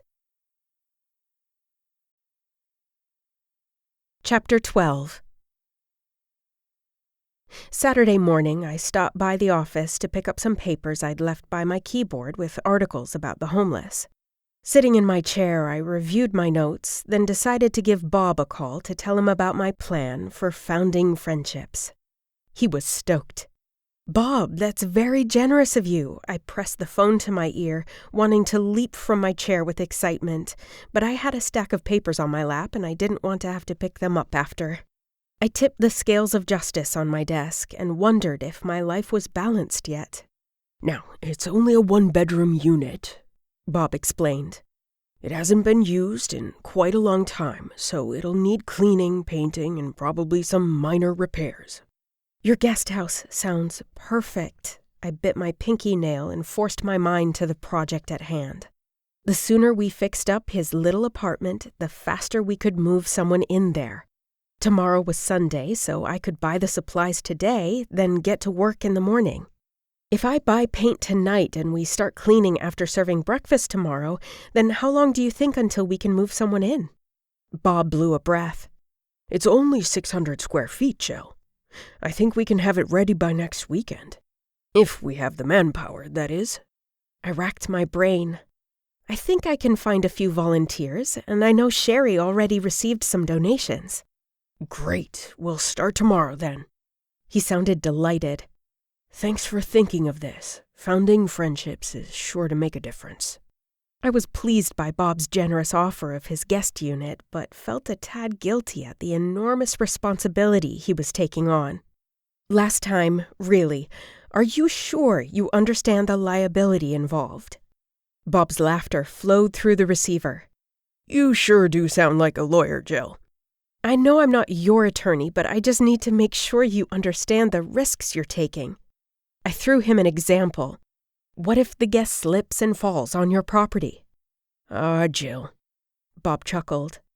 I'm 62 years old. My spare apartment over the garage has been wasting away for enough years now. To tell you the truth, I'd enjoy the company. My heart warmed. Thank you, Bob. Really. I'll pick up supplies tonight, and we'll see you tomorrow. After I hung up the phone, I immediately reached for my mouse and drafted an email to Sherry regarding donations.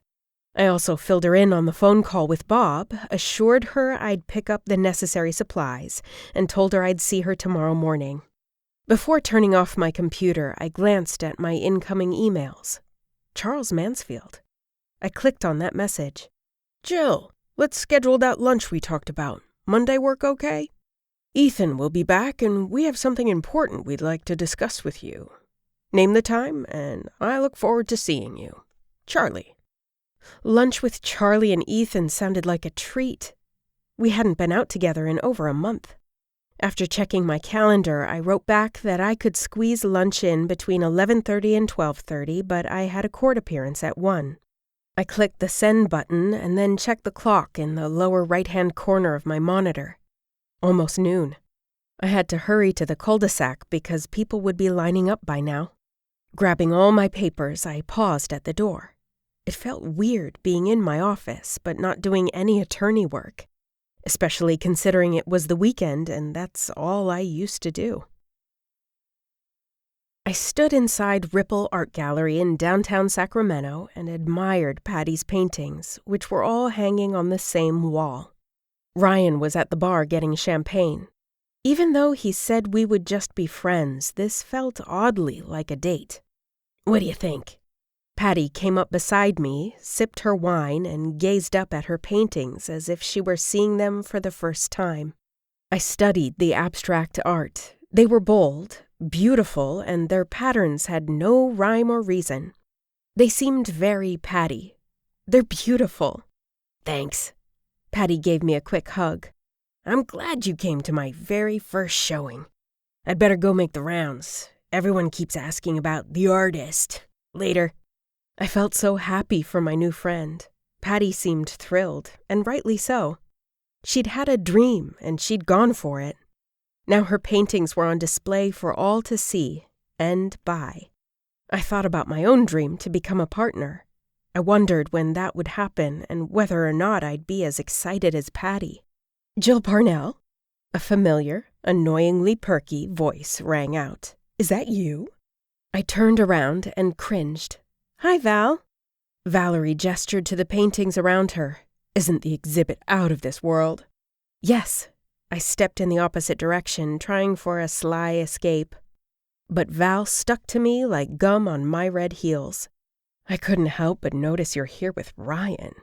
She cooed as if they were best friends. "Are you two dating?" "No." I stiffened, hoping she wouldn't make a play for him right in front of me. "I came with Troy." Val fluttered her red nails in the direction of the bar. "He's getting us a drink." "That's nice." I nodded, wondering where Ryan was with my drink. "Troy told me you attended Patty's art class where he models." She winked at me. "I've gone a time or two myself." "How nice." I sucked in a breath, then glanced around for any of my friends. Spotting Ginger across the room, I excused myself. I strode toward my friend, then stopped, seeing she was in a deep conversation with Scott. Luckily, I spotted Ryan. He headed my way with 2 full champagne flutes. It must have taken him about 20 minutes to get through that line. Ryan handed me a glass of champagne. "Could we go to the back and talk?" "Sure." I frowned when he slipped his hand into mine, but followed him toward the back, where it was quieter and slightly more private. We slipped into the last 2 vacant chairs. Ryan turned to me. "How'd it go today? I didn't see you after they assigned us different stations, and I know you were working on your project." It went better than I could have possibly imagined. My day serving lunch to the homeless felt just as rewarding as last time. I took a breath. The person we selected for Founding Friendship's first guest is the very woman who inspired me to create the program." Ryan looked truly interested. "Tell me." "Her name's Beth. She's about my height, a little younger, and she's been on the street for 6 months." I shook my head as I remembered how gently I'd spoken to Beth, who had looked a little frightened when I approached her. Ryan put his hand over mine. "I'm proud of you for doing this." My stomach warmed at his words, then I went on explaining. She was abused by her husband for over a year before she left him. She's still afraid he's going to find her. We invited her to stay at the apartment, and she was hesitant at first. My eyes welled up. Said she didn't have any money. Ryan's eyes were somber. "She thought you were going to charge her rent?" I nodded. I told her all we want in return is for her to try to have hope. "Sherry's going to contact a battered woman shelter to find out what kind of counseling Beth will need. And whatever it is, believe me, we'll get it for her." I dabbed the corners of my eyes. "When she accepted our offer to help, do you know what she said?" He shook his head. My throat tightened. "She asked if she'd be allowed to have a garden." He put his hand over my arm again. "I hope you told her yes." "Of course," I smiled, then pulled my hand away. "How are your parents doing?" he asked. "The same." I glanced down at my champagne and sighed.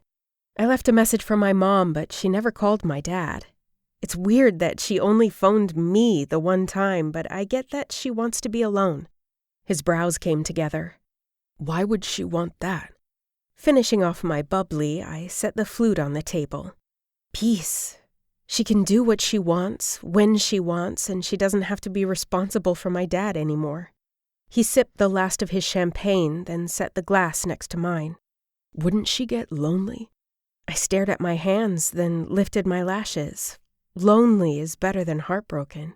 He traced the back of my hand with his finger. "Maybe if she talked to him about what her concerns are, then they could resolve them, and she wouldn't have to be either." Unwillingly, my throat tightened even more. If only it were that easy. On Sunday, I'd served breakfast to the homeless, then spent the rest of the day getting Bob's apartment ready for Founding Friendship's first guest. Sarah and Ginger helped me with the errands, picking up paint and necessary cleaning supplies at the hardware store. Not the same as a girls' night out, but definitely rewarding, and we'd made our own fun dabbing each other with paint anytime one of us said the word work. Not hard to guess who received the brunt of the paintbrush pokes, but I was getting better. It had been an emotional day, watching my plan come to life, and it was made even better by sharing it with my friends. I smiled, remembering the laughs we'd cackled over takeout pizza, even though we were beyond exhausted by the end of the day. We'd made a terrific start, and on standby for cleaning the apartment this upcoming week were Sarah, Ryan, Scott, and even Kristen, who arrived home from her honeymoon late Sunday night. All in all, it was a very productive weekend. The only way I would have been happier was if it weren't Monday morning, and if I wasn't at Corbett, Gray, & Shaw. Sigh. I arrived to work an hour early and checked my voicemails. Madison Mackenzie's voice rang out. "Hi, Jill. It's Madison. Hope the weekend gave you the time you needed to say yes to my offer.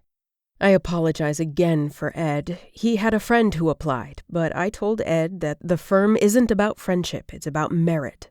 Our personal lives have no place in the office, as that's our time to focus and thrive. I know you'll fit in well here. Look forward to hearing from you."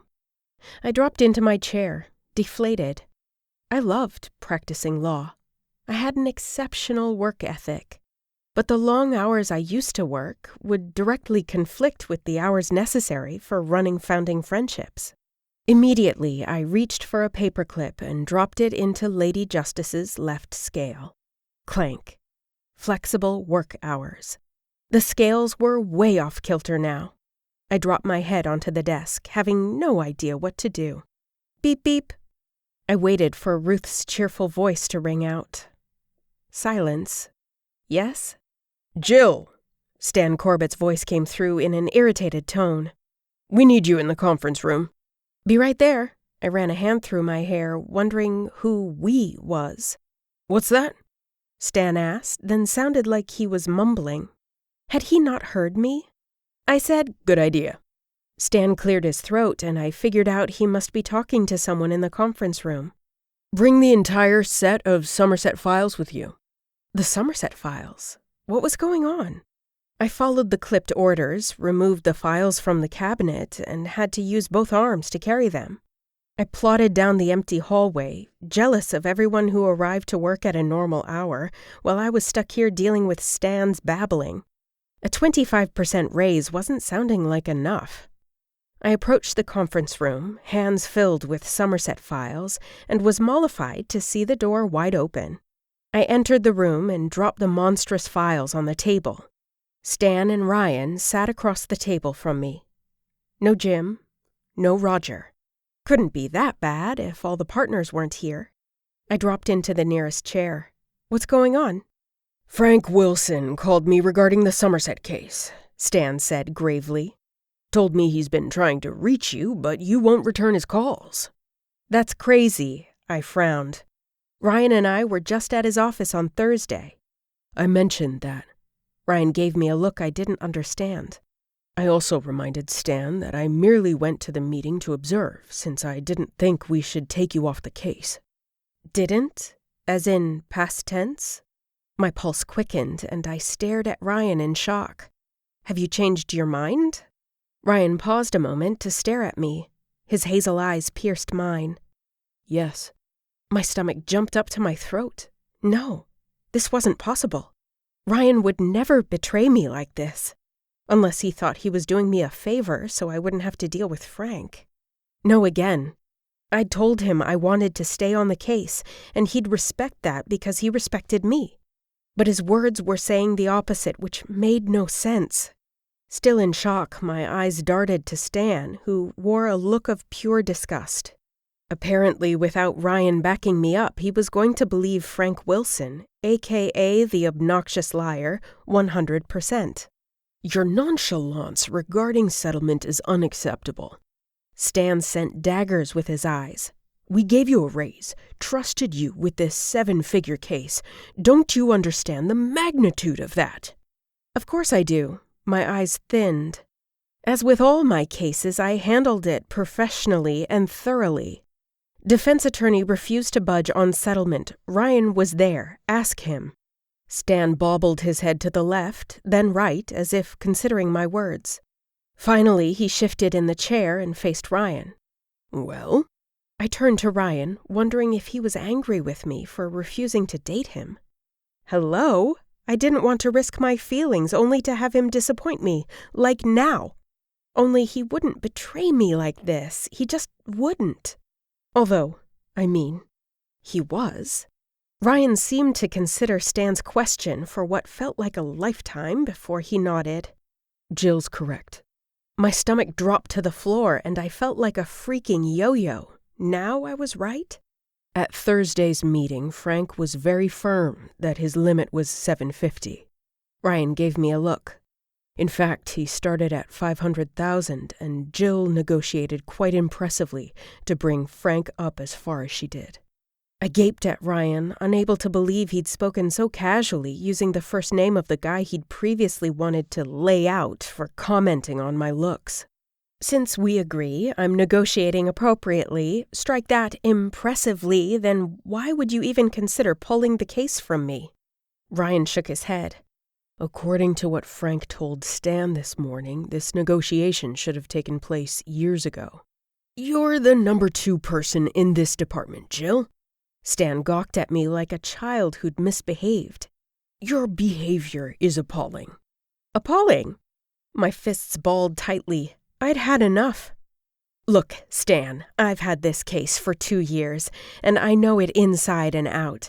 In addition to court hearings and mediation, I've talked to Frank on the phone at least 50 times. Stan leaned forward in his chair and looked at me like he didn't believe a word I'd said. "Frank Wilson's a well-respected man in San Francisco, known for his honesty and integrity." Yeah, and your friend. Way to have a neutral opinion, not. Stan gave me an incredulous look. "What evidence do you have that would make me take your word over his?" Tingles shot up my spine, down my arms, and zipped through my fingertips as I recalled the tedious phone calls that Ryan had forced me to document in the file. How had he known I'd need those? I leveled Stan with a stare, holding my head high. I have memos. The silence was audible. Stan Corbett's forehead wrinkled. Memos? What are you talking about? I kept my gaze directed on Stan's, though I wanted to fall at Ryan's feet and ask his forgiveness for all the trouble I'd given him over making me write those notes. I drafted memorandums of my phone conversations with defense attorney. You'll find them throughout the file. I cleared my throat, watching Stan vigorously flip through the legal-sized manila folders. I could dig up phone records, too, if you'd like. That won't be necessary. Ryan's smooth voice felt like velvet on my ears. Jill, I believe we owe you an apology. I turned to Ryan and gazed into those sexy hazel eyes. He winked at me. My lips curved upward. Of course, he wouldn't ever betray me. Chapter 13. I paced my office like a boxer going into the ring. Mentally, I'd just told Stan to eat crow, and that had been putting it nicely. But how had I acted any better after the way I'd treated Ryan over the past weeks? Lady Justice stood on my desk, and I swear she was laughing at me in that serves you right kind of way. Dropping to my knees, I clasped my hands behind my neck and buried my head between my elbows. How could I have doubted Ryan's loyalty when he'd been watching my back from the beginning? Stupid, stupid me. I'd blown it with him. Yeah, I knew Ryan had broken hearts. Aiden would probably say I'd broken a few myself. But if Ryan was a bad boy, he was my bad boy. My heart had succumbed to him somewhere along the way, and it had just taken a while for my head to realize the truth. That he and I belonged together. And that he would never let me down. First, I picked up the phone and called Madison back. I thanked her for her generous offer, but graciously turned the position down. Although I liked her and respected her work, I would never be content working for and eventually partnering with someone like Ed Hogan. I needed business partners I could trust, not who would stab me in the back. I'd had enough of that to last me a lifetime. Next, I emailed my resignation to Corbett, Gray, and Shaw. I didn't want there to be any tension between Ryan and me. It had taken me 29 years to find love, and I was determined to make it last a lifetime, just like Ryan had said. I gave the partners 2 weeks' notice, and I had plenty in savings to last until I found a new position. One that balanced my life in a healthy way, not in a way that tipped the scales in a too worn out and too tired for anything or anyone special in my life. I stared at the 8-inch statue on my desk, studying the beautiful, robed lady who was blindfolded.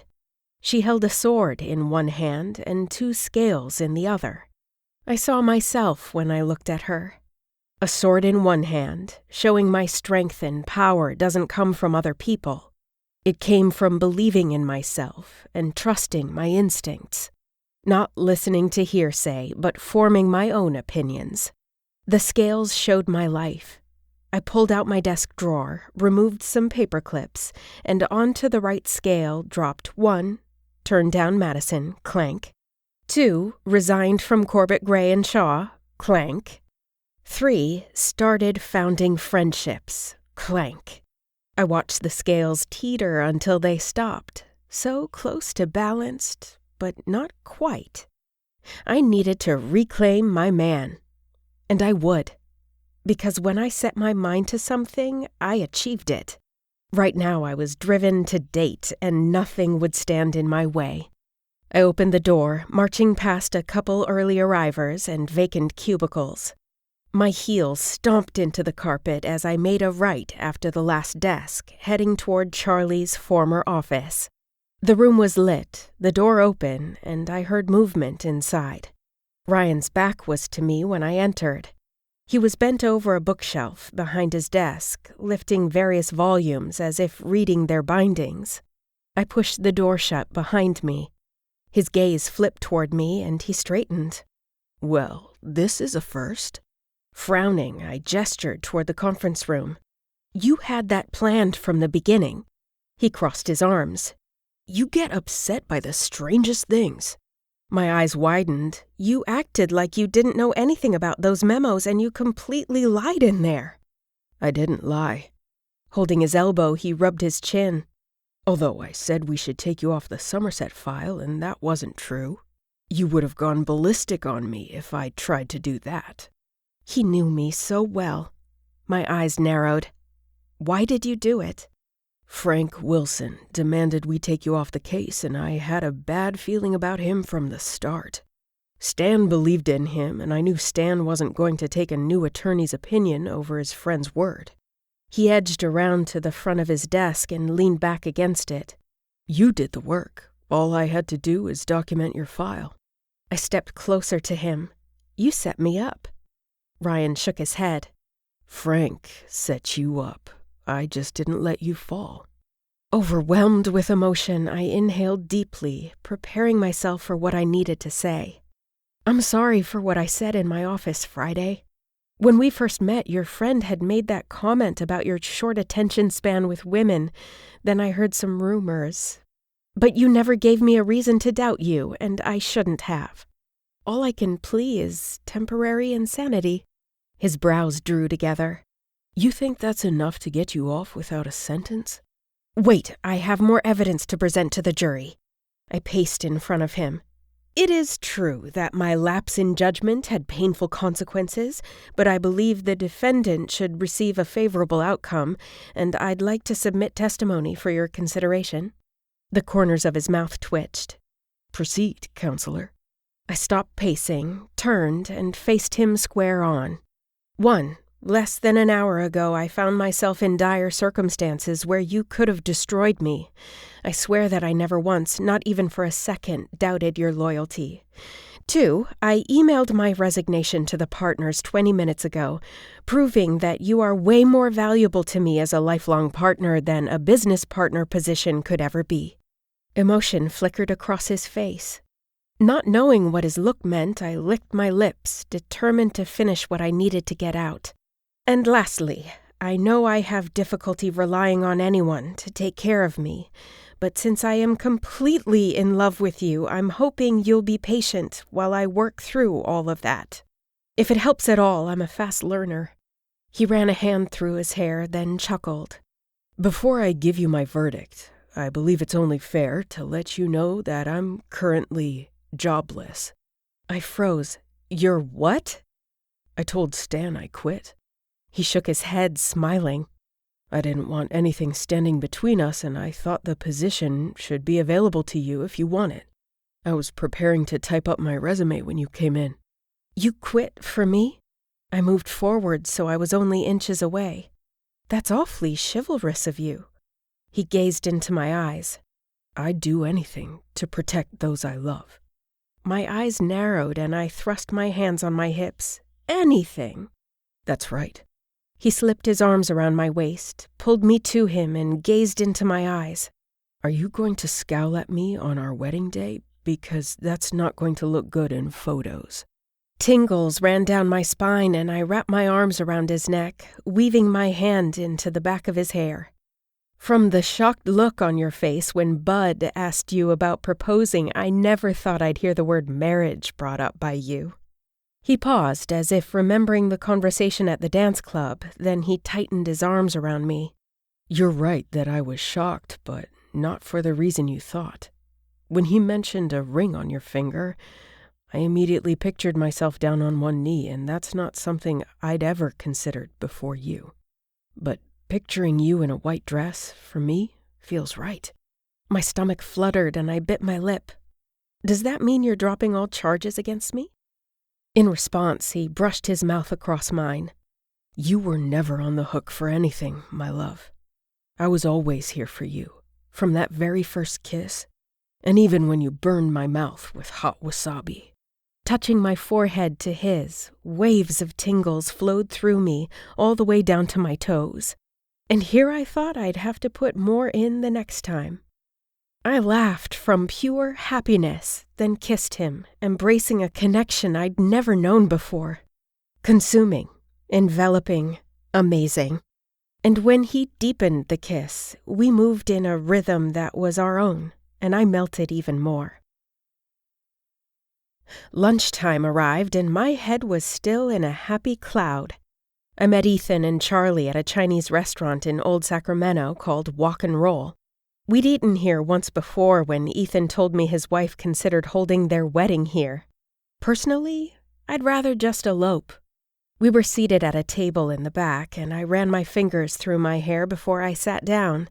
"So, Ethan, how was Italy?" I asked. His dark features brightened.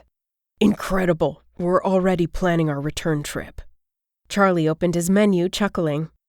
You must have one understanding partner to let you get away that much. I laughed, knowing Charlie was only kidding. Both attorneys were hard-working and fair, so I couldn't imagine either of them not pulling their own weight. "That just means you need to plan a vacation too," I joked. "Now there's a great idea." He smiled, then his expression turned serious. "How are things at the office?" I'd forgotten how quickly he could get down to business. No beating around the bush with him. "Honestly, work's the best it's ever been. I gave notice today." Charlie and Ethan exchanged a look. Charlie's brows pinched, like they did when he was thinking hard. "Were you offered a job at another firm?" I set the menu down, then folded my hands. Yes, I was offered a position on the partner track at Mackenzie, Atkins, Hogan & Hall. For some reason, he looked disappointed. "I hadn't heard." I reached for my water, the lemon slice riding the ice cubes. "It's actually old news since I turned down the offer this morning." Ethan flashed an odd expression. "They're an amazing firm. May I ask why you didn't take the position?" Remembering Ryan's lingering kiss in his office, I smiled. "Let's just say I don't think they're the kind of firm who would be happy with frequent traveling." Charlie grinned. "Since when have you wanted to travel anywhere further than your office? I was waiting for you to install a Murphy bed in there." Ethan laughed, covering it with a cough. "That's very amusing." I shook my head, missing the camaraderie of when we'd worked together. "You're looking at a changed woman. I'm still going to excel in my career, but I have learned to relax in my downtime." Charlie nodded, seeming to understand. "Does this have anything to do with Stan giving the managing attorney position to Ryan?" The server stopped by and took our orders, then I placed a napkin in my lap and fiddled with the corner. It's definitely what sparked reassessing my life. Hard to believe I used to think of that as a bad thing. "You're not going to like this, but I feel I should be honest with you." Charlie cleared his throat. "Ryan Shaw aside, I don't think Stan would have promoted you." I was stunned a moment, but then the pieces fell into place. How he'd allowed Jim to put Ryan in his department, how easily he'd believed Frank's word over mine, how he hadn't seemed to want to give me a raise. I sighed. "I'm sure you're right." "I believe in the back of his mind, Stan knows what an incredible asset you are to his firm, or were." Charlie's lips thinned. "But unfortunately for him and you, I don't think he would have been comfortable treating a woman as his equal." Thinking about Stan's actions and who he chose to be friends with, that certainly fit. Whatever.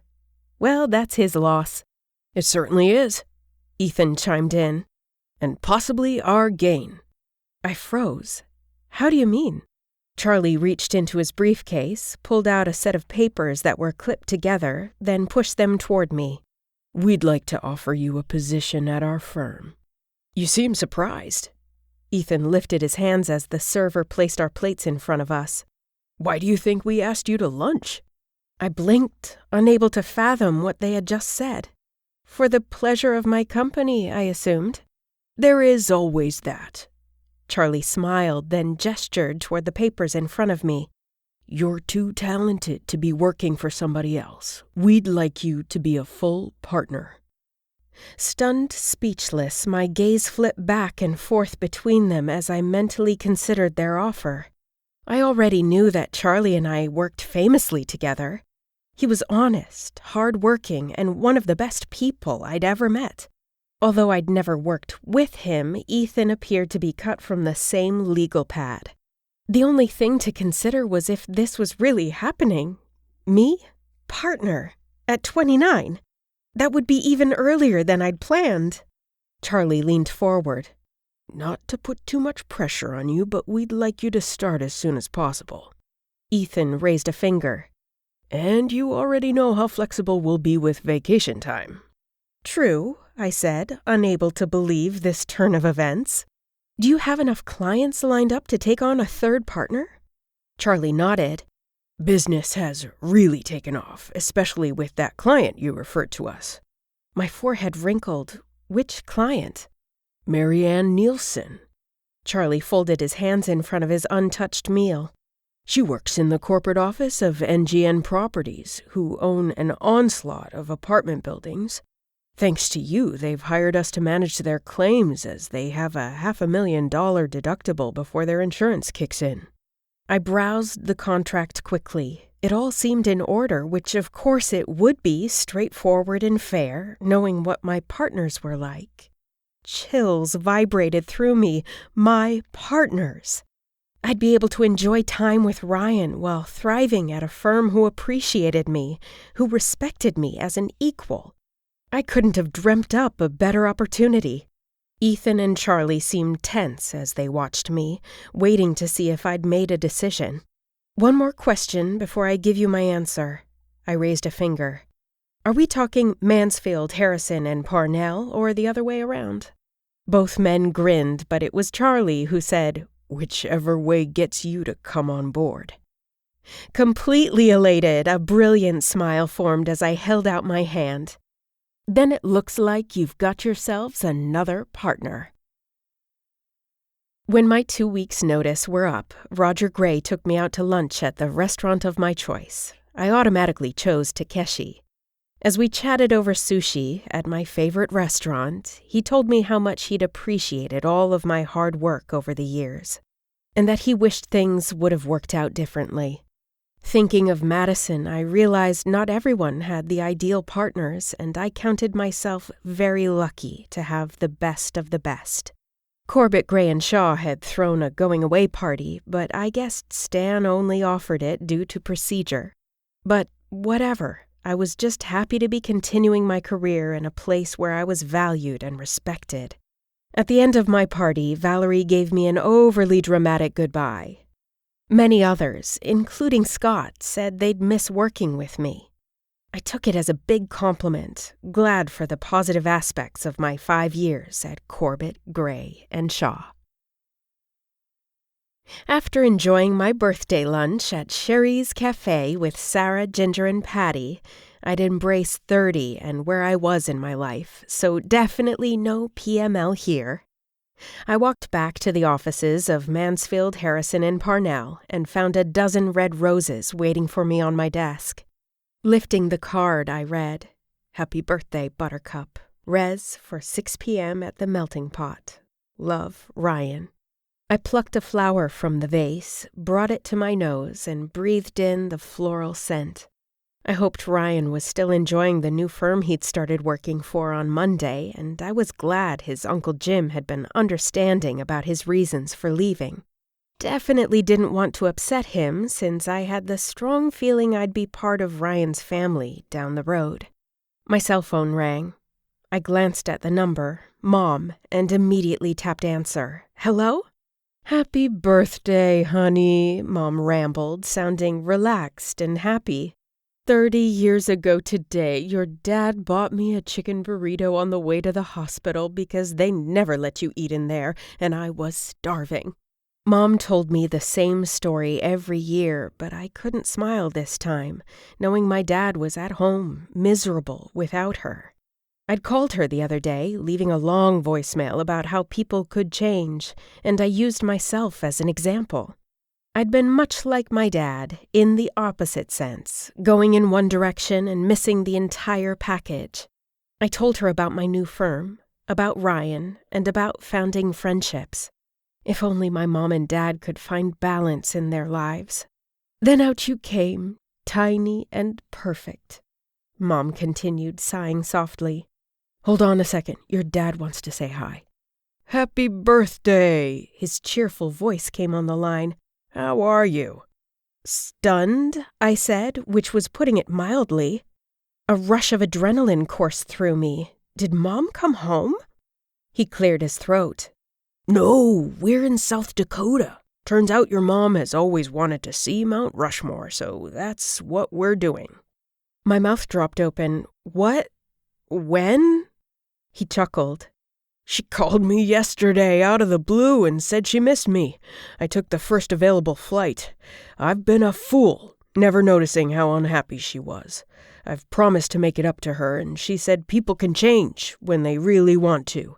But I guess you already know that, Ace. My eyes watered. I'm really happy for you guys. Take care of each other. Will do, he assured me.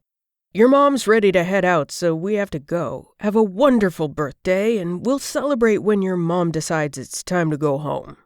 Bye, Dad. I hung up the phone, feeling like my entire life had come together. No, my parents weren't perfect, but they loved each other. Maybe if my mom had put her foot down years ago, she could have saved herself a lot of grief. For the first time in my life, I didn't feel the need to take sides, and for the first time, I had faith they could work out a happy solution. Beep, beep.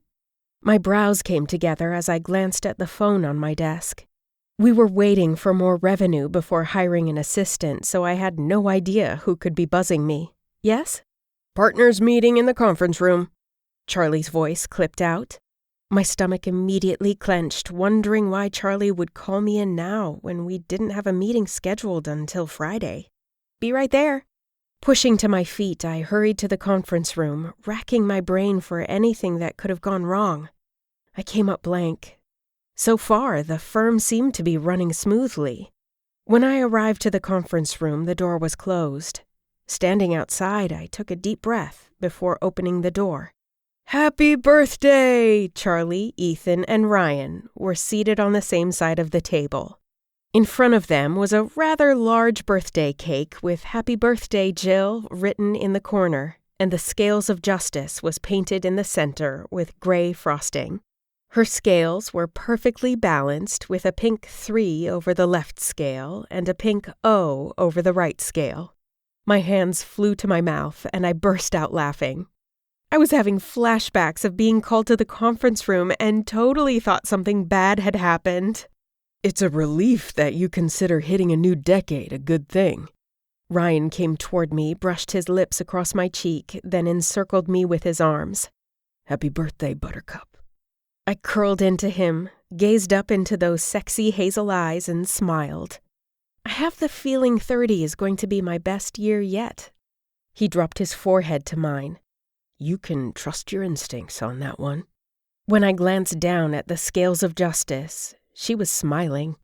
And I swear, she winked at me. This has been The Promotion Proposal, River City Sweethearts, written by Susan Hatler, narrated by Martha Lee. Copyright 2014 by Susan Hatler. Production copyright 2022 by Susan Hatler. Susan Hatler is a New York Times best-selling author of sweet, heartfelt romances filled with humor and emotion, as well as captivating young adult novels.